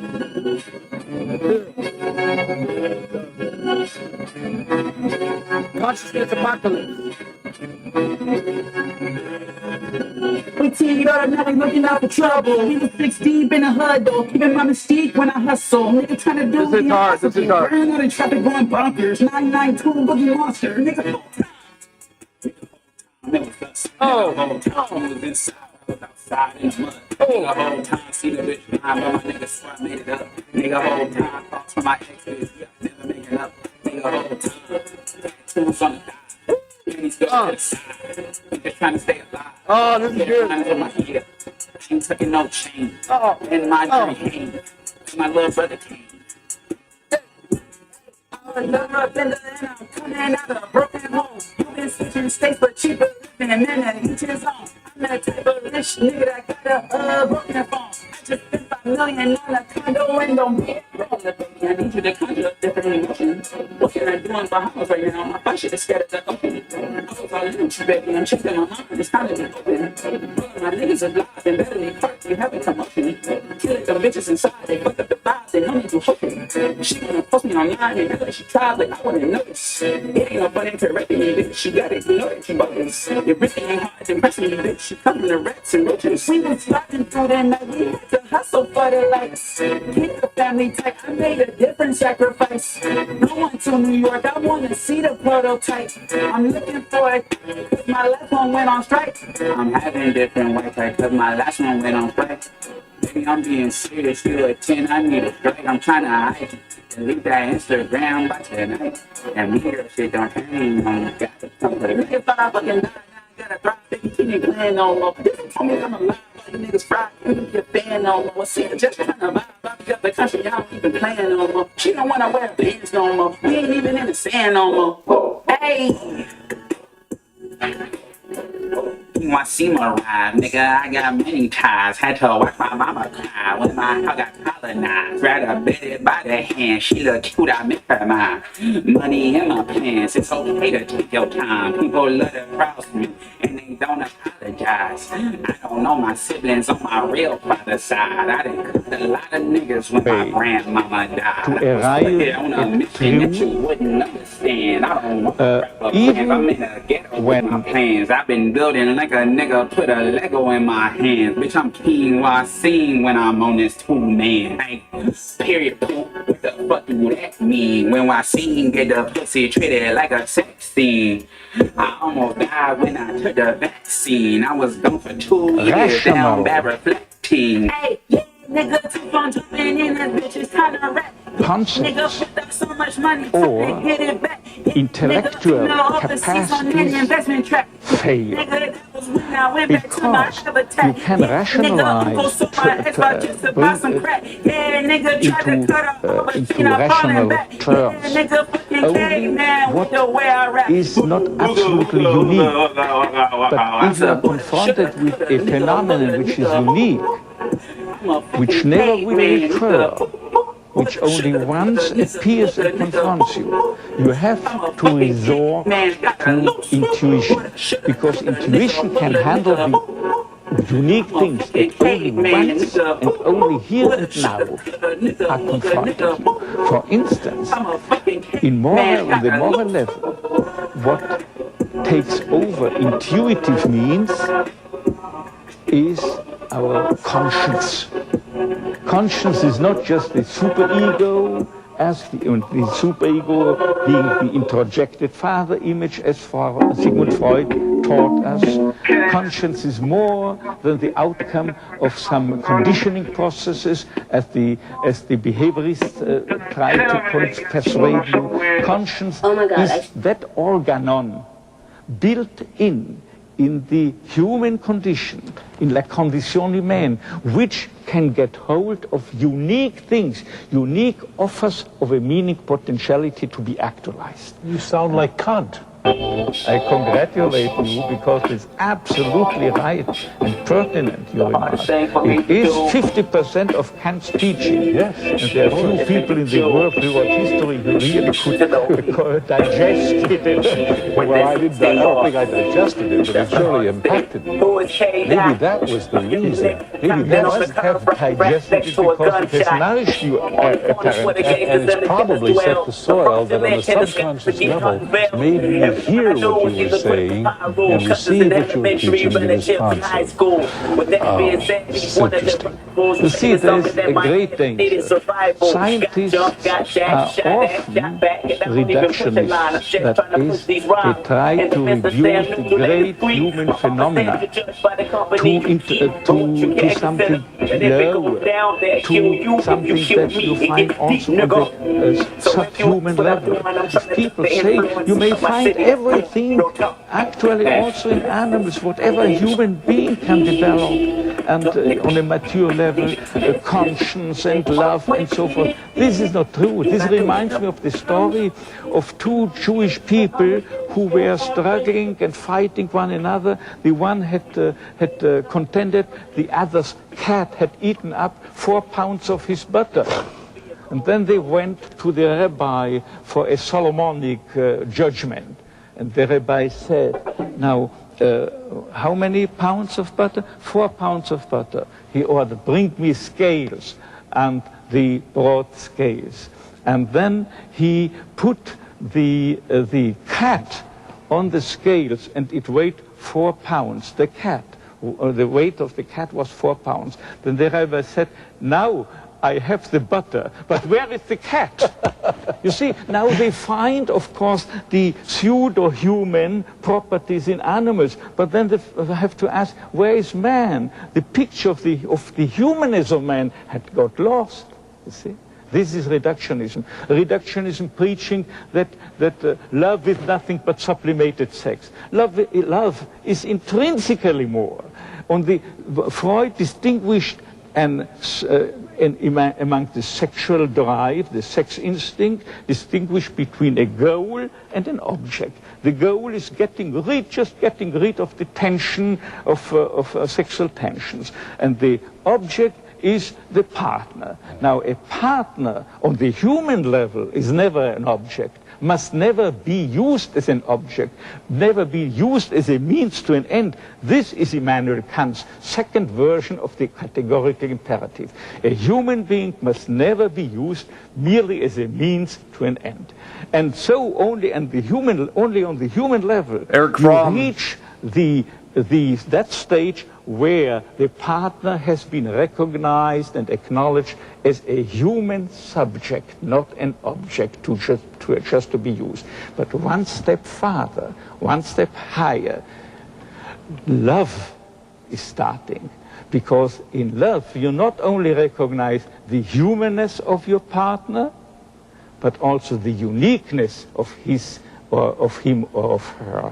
That is to say, only a loving person is capable of getting hold of the unique core of that other person who represents his love partner.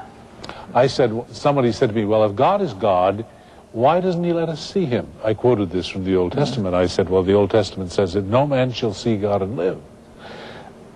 If we really were, as humans in our brains, capable of seeing God in a scientific reality type of an experience, we'd die of a heart attack. There are transformers out here that have to cut the electric power down before it finally gets to a light bulb, or the light bulb would just explode. Yeah. I think the energy level, the excitement level would be more than this organism biologically can handle. We would also be robbed of our freedom of decision to decide in favor or against God. Exactly. If I had the guarantee, religion would turn out into something, would be turned into something, say, what is it, insurance. That's right. It would insurance. Yes, if I believe, then I will be happy in heaven, sure. You see? And you know what? But without any force, only without being rationally forced, I have emotionally, let me say existentially, to plead for God rather against him. Only if God, well, if proof is possible, then faith is impossible. Right, right. I once said in one of my books, God's existence cannot be proved, as is the case, for instance, if we discover some traces of an animal, you see, in term, or what is it, footprints in or form whatever. of geological Fossils. Fossils. God is not a died out fossil that we can, whose traces we may discover and then say we have a proof there, but God is more than a fossil. Absolutely. Tell me, are there true materialists and secularists? And if they really are what they pretend to be, are they not less than a whole, true human being? To my personal conviction, according to my only persuasion, I would say they are not consciously, but unconsciously, they still harbor, they still retained a directedness toward what you called transcendence. But not, I must, as a medical professional, as a psychiatrist, whose clientele had always been a representation of religiously oriented and atheistically or agnostically oriented patients. I have to be strictly neutral. I'm never allowed, in contrast to you, for instance, never allowed, as it were, in extreme cases, to impose my Weltanschauung to anyone else. That's why I became a minister and not a psychiatrist. I thought about in my college days, maybe I should become a psychologist and psychiatrist. But I really felt, Dr. Frankl, that there are some human predicaments that are caused by the value system. And if I couldn't impose my value system into the therapeutic situation. You retain the freedom to speak out your own convictions and beliefs. In what I am. Which I'm not allowed to do, not even in my publications. Only in a few instances I allowed explicitly myself to speak on the borderline of between theology and psychology. And then I make the preface remark that what I'm saying now, throughout the next 8 pages, for instance, is nothing that you have to subscribe in order to call yourself a logotherapist. I understand. So this is my private opinion or conviction. Very good. Very professional. But there is an unconscious relationship to God, which I tried even empirically to reveal. You may in some dreams, by interpreting dreams of your patients, find that although on a conscious level they claim to be atheists, there are discoverable some longings in the direction of religion. I take it that there are people who have, you spoke of dying for something, who have nothing to live.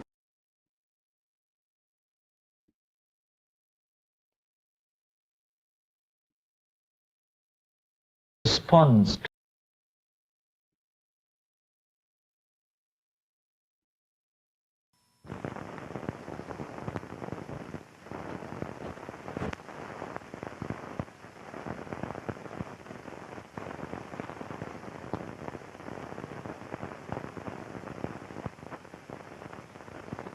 This is Dr. Erich Fromm, one of the most influential psychoanalysts in the world. A man whose work has been hailed as a significant step forward from the theories of Sigmund Freud. Recently, Dr. Fromm said, "There has never been a better society than in the United States in 1958.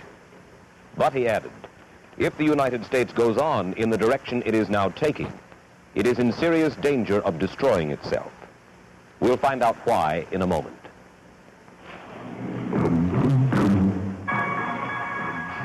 The Mike Wallace interview, presented by the American Broadcasting Company in association with the Fund for the Republic, brings you a special television series discussing the problems of survival and freedom in America.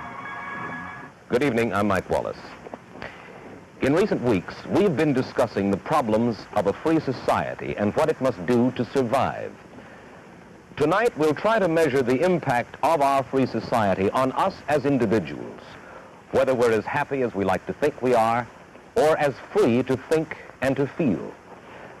Our guest is Dr. Erich Fromm, a psychoanalyst and social critic who is internationally renowned for his studies of men and their search for freedom. Dr. Fromm, first let me ask you this. From many different quarters, the United States, I think you will agree, has been criticized as a materialistic society, perhaps even a shallow society. Yet only recently you said this. You said there has never been a better society than in the United States in 1958. What do you mean by that? Well, I mean it, of course, in relative terms. The history of man so far is nothing to brag about from the standpoint of our ideals. And what I mean is that in comparison with most other societies, our present-day American society has achieved things which are remarkable. Material wealth greater than for any other nation,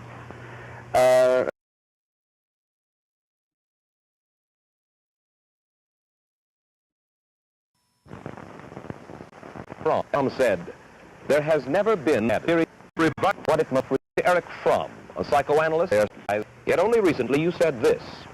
You said there has relationships. I mean by that useless commodity still to do has, namely that it says work very often ends. Contradictory statement, because you also said material wealth greater than for any. And what I mean is that in comparison with most other societies, this is the best audio I could find. American society has achieved things which are remarkable. Material wealth greater than for any other nation, a relative freedom from oppression, a relative mobility, spreading of art, of music, of thought, which is also rather unique. So I would say compared with the 19th century, compared with most previous history, this is as good or better society than any which man has ever made. But that doesn't mean it is such a good one. Well, that's the point. At the same time, you make this apparently contradictory statement because you also said earlier this week, if the United States goes on in the direction it is taking, it is in serious danger of destroying itself. Now, how? In what ways? Well, Mr. Wallace, I would say, if I would put it generally, because in our enthusiasm to dominate nature and to produce more material goods, we have transformed means into ends. We wanted to produce more in the 19th century and the 20th century in order to give man the possibility for a more dignified human life. But actually what has happened is that production and consumption have ceased to be means and have become ends. And we are production crazy and consumption crazy. I would like to get your views, with that as a background, I'd like to get your views as a psychoanalyst on specific instances, on what is happening to us as individuals. For instance, what would you say is happening to man, American man, in relationship to his work? I think his work is to a large extent meaningless because he is not related to it. He is increasingly part of a big machinery, social machinery, governed by a big bureaucracy. And I think American man unconsciously hates his work very often because he feels trapped by it, imprisoned by it, because he feels that he's spending most of his energy for something which has no meaning in itself. By meaning in itself, he uses his work to make a living. Certainly that is dignified, sensible, and necessary. Yes, but that is not quite enough to make one happy if one spends 8 hours a day in something which in itself has no meaning and interest except that one gains money from it. Well, by meaning and interest in work, maybe I'm pressing this unnecessarily hard.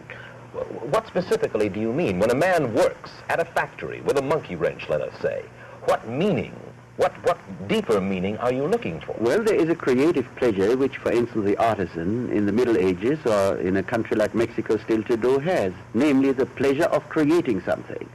Now, you find quite a few skilled workers who still have that pleasure. Maybe in a steel mill, maybe a worker who works with a complicated machine. He has a sense that he's creating something. But if you take a salesman who sells a useless commodity, he feels like a fraud and he hates his commodity like something. Mm-hmm. But you say a useless commodity. If he sells toothbrushes or automobiles, well, televisions? Useless is a relative term. For instance, if in order to make his quota, he has to make people buy things of which he knows they shouldn't buy them, then indeed, in terms of the needs of these people, they are useless, even if in themselves they are all right. In writing about men in America, you've talked frequently about what you call the marketing orientation. What do you mean by the marketing orientation, Dr. Fromm? I mean by that our main way of relating ourselves to others is like things relate themselves to things on the market. We want to exchange our own personality, or as one says sometimes, our personality package, for something. Now, this is not so true for the manual worker. The manual worker does not have to sell his personality. He doesn't have to sell his smile. But what you might call the symbol pushers, that is to say all the people who deal with figures, with paper, with men, who manipulate, to use a better or nicer word, manipulate men and signs and words. All those today have not only to sell their service, but in the bargain they have to sell their personality more or less. There are exceptions. So his sense of his own value must therefore depend upon what the market, in a sense, is willing to pay for him. Exactly. Just as a handbag which cannot be sold because there is not enough demand is economically speaking useless. And if the handbag could think, it would have a terrific inferiority feeling, because not having been bought, it would feel useless. This is what's going to happen with the AI taking over. A man who considers himself as a thing, and if he's not successful to sell himself, he feels he is a failure. All right, let's move to our social relationships, in our feelings toward our neighbors, toward our friends. What's happening to man in those spheres? Well, in the first place, I would say our social relationships are relatively shallow. We are actually afraid to be intimate with people. Many people even with their wives and husbands. And we substitute, or we rather hide this fear of real intimacy by a superficial kind of friendliness, which is quite nice, but nevertheless very shallow. But I think there is another answer to your question, which I should like to give. Actually, if you take the average American, and studies have shown that, he is really concerned only with private affairs, that is to say, with his health, his money, and family affairs. He is not concerned with his society. He talks about it. But, you know, if one speaks of being concerned, I mean something about which one loses one's sleep sometimes. Mm-hmm. And the average American never loses his sleep about affairs which relate to his society and to our whole country. That is to say, I mean, he has separated his private life from his existence as a member of his society and leaves that to the specialists in the government to take care of. Do you think that that is happening to American man? And of course we're speaking not only of American man, but American woman as well here, Dr. Fromm, in relationship to his politics, to his political beliefs? Yes, indeed. We have in the same way relegated our own responsibility in what happens to our country to the specialists who are supposed to take care of it, and the individual citizen does not feel that he can judge and even that he should judge and take any responsibility. I think there are quite a number of recent developments which show that. Like for instance? Like for instance, that we are confronted with the possibility of a war of such destruction that the whole existence of our nation and of the whole world is at stake. And yet, people know it. People read it in the newspaper. People read that at the first attack, 100 million Americans might be killed. And yet, they talk about it as if they were talking about something being wrong with their carburetor of their car, perhaps. Yep. Actually, they have paid more attention to the danger of a flu epidemic than to the danger of the atomic bomb. Because... Don't you think that's a little overstatement, Dr. Fromm? Well, I wished it were, because what I see is relatively few people who experience, who feel the danger which we are threatened with, and who feel the responsibility of doing something about it. Well, maybe when you talk about the responsibility of doing something, maybe it simply is this, that we find it very difficult to make ourselves felt in this amorphous society in which we live. Each individual would want to do something, but would find it difficult to make himself felt. Well, I think here you point out to one, really, of the basic defects of our system, that the individual citizen has very little possibility of having any influence, of making his opinion felt in the decision-making. And I think that in itself leads to a good deal of political lethargy and stupidity. It is true that one has to think first and then to act. But it's also true that if one has no possibility of acting, one thinking kind of becomes empty and stupid. Jerry O'Connell? Let's talk about the man in relation to his love, his marriage. Well, I would say love is something everybody talks about, and the need for love is one of the most basic needs of man, namely the experience of union with another being, of becoming one with another being. And yet I would say that love today is a relatively rare phenomenon, that we have a great deal of sentimentality, we have a great deal of illusion about love, namely as something one falls in, but the question is that one cannot fall in love really, one has to be in love, and that means that loving becomes, and the ability to love, becomes one of the most important things in life. Why is it so difficult for us to be in love as human beings? What is wrong with us, as you see it? Because we are concerned with things, we are concerned with success, we are concerned with money, we are concerned with instrumentalities. And the most important things we talk about on Sundays are things to which we pay very little attention. Love is not easy. All great religions postulate love as one of the greatest accomplishments. If it were that easy, or as easy as most people think, certainly the great religious leaders would have been rather naive. Well, you mentioned what we think about, or what we talk about anyway on Sundays. What about man in relationship to his religion? Well, I think here we find the same phenomenon. We have a religious renaissance today in America, as many people say. I would say this religious renaissance, 90% of it is the greatest danger true religious experience has ever been confronted with. Why? Because what is attempted in this so-called religious renaissance is kind of a mixture between Dale Carnegie, How to Win Friends and Be Successful, and the norms of the Bible, of the Old and the New Testament, and in a kind of clever and sometimes not so clever way. People try in the two. Well, that is actually very much the contrary of the spirit of our true religious tradition. I could put it in another way, Mr. Wallace. I could say this. Men today, being concerned with production and consumption as ends in themselves, has very little energy, time to devote himself to the true religious experience.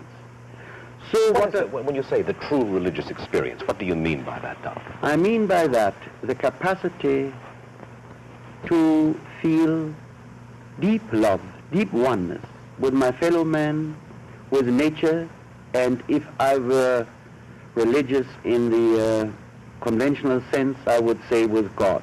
But it doesn't matter whether one uses God or doesn't. What matters is which experience a person has. The picture that you draw is of a society, and we're talking now basically of Western society. Very interesting, Lulu, yeah. The picture that you draw is a very dismal one. Now, one of our main concerns, let me differentiate. Of course, our main concern as human beings, certainly in this part of the world, is to survive and to stay free and to realize ourselves. How does all that you've said affect our ability to survive and to stay free in this world that is now in crisis? Well, I think you touch upon a very important point here. Namely, we must make a decision of values. If our supreme value is the development of the Western tradition of a man for whom the highest thing in life is man, for whom love for man, respect for man, and the dignity of man are supreme values, then we cannot ask the question in the sense, if it is better for our survival, might we drop these values? If these are supreme values, and then they are there, and whether we live and we die, we shall not change these values. But if we begin to say, well, maybe we can cope better with the Russians if we also transform ourselves into a managed society, if we, as somebody put it the other day, train our soldiers to be like the Turks who have fought so bravely in Korea, if we are willing to change our whole way of life for the sake of so-called survival, then I think we do exactly that which threatens our survival. Because our vitality, as the vitality of each nation, rests on the sincerity and depth of the faith in the ideals which it announces or pronounces. I think our danger is that we talk one thing and we feel and act another thing. How do you mean? I mean, we talk about equality, about happiness, about freedom, and about the spiritual values of religion and about God, and in our daily life we act on principles which are different and partly contradictory. All right, if I may ask you now to define. You mention equality, happiness, and freedom. Well, I'll try. Yeah, so Lula says here, always used to think people would say that they'd do anything for $1 million, but not to meet their perfect mate. Yep. Yeah, you'd basically, kill yourself just to work a position or get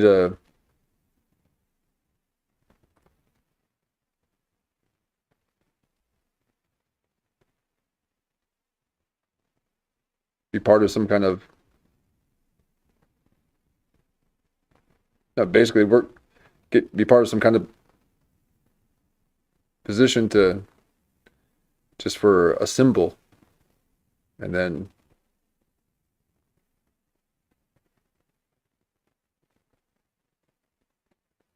have no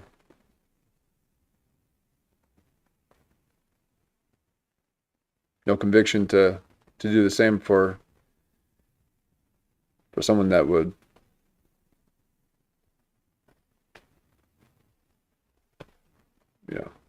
connect you to the divine.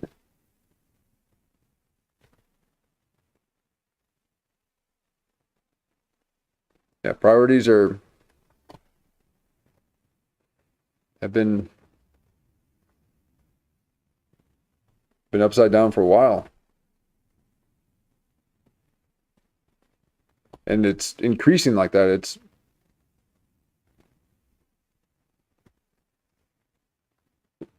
We're having to put ourselves in these positions of isolation or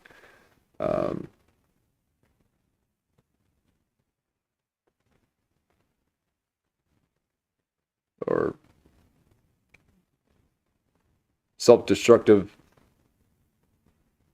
means just to make a living. People stay up all night working when you could just stay up all night streaming, have fun. It's wild, especially the 9 to 5, working 40, 50 hours, 60 hours a week. They have that specifically designed so that you don't have enough time to really formulate anything for yourself. So you have to use your free time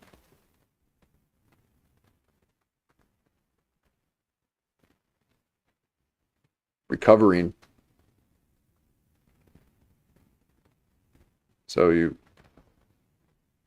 You want to get a sense of your control back, so that you use consumption for control. So you're trading your time for money, but you don't ever have time for yourself. So then you use that money to spend things on yourself to feel like you have control of your own life.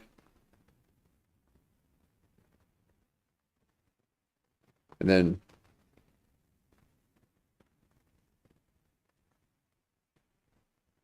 your whole life is based on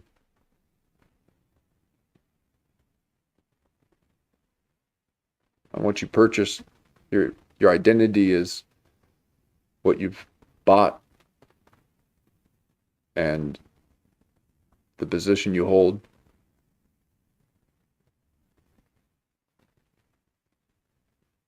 And then you spend Saturday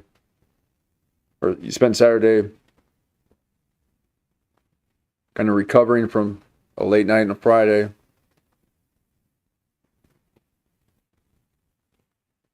Still hang out and do a few things with people you know. And then Sunday, you're dreading Monday the whole time. Just, you can never enjoy yourself. So then you get a little dopamine hit when you buy something, or you go to Coachella.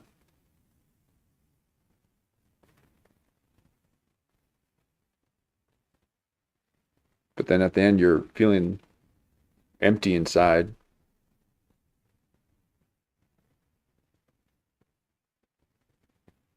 Because you're trying to connect with an inanimate object.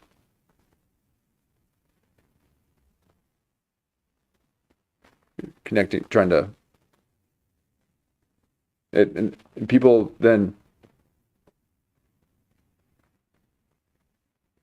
substitute that connection, the human connection, with items and with machines. So they then, instead of telling someone, wow, you look great, or wow, you're beautiful, you're sexy, they say, oh, see that new iPhone? Whoa, that is sexy. See that new BMW? Whew.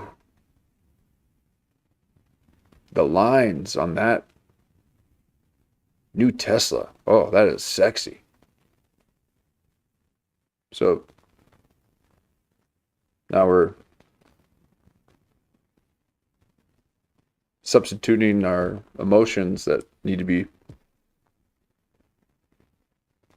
placed on your equal, placed on a human. We put them on things.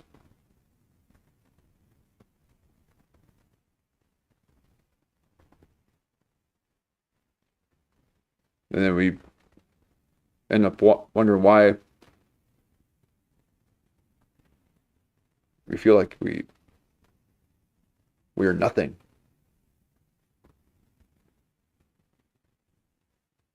And then with that, you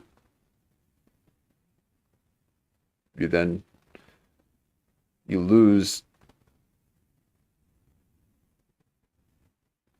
the will to live. You lose the ability to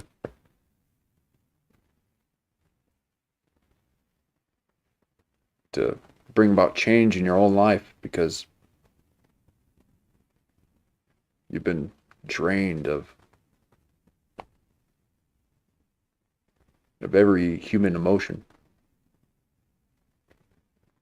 that has connection, that can grow deep. Everything becomes then very surfacey and a facade. By equality, one once understood the equality in the very same sense in which the Bible speaks of equality, that we are all equal in as much as we are created in the image of God.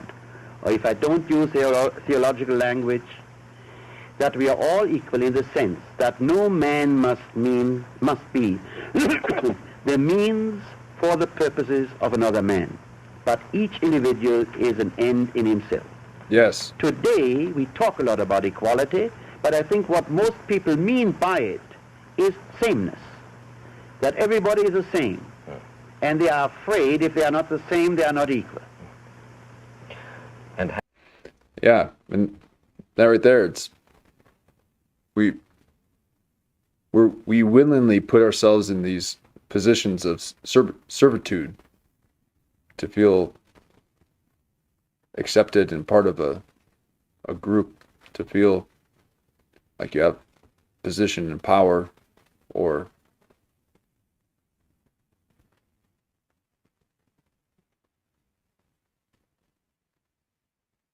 money. And it's just humans manipulating and using other humans, which then they then manipulate and use other humans. And they themselves are never completing the loop, the Lulu loop, where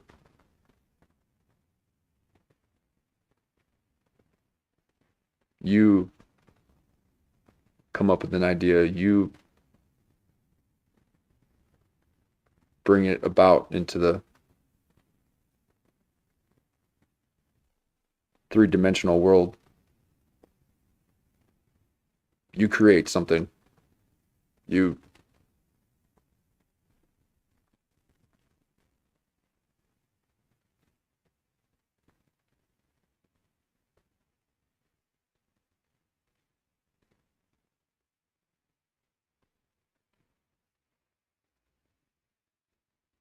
and it's why it's really difficult for artists to even do business, because they don't like the idea of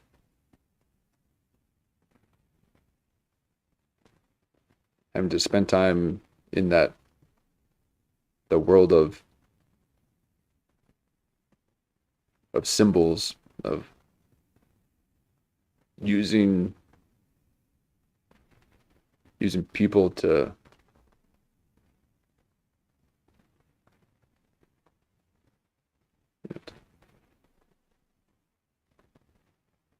bring about your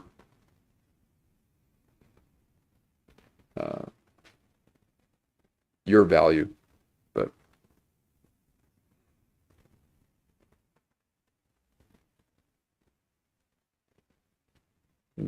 rewind that humans are not meant to be used as means, but as a means and end of themselves.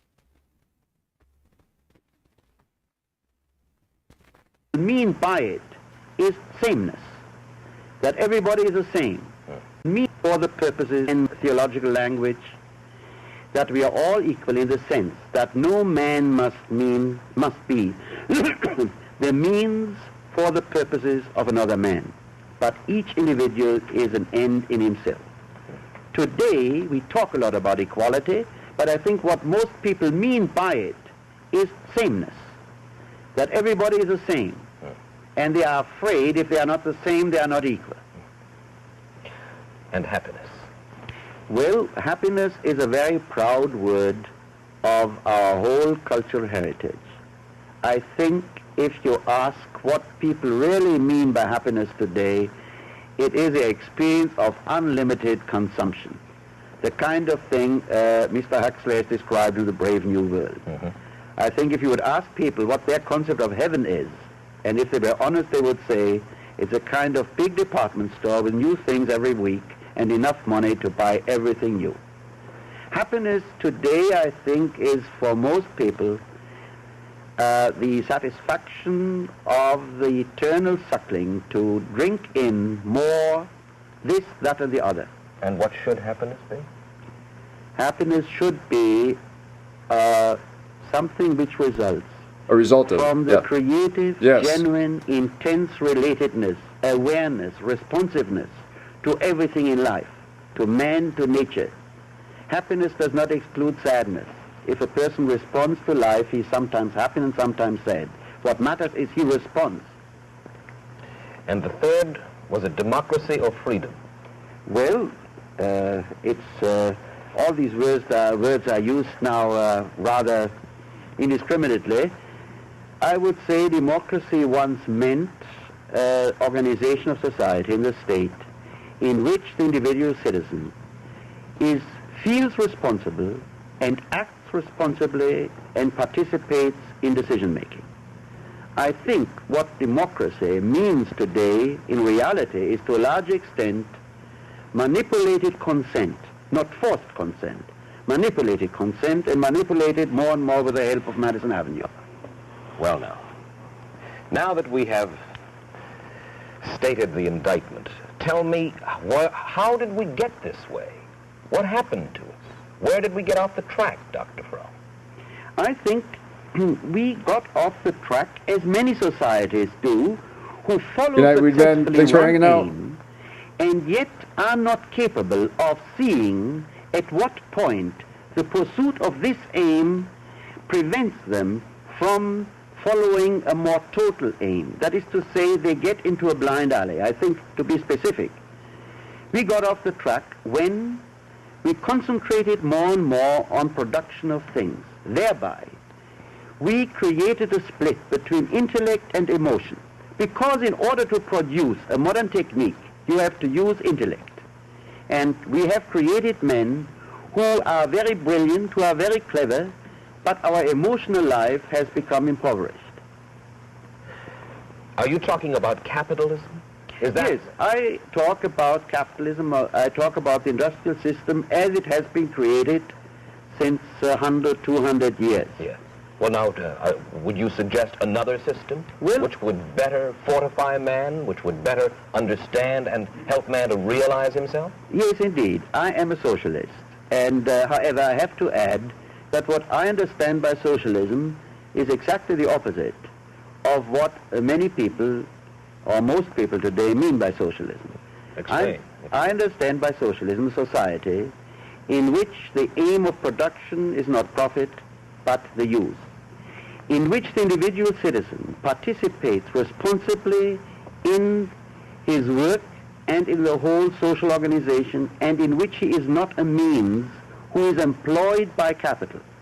But he's going to be employed by the state, is he not, Dr. Fromm? Yes. Are you not putting the individual in socialism at the disposal of the state?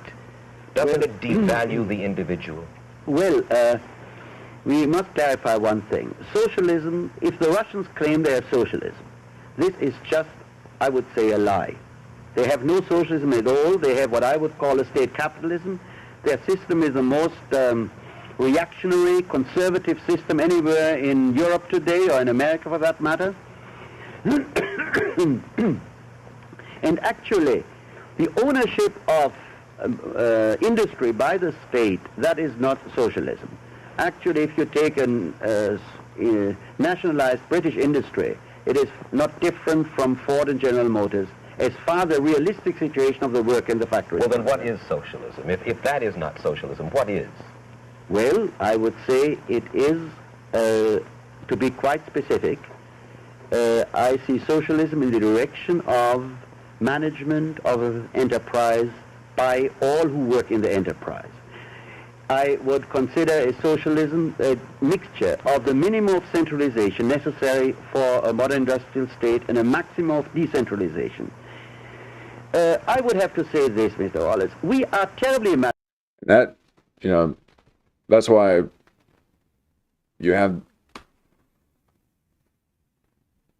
some companies that will, the employees are the owners.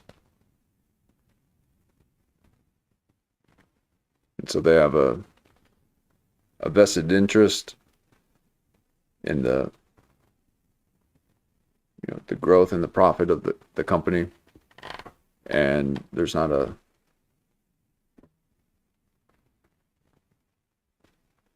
board members outside of the workers.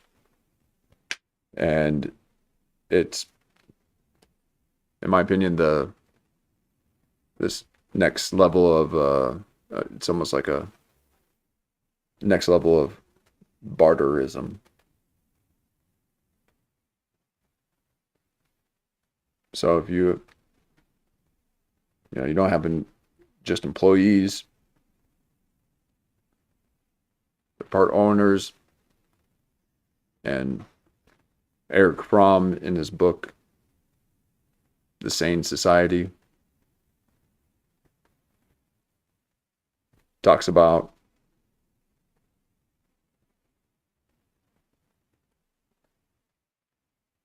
how these companies will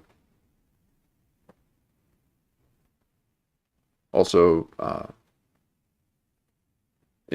basically invest in the employees and pay for classes for them that are even outside of the interest of the company. And you're fostering a bit more of a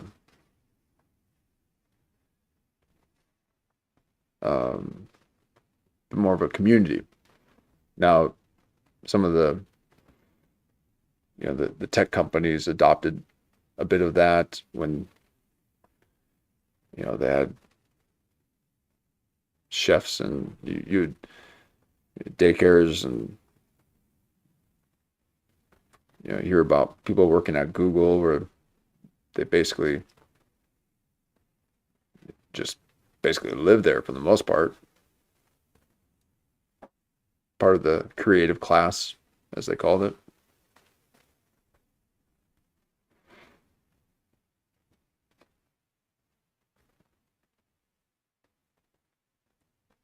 But that way, when each employee is a partial owner, then there isn't low wage workers who are just working there, who don't care about the business. They're just there to make money, and they hate the job anyways. So it just brings down morale, brings down even just the essence of the company.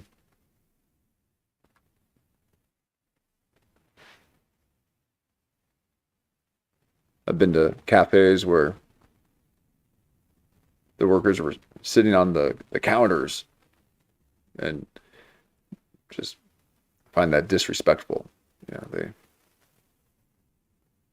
don't care. They're just sitting there.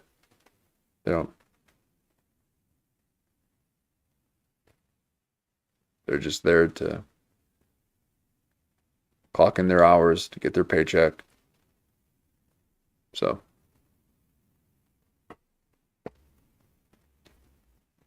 I believe that's what he's talking about as far as socialism. So the power is put into the worker, and it's not governed by the state, but by the people that are working. As far technique and science is concerned, as far changes in social arrangements are concerned, we lack utterly in imagination. If we would... But Dr. Fromm, I keep thinking as you talk, we have been told that by certain persons, that we have a creeping socialism now going on in the United States, and certainly it is a more socialistic country today than it was, let's say, 20 or 25 years ago. And yet, You yourself complain about bureaucracy. You yourself complain that the individual is losing his way in this state in which we live, and at the same time you call for more socialism. Aren't you just adding poison to the poison that is already being injected into our systems, if indeed socialism be poison? Yes, but for me, socialism is exactly the opposite of a bureaucratically managed culture. We talk a great deal about Russia today, and I'm afraid that in 20 years, we and Russia will be more similar than different. Why? Because what is common to both societies is a development into a managed mass society with big bureaucracies, managing people. The Russians do it by force, we do it by persuasion. I appreciate the tremendous difference that we can express ideas without being afraid of being killed or imprisoned. But I think the Russians might do away with the terror in 20 or 30 years when they are richer and when they don't need these repressive methods so much. What we have in common is a mass man, a mass bureaucracy, and a manipulation of everyone to act smoothly, but with the illusion that he follows his own decisions and opinions. So far, I personally, if I may express an opinion, go with you. But I find it difficult to go with your solution. I go with your diagnosis, but not to your cure, because I don't understand your socialism, I guess. Well, you see, that is so difficult because the Russians have succeeded in one thing. They have sold the world the idea that they represent socialism and the ideas of Marx. And we have done the greatest service to their propaganda by agreeing that that's what it is.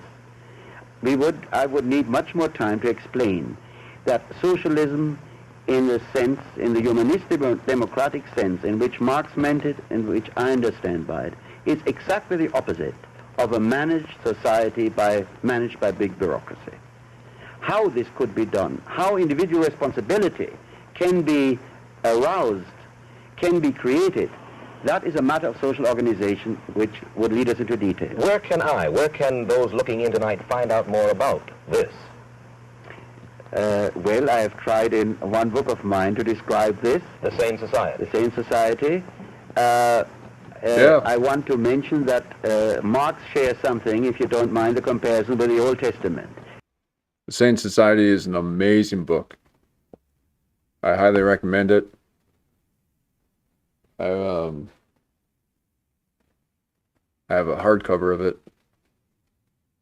I believe it's a first. I guess it's a first edition. It's all worn. Amazing book. Highly recommend it. The Sane Society. And it talks about man and modern society. And it was written in the mid-50s.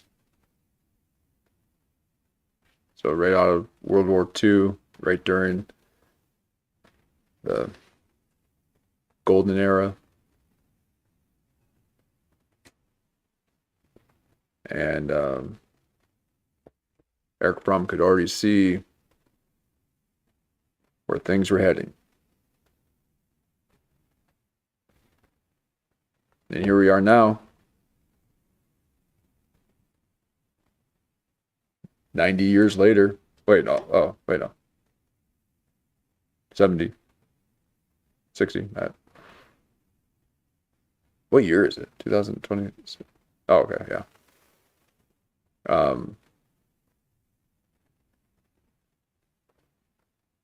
And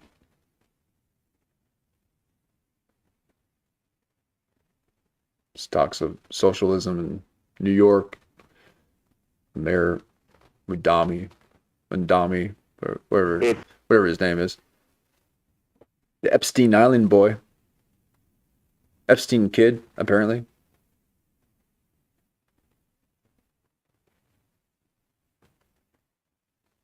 And the socialism that he's talking about is not a Marxist socialism. It's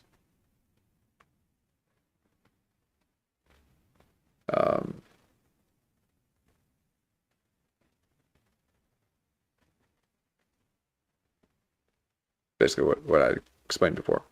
More individual people owning.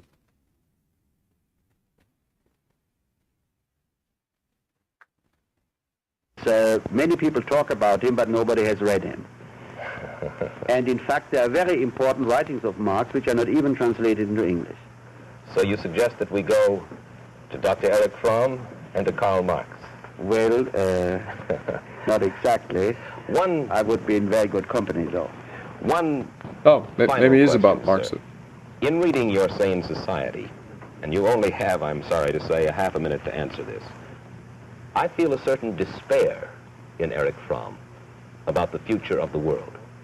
Mr. Wallace, I feel worried, deeply worried, only about one thing, the possibility that we fall, that we cannot avoid an atomic war. And the only concern which I have today is that we have a policy, a foreign policy, which enables us to avoid a catastrophe which, if one understands it properly, is undescribable. Short of that, I have a tremendous faith in the possibilities of man which have shown in his past, and I believe if we avoid war, we shall be able to revive our real vision of life, but that we must see it, and therefore that we must be critical to where we are. Thank you, Dr. Fromm, for coming and spending this time with us. Not one agrees with his solution.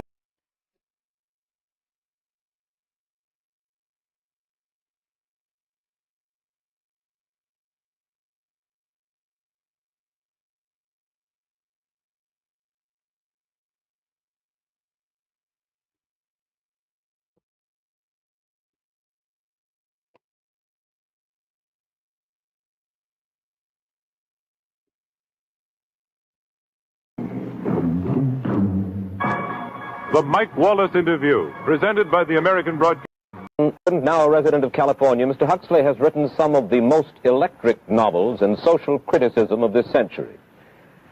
He's just finished a series of essays called Enemies of Freedom, in which he outlines and defines some of the threats to our freedom in the United States. And Mr. Huxley, right off the bat, let me ask you this. As you see it, who and what are the enemies of freedom here in the United States? Well, I don't think you can say who in the United States. I don't think there are any sinister persons deliberately trying to rob people of their freedom. But I do think, first of all, that there are a number of impersonal forces which are pushing in the direction of less and less freedom. And I also think that there are a number of technological devices which anybody who wishes to use can use to accelerate this process of going away from freedom, of imposing control. Well, what are these forces and these devices, Mr. Huxley? AI, iPhone,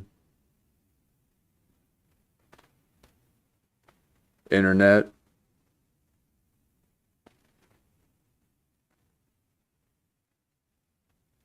corporate jobs, corporations.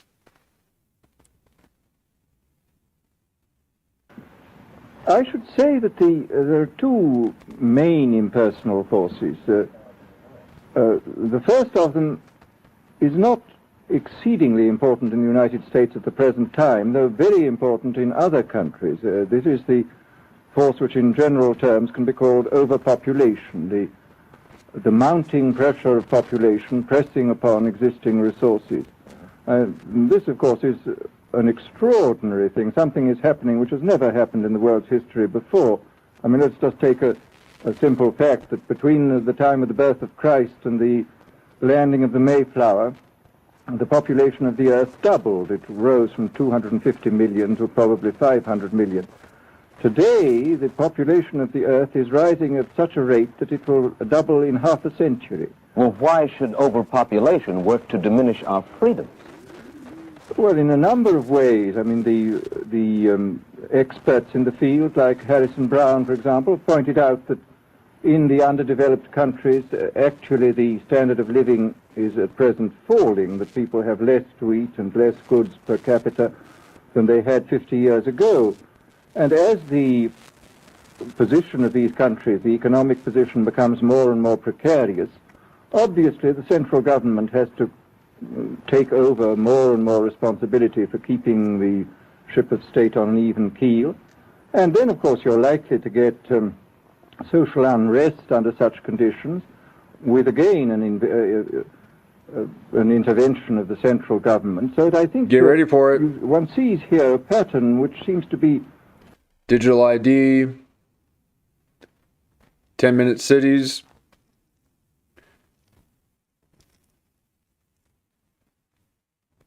AI,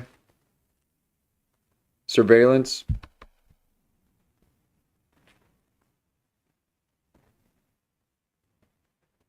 pushing very strongly towards a totalitarian regime. And unfortunately, as in all these underdeveloped countries, the only highly organized political party is the Communist Party, it looks rather as though they will be the heirs to this unfortunate process, that they will step into the position of power. Well, then, ironically enough, one of the greatest forces against communism in the world, the Catholic Church, according to your thesis, would seem to be pushing us directly into the hands of the communists because they are against birth control. Well, I think this strange paradox probably is true. There is it's an extraordinary situation, actually. I mean, one has to look at it, of course, from a biological point of view. The whole essence of biological life on Earth is a question of balance, and what we have done is to practice death control in a most intensive manner without balancing this with the birth control at the other end. Consequently, the birth rates remain as high as they were, and death rates have fallen substantially. All right, then. So much for the time being, anyway, for overpopulation. Another force that is diminishing, which has now reversed.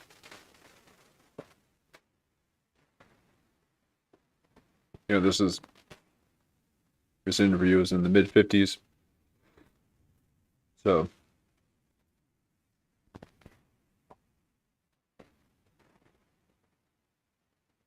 the beginning of the baby boomers.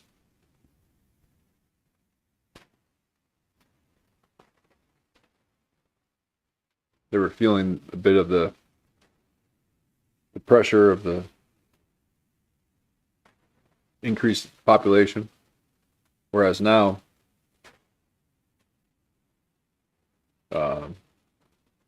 we do not have that problem.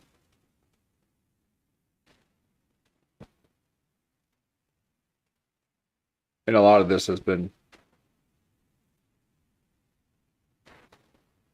worked out where people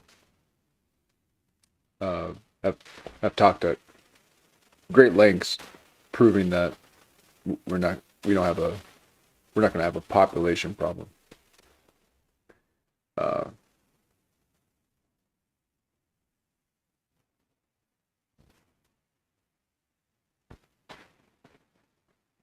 But yeah, I mean, I feel, well, I know that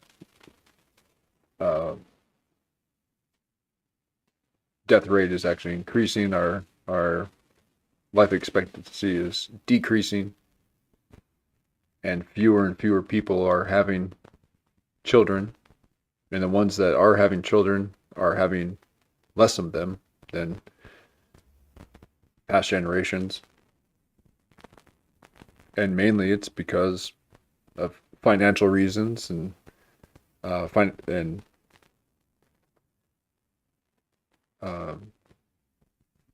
obligations, positions that in your working career,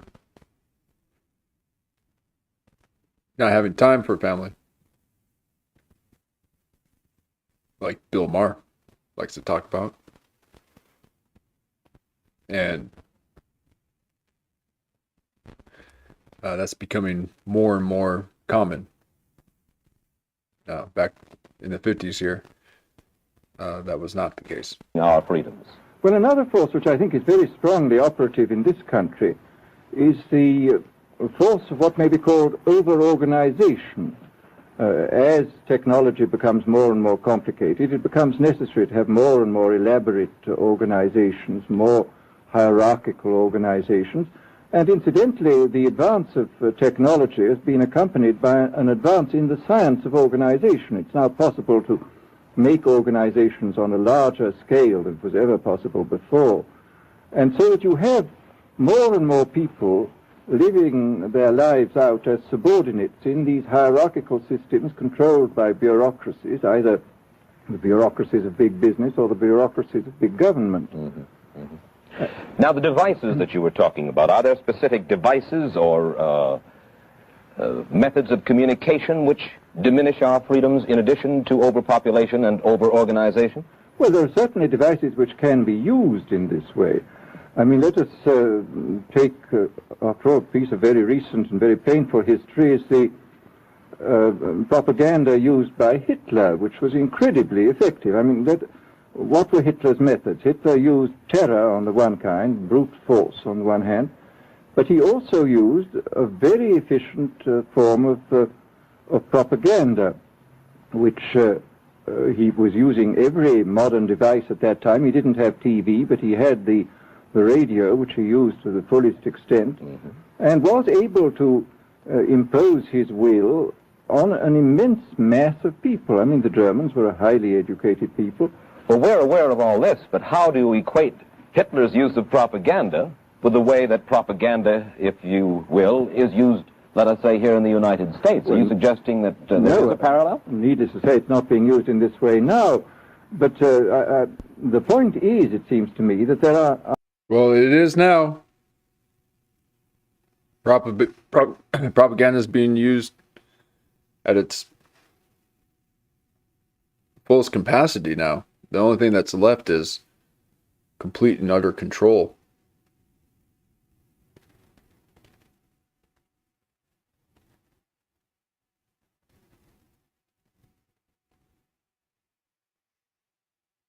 So, you got government-funded programs called Facebook and Google.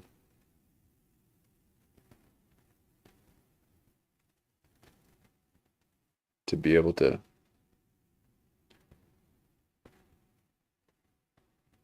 control the information that we receive, to be able to monitor what we say. So it's here. It used to be in books and films and TV shows, and now it's in the news, social media, now it's in the schools, now it's in the churches. Now you walk down the street and you hear people saying all the insane slogans that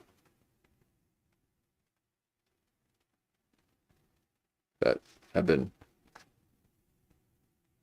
propagated to them, just like little mockingbirds.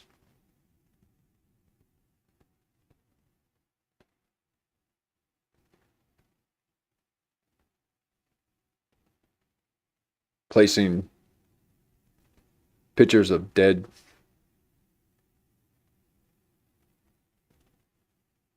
children of dead minority children in their yards, putting signs in their windows, and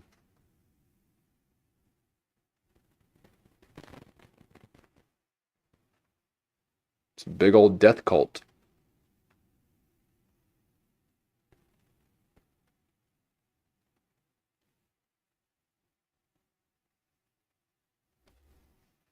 It's everywhere we turn. Are methods at present available, methods superior in some respects to Hitler's method, which could be used in a bad situation. I mean, what I feel very strongly is that we mustn't be caught by surprise by our own advancing technology. This has happened again and again in history. Technology has advanced, and this changes social conditions, and suddenly people have found themselves in a situation which they didn't foresee and doing all sorts of things they didn't really want to do. Well, now, what do you mean? Do you mean that we develop our television, but we don't know how to use it correctly? Is that the point that you're making? Well, at present, the television, I think, is being used quite harmlessly. It's being used, I think, I would feel it's being used too much to distract everybody all the time. But, I mean, imagine, which must be the situation in all communist countries, where the television, where it exists, is always saying the same thing the whole time, is always driving along. It's not creating a wide front of distraction, it's creating a one-pointed drumming in of a single idea all the time. It's That's happening now. Obviously an immensely powerful instrument. So you're talking about the potential misuse of the instrument. Exactly. We have, after all technology is in itself morally neutral. These are just powers which can either be used well or ill. It's the same thing with atomic energy. We can either use it to blow ourselves up, or we can use it as a substitute for the coal and the oil which are running out. You've even written about the use of drugs in this light. Well, now, this is a very interesting... Let me take this back, and I just want to show you something real quick here. Look at him.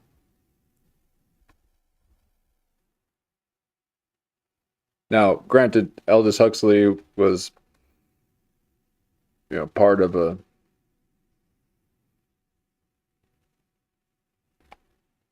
bloodline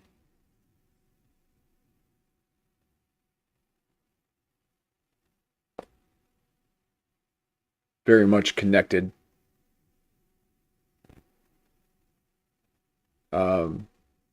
But Michael Wallace wearing a suit, Aldous Huxley, a really nice three-piece suit.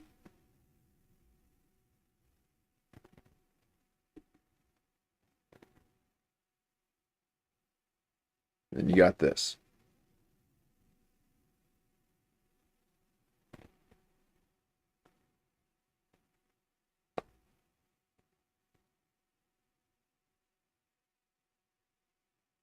So you can see that as technology has increased, there's been a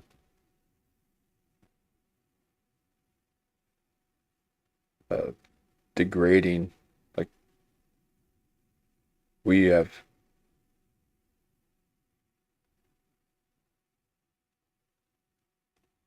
gotten worse. Okay.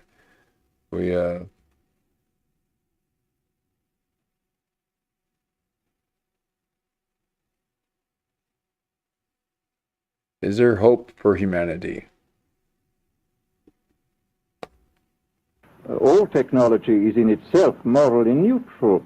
These are just powers which can either be used well or ill. It's the same thing with atomic energy. We can either use it to blow ourselves up, or we can use it as a substitute for the coal and the oil which are running out. You've even written about the use of drugs in this light. Well, now, this is a very interesting subject. I mean, in this book that you mentioned, this book of mine, Brave New World, I postulated a substance called soma, which was a very versatile drug. It would make people feel happy in small doses. It would make them see visions in medium doses, and it would send them to sleep in large doses. Well, I don't think such a drug exists now, nor do I think it will ever exist, but we do have drugs which will do some of these things. Sounds like what you can get at Woods. Woody Harrelson and Bill Maher's weed store.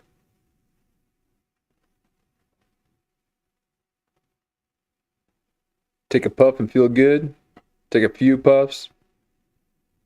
Get some visions. Take a few more and you're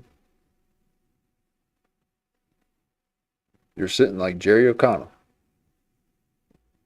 I think it's quite on the cards that we may have drugs which will profoundly change our mental states without doing us any harm. I mean, this is the pharmacological revolution which has taken place, that we have now powerful mind-changing drugs, which, physiologically speaking, are almost costless. I mean, they are not like opium or like cocaine, which do change the state of mind, but leave terrible results physiologically and morally.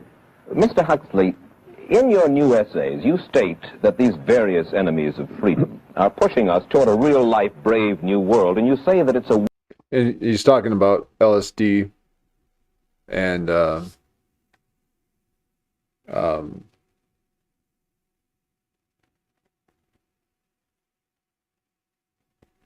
what was the other one that he took when he wrote Doors of Perception?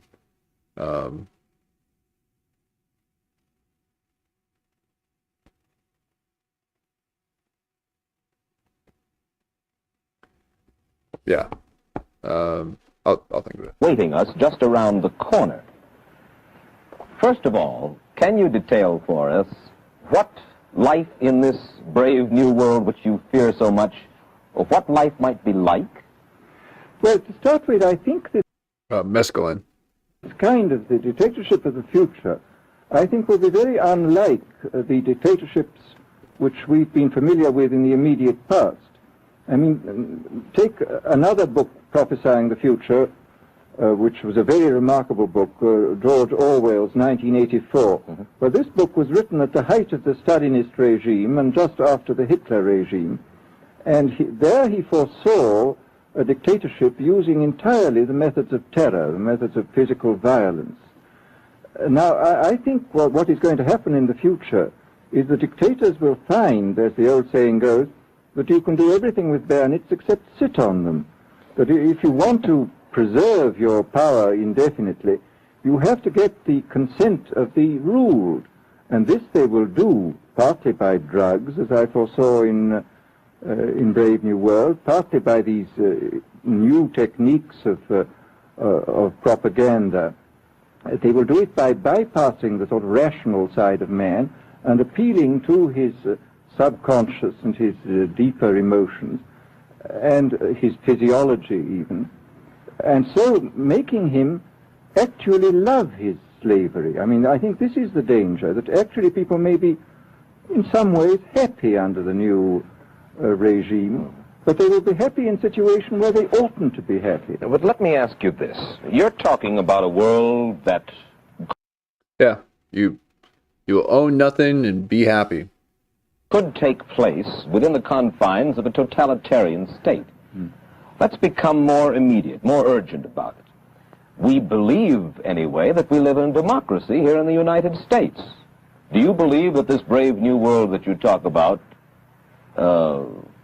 could, let's say in the next quarter century, the next century, could come here to our shores?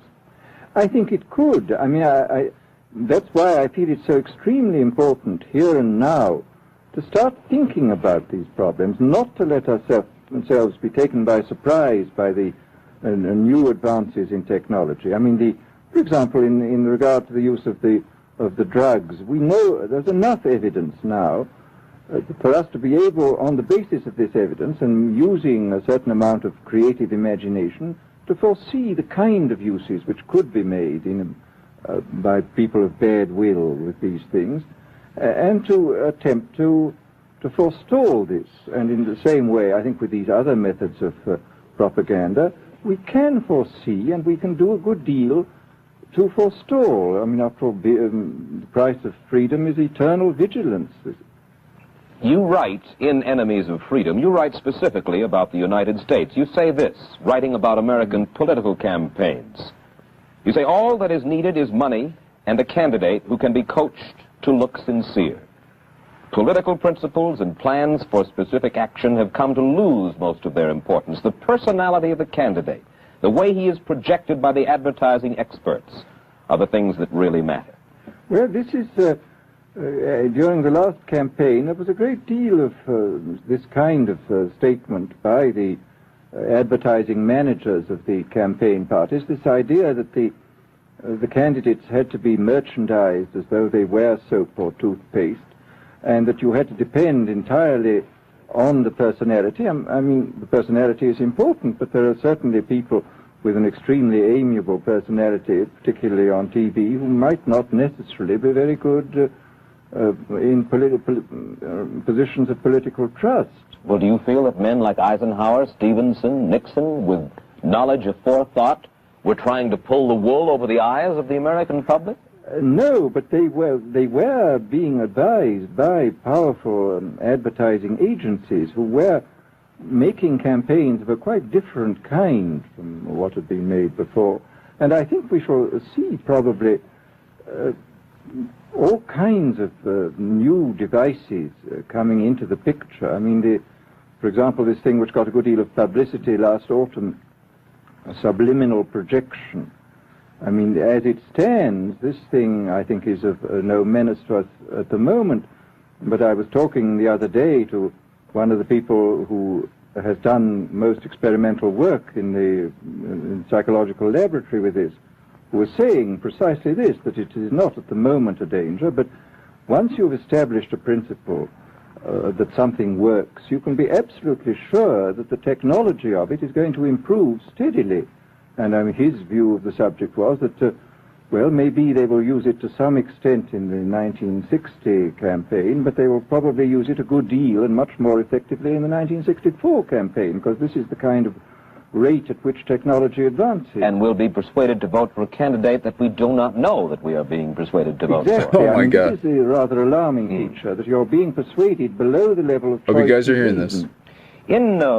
In regard to advertising, which you mentioned just a little ago, in your writing, particularly in Enemies of Freedom, you attack Madison Avenue, which controls most of our television and radio, advertising, newspaper advertising, and so forth. Why do you consistently attack the advertising agency? Well, no, I think that advertisement plays a very necessary role, but the danger, it seems to me, in a democracy is this. I mean, what does a democracy depend on? A democracy depends on the individual voter making an intelligent and rational choice for what he regards as his enlightened self-interest in any given circumstance. But what these people are doing, I mean, what both for their particular purposes, for selling goods, and the dictatorial propagandists are doing, is to try to bypass the rational side of man and to appeal directly to these unconscious forces below the surface, so that you are, in a way, making nonsense of the whole democratic procedure, which is based on conscious choice on rational grounds. Oh, yeah. Of course. Well, maybe you have just answered this next question, because in your essay you write about television commercials, not just political commercials, but television commercials as such, and how, as you put it, today's children walk around singing beer commercials and toothpaste commercials, and then you link this phenomenon in some way with the dangers of a dictatorship. Now, could you spell out the connection, or how do you feel that you have done so sufficiently? Well, I mean, here, this whole question of children, I think, is a terribly important one, because children are quite clearly much more suggestible than the average grown-up. And, again... You hear that, David Cross? That for one reason or another, all the propaganda was in the hands of one or very few agencies. You would have an extraordinarily powerful force playing on these children, who after all are going to grow up and be adults quite soon. I do think that this is not an immediate threat, but it remains a possible threat. And you said something to the effect in your essay that the children of Europe used to be called cannon fodder, and here in the United States they are television and radio fodder. Well, after all, you can read in the trade journals the most lyrical accounts of how necessary it is to get hold of the children, because then they will be loyal brand buyers later on. Mm-hmm. But, I mean, again, you just translate this into political terms. The dictator says they will be loyal ideology buyers when they're grown up. We hear so much about brainwashing as used by the communists. Do you see any brainwashing other than that which we've just been talking about that is used here in the United States? Other forms of brainwashing? Not in the form that has been used in China and in Russia, because this is essentially the application of propaganda methods, the most violent kind, to individuals. It's not a shotgun method like the advertising method. It's a way of getting hold of the person and playing both on his physiology and his psychology, till he really breaks down, and then you can implant a new idea in his head. I mean, the descriptions of the methods are really blood-curdling when you read them, and not only the methods applied to political prisoners, but the methods applied, for example, to the training of the young communist administrators and missionaries. They receive an incredibly tough kind of training, which may causes about 25% of them to break down or commit suicide, but produces 75% of completely one-pointed fanatics. The question, of course, that keeps coming back to my mind is this. Obviously, politics in themselves are not evil. Television is not. So many examples of that happening right now. I mean, you got the Karens, you got all the crazy kids on TikTok, you got the kids transitioning, being transgender, all the political upheaval and protests.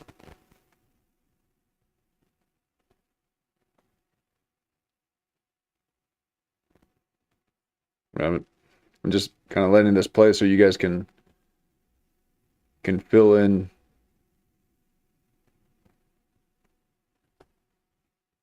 all your ideas of how it's happening now. I mean, it's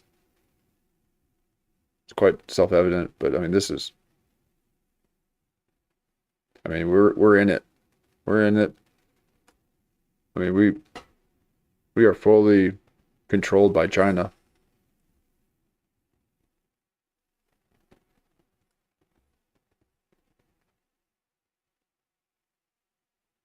If China was using these brainwashing communist tactics back then, and America wasn't really part of that, wasn't really seeing that, experiencing that, well, we are now. Okay.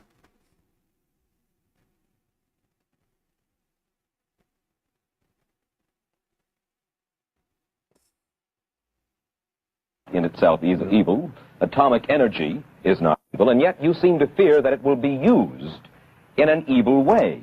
Why is it that it will be used itself is evil? Obviously, politics in themselves. Of course, that keeps coming back to my mind is this. Obviously, politics in themselves are not evil. Television is not in itself evil. Atomic energy is not evil, and yet you seem to fear that it will be used in an evil way. Why is it that the right people will not, in your estimation, use them? Why is it that the wrong people will use these various devices and for the wrong motives? Well, I think one of the reasons is that these are all instruments for obtaining power, and obviously the passion for power is one of the most moving passions that exist in man, and after all, all democracies are based on the proposition that power is very dangerous, and that it's extremely important not to let any one man or any one small group have too much power for too long a time. After all, what are the British and American constitutions except devices for limiting power? And all these new devices are power or become protected classes. So eliminate this notion of there being protected classes.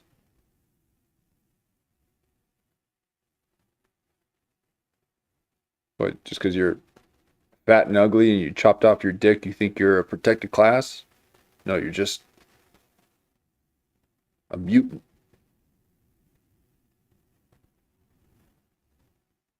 Extremely efficient instruments for the imposition of power by small groups over larger masses. Well, you ask this question yourself in Enemies of Freedom. I'll put your own question back to you. You ask this: in an age of accelerating overpopulation, of accelerating overorganization, and ever more efficient means of mass communication, how can we preserve the integrity and reassert the value of the human individual? You put the question. Now here's your chance to answer it, Mr. Huxley. Well, this is obviously, first of all, it's a question of education. I think it's terribly important to insist on individual values. I mean, there is a tendency, as you probably read a book by White, The Organization Man, a very interesting, valuable book, I think, where he speaks about the new type of group morality, group ethic, which speaks about the group as though the group was somehow more important than the individual. But this seems, as far as I'm concerned, to be in contradiction with what we know about the genetical makeup of human beings, that every human being is unique. And it is, of course, on this genetical basis that the whole idea of the value of freedom is based. And I think it's extremely important for us to stress this in all our educational life. And I would say it's also very important to teach people to be on their guard against the sort of verbal booby traps into which they're always being led, to analyze the kind of things that are said to them. Well, I think there is this whole educational side, and I think there are many more things that one could do to strengthen people and to make them more aware of what was being done. You're a prophet of decentralization. Well, yes, if this is feasible. It's one of the tragedies, it seems to me. I mean, many people have been talking about the importance of decentralization in order to give back to the voter a sense of direct power. I mean, the voter in an enormous electorate feels quite impotent, and his vote seems to count for nothing. This is not true where the electorate is small and where he is dealing with a group which he can manage and understand. And if one can, as Jefferson, after all, suggested, break up the units into smaller and smaller units, and so get a real self-governing democracy. Well, that was all very well in Jefferson's day, but how can we revamp our economic system and decentralize and at the same time meet militarily and economically the tough challenge of a country like Soviet Russia? Well, I think the answer to that is that there are, it seems to me that the production, industrial production, is of two kinds. I mean, there are some kinds of industrial production which obviously need the most tremendously high centralization, like the making of automobiles, for example. But there are many other kinds where you could decentralize quite easily and probably quite economically, and that you would then have this kind of decentralized life. After all, you begin to see it now if you travel through the South, this decentralized textile industry which is springing up there. Mr. Huxley, let me ask you this, quite seriously. Is freedom necessary? As far as I'm concerned, it is, yes. Why? Is it necessary for a productive society?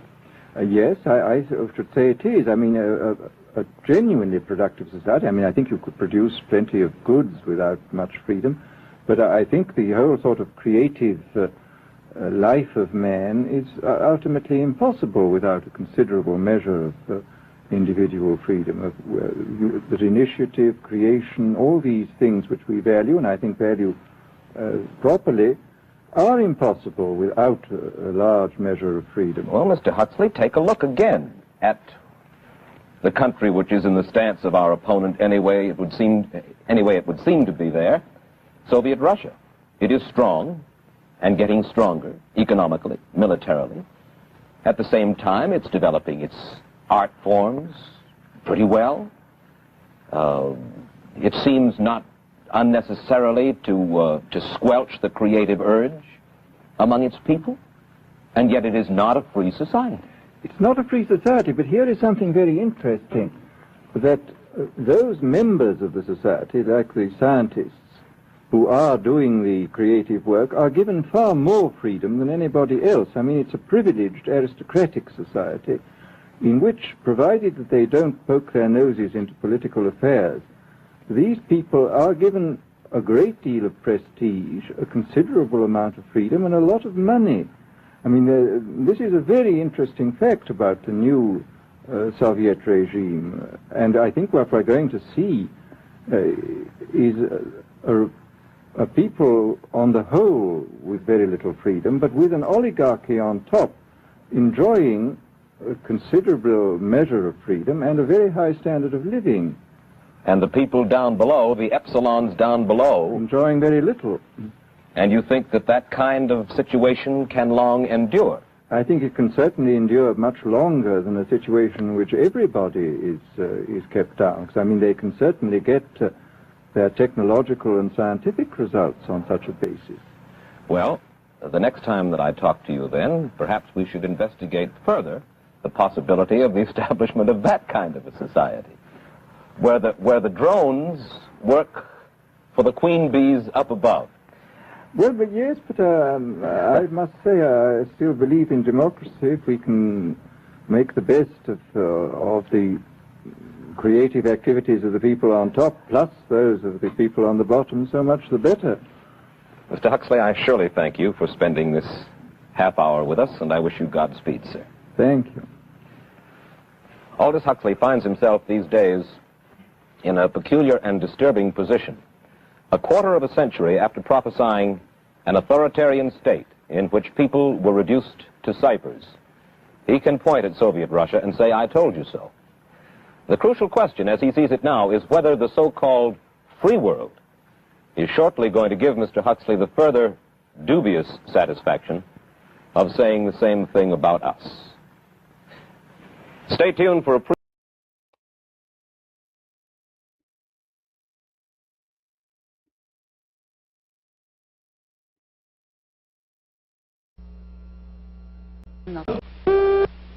I've practiced it all my life. Mike Wallace. I'm not.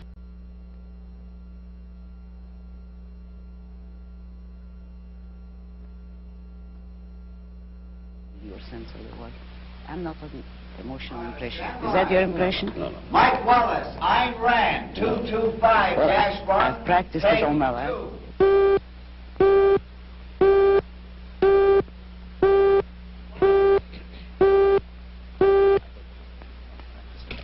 I have not. I'm curious.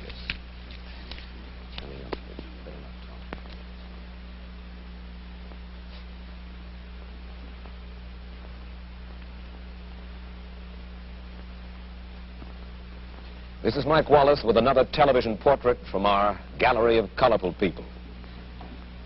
Throughout the United States, small pockets of intellectuals have become involved in a new and unusual philosophy which would seem to strike at the very roots of our society.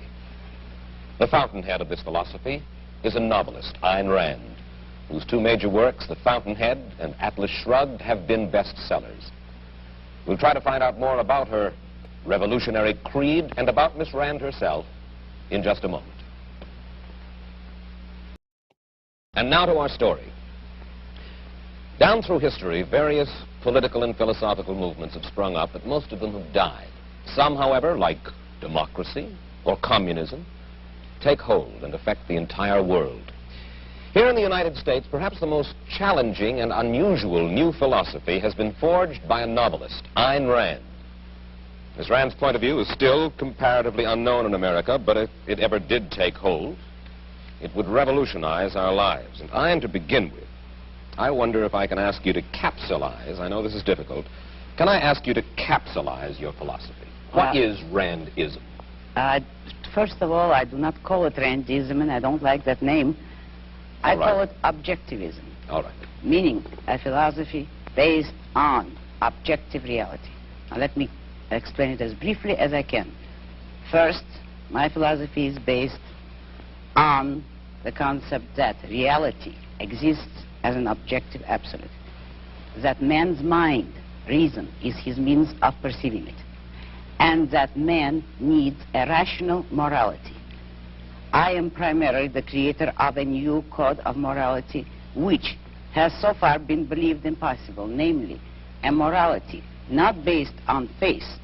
On faith? Not on faith, not on arbitrary whim, not on emotion, not on arbitrary edict, mystical or social, but on reason, a morality which can be proved by means of logic, which can be demonstrated to be true and necessary. All right, all right. Now, may I define what my morality is? All right. Because this is merely an introduction. Let me see if I can get one with a better audio.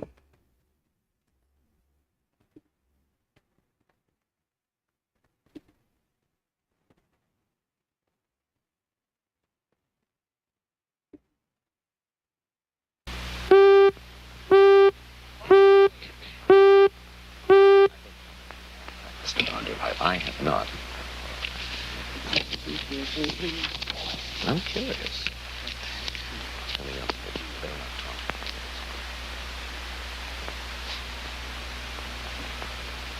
talk. Throughout the United States, small pockets of intellectuals have become involved in try to find out more about her revolution. Various political and philosophical movements have sprung up, but most of them have died. Some, however, like democracy or communism, take hold and affect the entire world. Here in the United States, perhaps the most challenging and unusual new philosophy has been forged by a novelist, Ayn Rand. Miss Rand's point of view is still comparatively unknown in America, but if it ever did take hold, it would revolutionize our lives. And Ayn, to begin with, I wonder if I can ask you to capsulize, I know this is difficult, can I ask you to capsulize your philosophy? What is Randism? First of all, I do not call it Randism, and I don't like that name. I call it Objectivism. All right. Meaning a philosophy based on objective reality. Now let me explain it as briefly as I can. First, my philosophy is based on the concept that reality exists as an objective absolute, that man's mind, reason, is his means of perceiving it, and that man needs a rational morality. I am primarily the creator of a new code of morality which has so far been believed impossible, namely a morality not based on faith. Not on faith, not on arbitrary whim, not on emotion, not on arbitrary edict, mystical or social, but on reason, a morality which can be proved by means of logic, which can be demonstrated to be true and necessary. All right, all right. Now, may I define what my morality is? All right. Because this is merely an introduction. My morality is based on man's life as a standard of value. And since man's mind is his basic means of survival, I hold that if man wants to live on earth and to live as a human being, he has to hold reason as an absolute, by which I mean that he has to hold reason as his only guide to action, and that he must live by the independent judgment of his own mind, that his highest moral purpose is the achievement of his own happiness, and that he must not force other people nor accept their right to force him, that each man must live as an end in himself and follow his own rational self-interest. May I interrupt now? You may. Because you put this philosophy to work in your novel Atlas Shrugged. That's right. You demonstrate it in human terms in your novel Atlas Shrugged. And again, that's something that Erich Fromm had just said, and also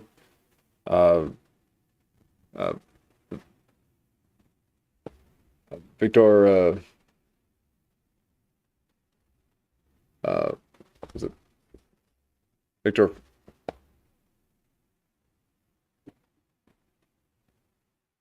Frankl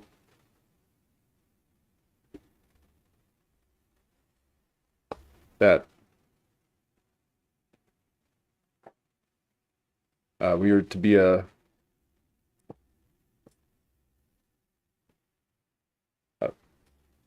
man is to be a means to a not to be a means to end, but an end to it, end in of himself. Or let me get that back.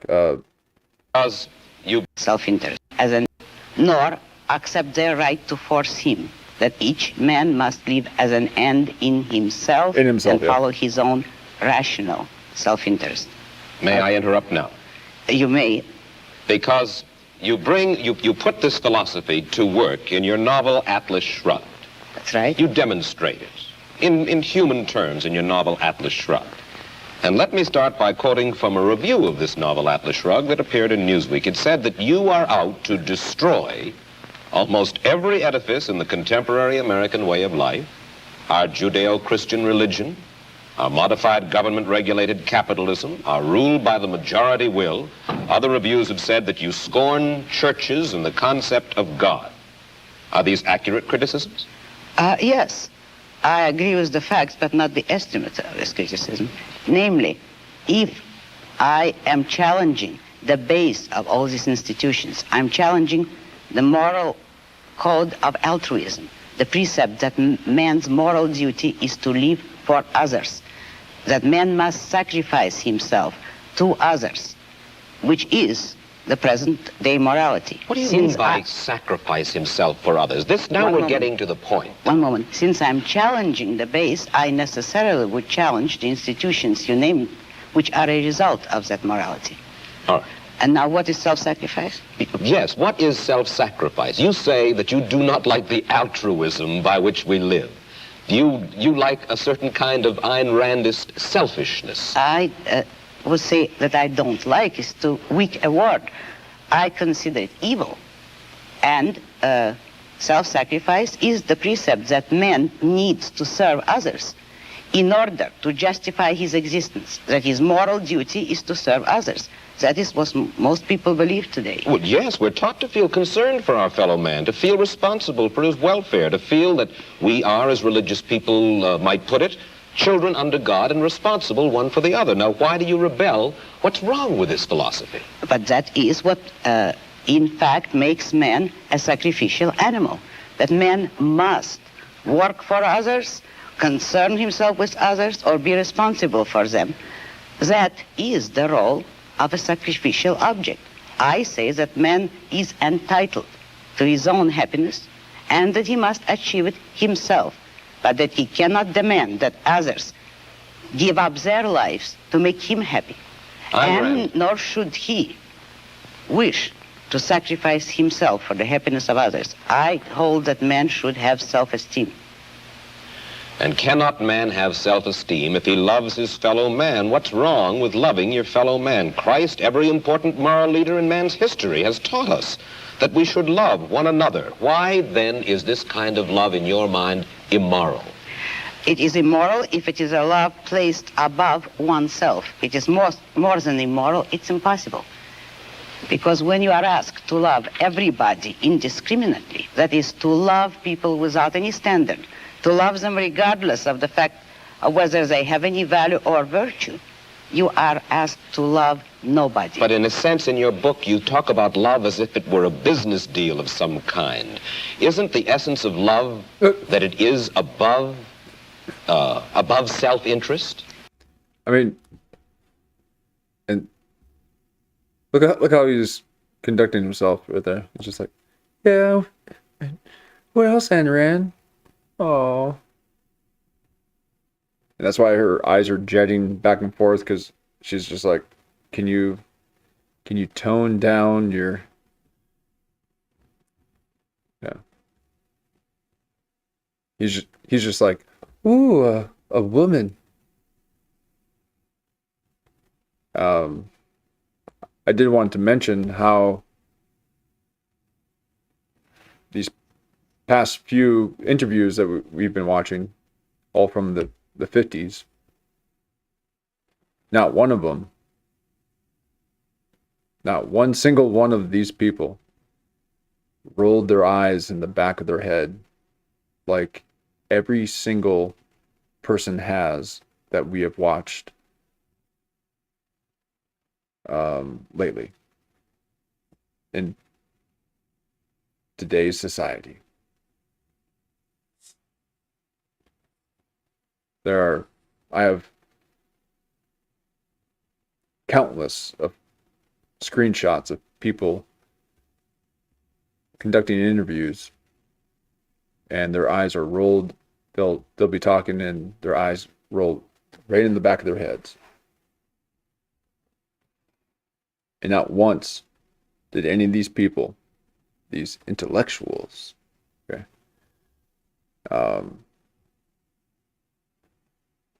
ever do that. Well, let me make it concrete for you. What would it mean to have love above self-interest? It would mean, for instance, that a husband would tell his wife, if he were moral, according to the conventional morality, that I am marrying you just for your own sake. I have no personal interest in it. but I am so unselfish that I am marrying you only for your own good. Well, should husbands and wives Would any tally up? woman like that?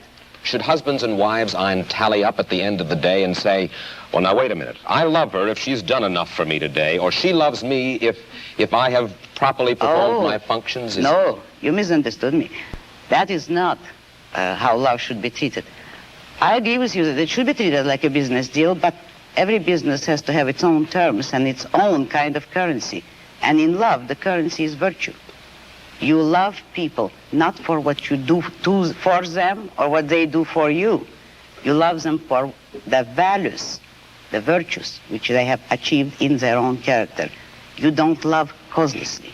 You don't love everybody indiscriminately. You love only those who deserve it. And then if a man is weak or a woman is weak, then he is beyond love? He certainly does not deserve it. He certainly is beyond. He can always correct it. Man has free will. If a man wants love, he should correct his weaknesses or his flaws, and he may deserve it.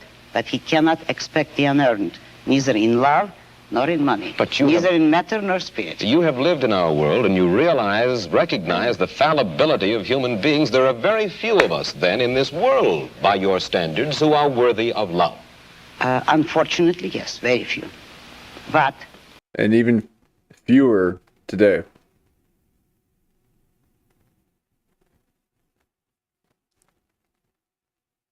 It is open to everybody to make themselves worthy of it, and that is all that my morality offers them. If they will a way to make themselves worthy of love, although that's not the primary motive.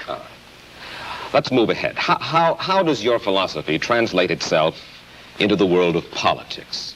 Now, one of the principal achievements of this country in the past 20 years particularly, I think most people agree, is the gradual growth of social protective legislation based on the principle that we are our brother's keepers. How do you feel about the political trends of the United world States, has changed. the Western world? The way everybody feels, except more consciously.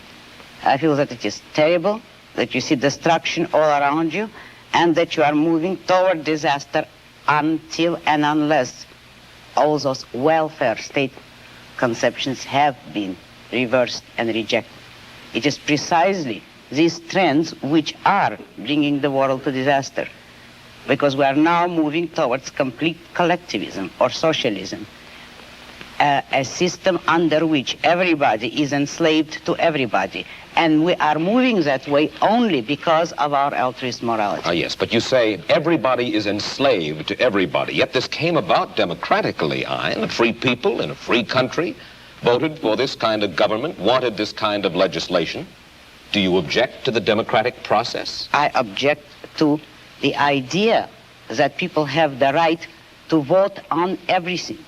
The traditional American system was a system based on the idea that majority will prevailed only in public or political affairs, and that it was limited by inalienable individual rights. Therefore, I do not believe that a majority can vote a man's life or property or freedom away from him.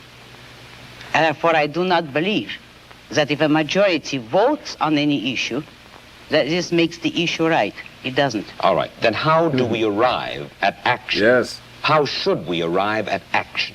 By voluntary consent, voluntary cooperation of free men, unforced. And how do our leaders arrive? How do we arrive at our leadership? Who elects? Who appoints? The whole people elects. There is nothing wrong with the democratic process in politics. We arrive at it the way we arrived by the American Constitution as it used to be.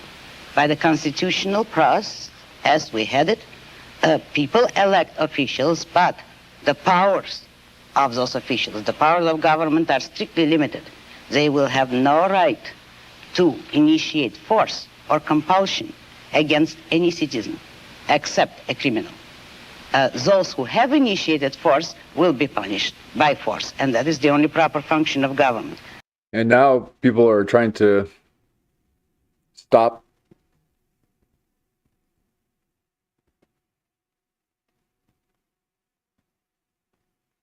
federal government.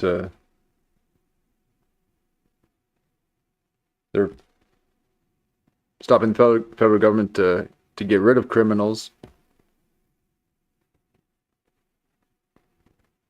using force against in favor for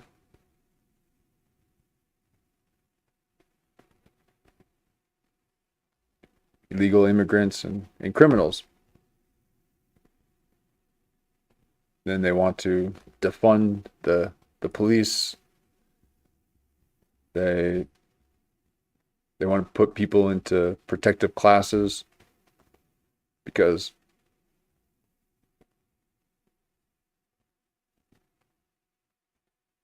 they have no merit.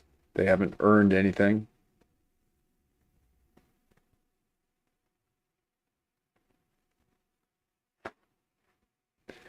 And then we're gaslit by them whenever we say, no, go fuck yourself.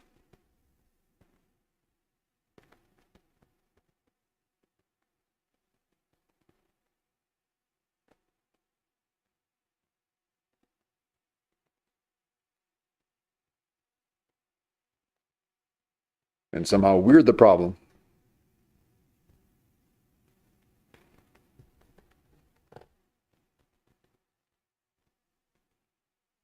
What we would not permit is the government to initiate force against people who have hurt no one, who have not forced anyone. We would not give the government or the majority or any minority the right to take the life or the property of others. That was the original American system. When you say take the property of others, I imagine that you're talking now about taxes. Yes, I am. And you believe that there should be no right by the government to tax. You believe that there should be no such thing as welfare legislation, unemployment compensation, regulation during times of stress, certain kinds of rent controls and things like that. That's right. I'm opposed to all forms of control. I am for an absolute, laissez-faire, free, unregulated economy.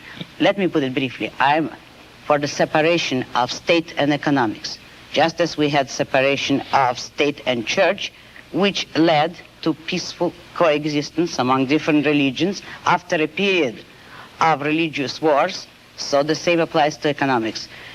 Now, Erich Kirk is dressing like me, getting all political and combining politics and religion.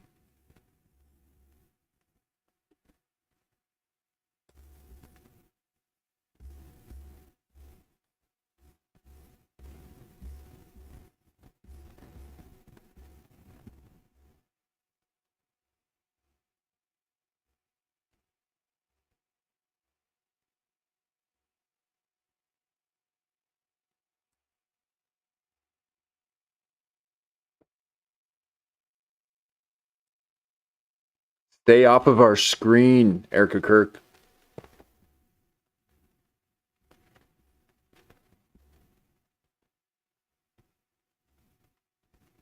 God. Oh my God. You're not a thing, okay? You're nothing.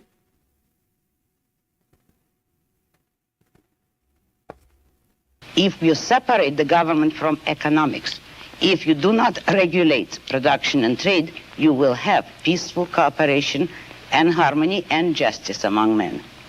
You are certainly enough of a political scientist to know that certain movements spring up in reaction to other movements. The labor movement, for instance, certain social welfare legislation.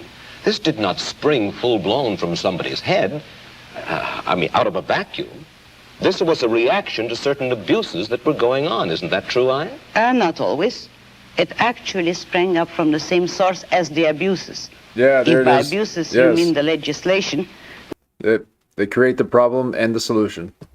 Which originally had been established to help industrialists, which was already a breach of complete free enterprise. If then, in reaction, labor leaders get together to initiate legislation to help labor, that is only acting on the same principle, namely all parties agreeing that it is proper for the state to legislate in favor of one economic group or another. But what I'm saying is that nobody should have the right, neither employers nor employees, to use state compulsion and force. But when you advocate completely unregulated economic life in which every man works for his own profit, you are asking, in a sense, for a devil-take-the-hindmost, dog-eat-dog society, and one of the main reasons for the growth of government controls was to fight the robber barons, to fight laissez-faire, in which the very people whom you admire the most,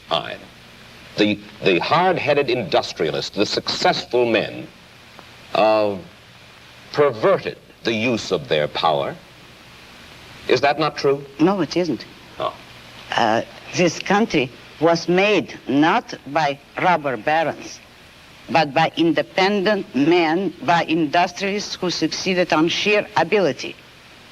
And by ability, I mean without political force, help, or compulsion. But at the same time, there were men, industrialists, who did use government power as a club to help them against competitors.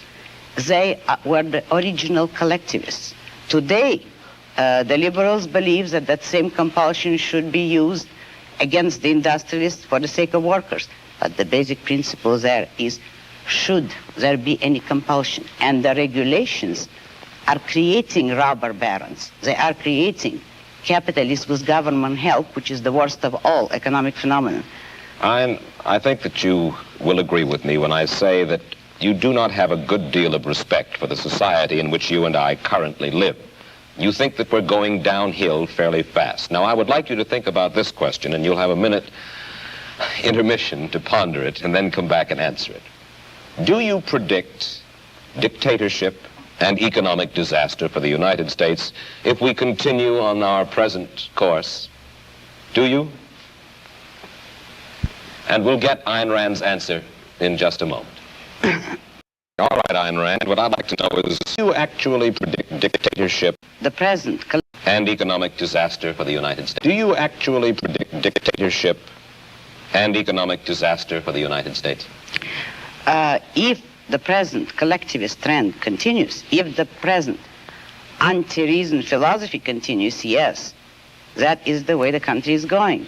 But I do not believe in historical determinism, and I do not believe that people have to go that way. Men have the free will to choose and to think.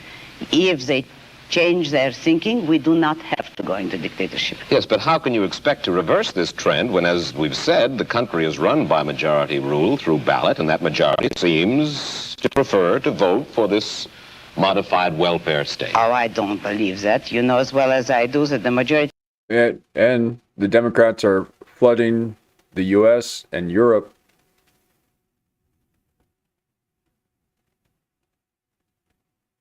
with illegal immigrants. They're paying them,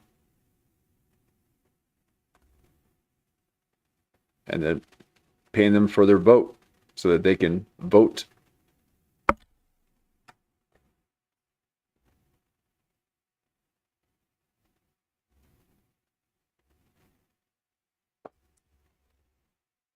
Today has no choice.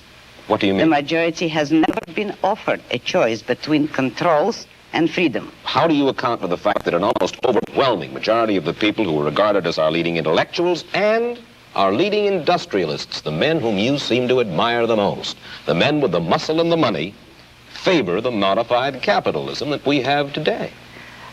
Because it is an intellectual issue. Since they all believe in collectivism, they do favor it. But the majority of the people has never been given a choice. You know that both parties today are for socialism, in effect, for controls, and there is no party. There are no voices to offer an actual pro-capitalist, laissez-faire economic freedom and individualism.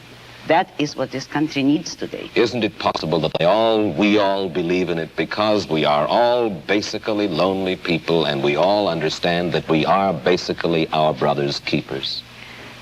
You couldn't say that you really understand it because there is no way in which you could justify it. Nobody has ever given a reason why men should be their brother's keepers, and you've had every example And you see the examples around you of men perishing by the attempt to be their brother's keepers. You have no faith in anything. Faith? Only No. in your mind. That is not faith. That is a conviction. Yes, I have no faith at all. I only hold convictions.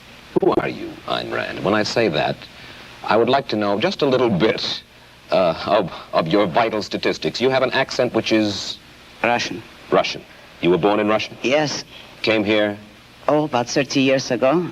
And whence did this philosophy of yours come? Out of my own mind, with the sole acknowledgement of a debt to Aristotle, who is the only philosopher that ever influenced me. I devised the rest of my philosophy myself. Your parents, did they die in Russia, or did they come here to the United States? No, I came here alone, and I don't know. I have no way of finding out whether they died or not. You are married? Yes. Your husband, is he an industrialist? No, he's an artist. His name is Frank O'Connor. And he, not the writer? He No, paints. not the writer. And does he live from his painting? He's just beginning to study painting. He I was see. a designer before. Is he supported in his efforts by the state? Most certainly not. He's supported by you for the time being? No, by his own work, actually, in the past. Well, I know. By me, if necessary, but that isn't quite necessary. And there is no contradiction here, in that you help him. They love to try to find a contradiction in her philosophy. Oh wait, did somebody help you? Did you get a little bit of help? When they're not seeing the constant contradiction that exists in their own life and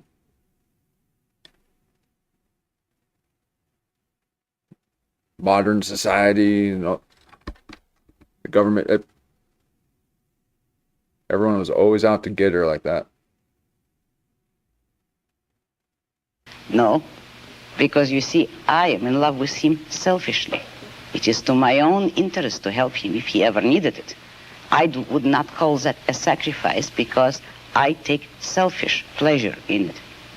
Let me put one specific case to you. Suppose under your system of self-sufficiency, one single corporation were to get a stranglehold on a vital product. I gotta get myself a microphone like that.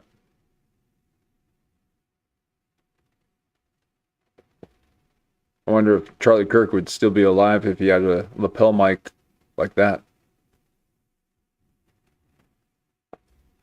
A raw material, uranium, for instance, which might be vital for the national defense, and then would refuse to sell it to the government. Then what? Under a free system, no. Let me rewind it here. Single corporation, under your system of self-sufficiency, one single corporation were to get a stranglehold on a vital product or a raw material, uranium, for instance, which might be vital for the national defense, and then would refuse to sell it to the government. Then what? Under a free system, no one could acquire a monopoly on anything. If you look at economics and economic history, you will discover that all monopolies have been established with government help, with the help of franchises, subsidies, or any kind of government privileges. In free competition, no one could corner the market on a needed product. Let's say there is a deposit. History will support me. There is a deposit of uranium in Nevada. It's the only one in the United States, and it's our only access to that. And for self-defense, we need this. Whereas, let's say, in the Soviet Union, the state is able to command that. And a kind of a strange man of strange beliefs got hold of this uranium and said, I will not sell this uranium to my government. He should not be able to be forced by the government, according to your philosophy, to sell that uranium. But you realize that you are setting up an impossible fantasy. That is, if you're talking of any natural resource that is vitally needed, it could not become vitally needed if it were that scarce. Not scarce to the point where one man could control all of it. So long as, I'm using your example, if a natural resource exists in more than one place in the world, no one man is going to control it. All right, let's take another. How do we build roads sanitation facilities, hospitals, schools. If the government is not permitted to force, if you will, by vote, taxation, use your word, we have to depend upon the trickle-down theory, upon the noblesse oblige, the largesse. I will answer you by asking you a question. Who pays for all those things? All of us pay for these things. When you admit that you want to take money by force from someone and ask me how are we going to build hospitals or roads, you admit that someone is producing the money, the wealth, that will make those roads possible. Now you have no right to tell the man who produced the wealth in what way you want him to spend it. If you need his money, you can obtain it only by his voluntary consent. And you believe in the eventual goodwill of all human beings, or at least that top echelon of human beings, whom you believe will give willingly. No goodwill is necessary, only self-interest. Only I believe in private roads, private post offices, private schools. When industry breaks down momentarily, and there is unemployment, mass unemployment, we should not be permitted to get unemployment insurance. Social security we do not need. Will depend upon the self-interest of these enlightened industrialists whom you so admire to take care of things when the economy needs a little lubrication and there are millions of people out of work. Study economics. A free economy will not break down. All depressions are caused by government interference. And the cure is always offered so far to take more of the poisons that cause the disaster. Depressions are not a result of a free economy. And one last question. We only have about a half a minute. How many Randists, you don't like the word, I beg your pardon. Objectivists. How many objectivists would you say there are in the United States? It's hard to estimate, but I can tell you some figures. My best intellectual heir, Nathaniel Brandon, a young psychologist, is giving a series of lectures on my philosophy in New York. He has received 600 letters of inquiry within the month of January. He's giving these lectures, and the attendance is growing in geometrical proportion. I'm sure that you have stimulated a good many people, more people than already have. Yeah, and I mean, I'm not an objectivist, but I do like her philosophy, and I enjoy her books, read her books. I've got one right here.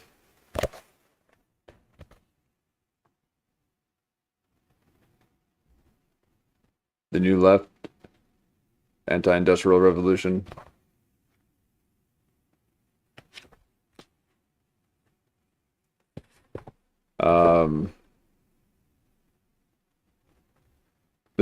I believe this was more of a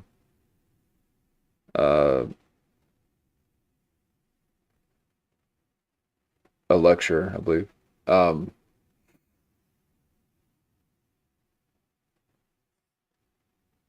But people just love to dissect the whole thing, be like, wow. So, well, what about this? And so you can't have any help this way or that way. But anyway, so self-interest, self-reliance, self-efficiency.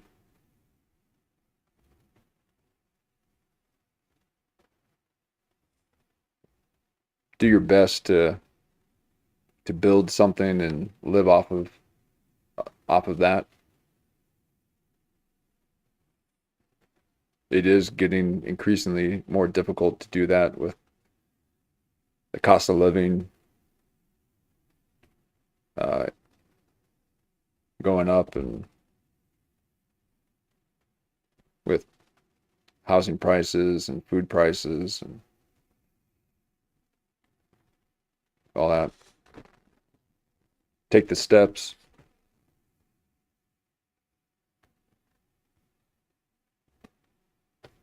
Find out what you're passionate about. Take the steps in doing that as much as you can.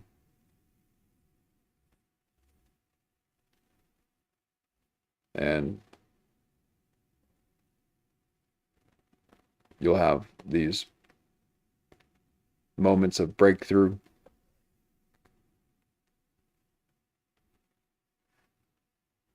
And with that momentum, you can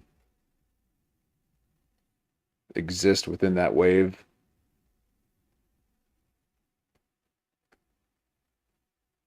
And there might be ebbs and flows.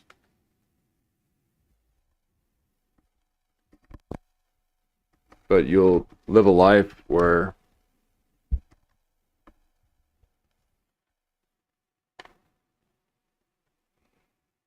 the struggles and the challenges are lessons and training ground to strengthen you for the next phase.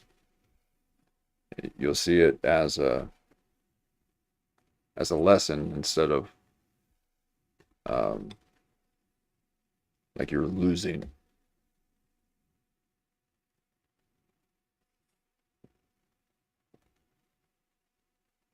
Take ownership of your own life.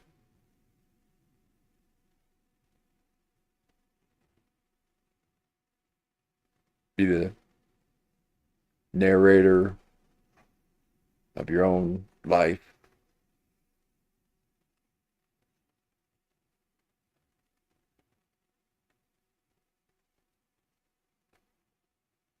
Don't let people control you, and don't seek to control others.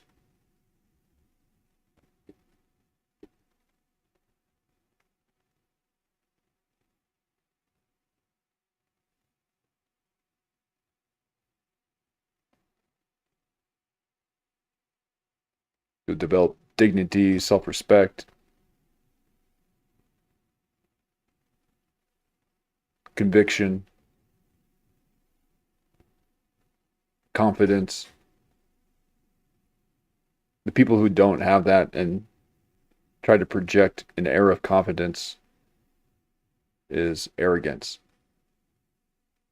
when it's not backed up by merit.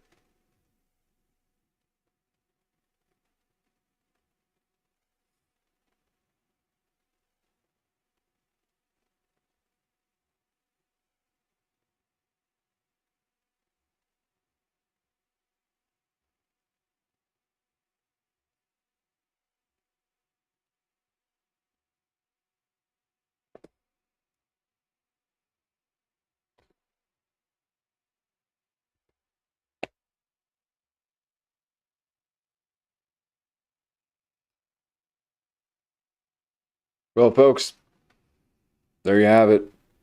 That was our 100th episode where we took a hard look at Hollywood, Jerry O'Connell, and the struggle.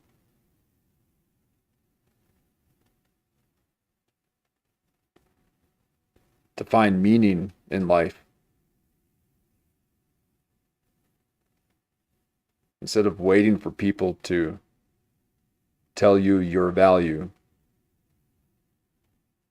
you go out there,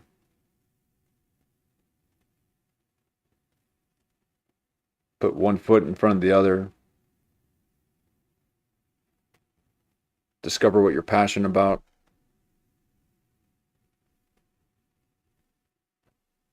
and the time that you put into it won't feel like work.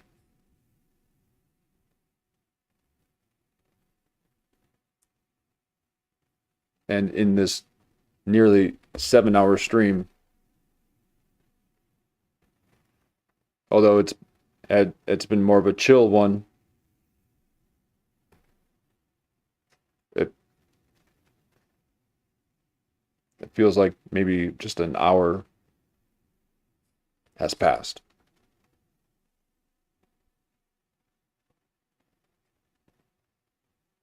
So that's a little bit of time dilation for you. I love dilating time. I love entering into that quantum field of existence.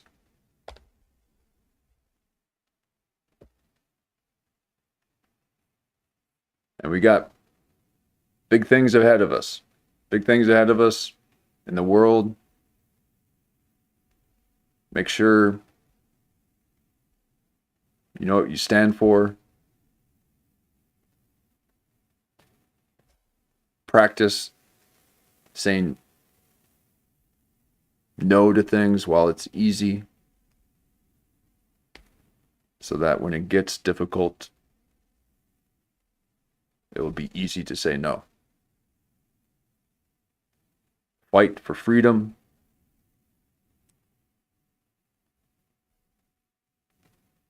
Fight for existence, for life, so that we can rid the world of these death cults, the people that seek death and destruction, and equality through no merit, through no action.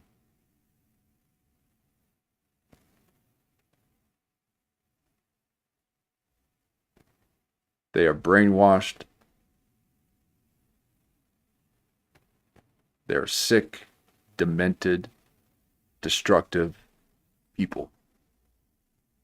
And they're out to destroy our culture, to destroy democracy.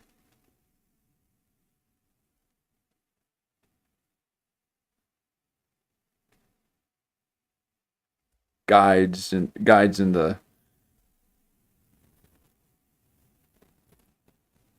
and inclusion.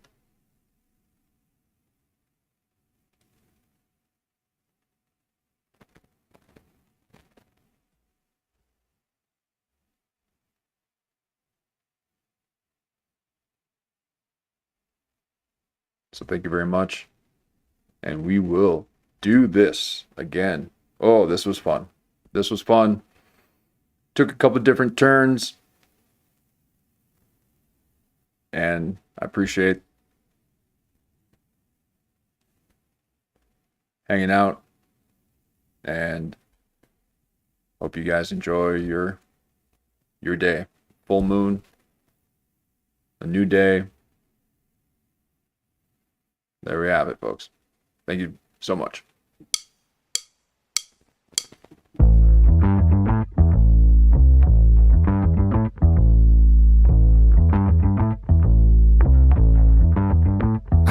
Yeah, I'm so fresh like the morning.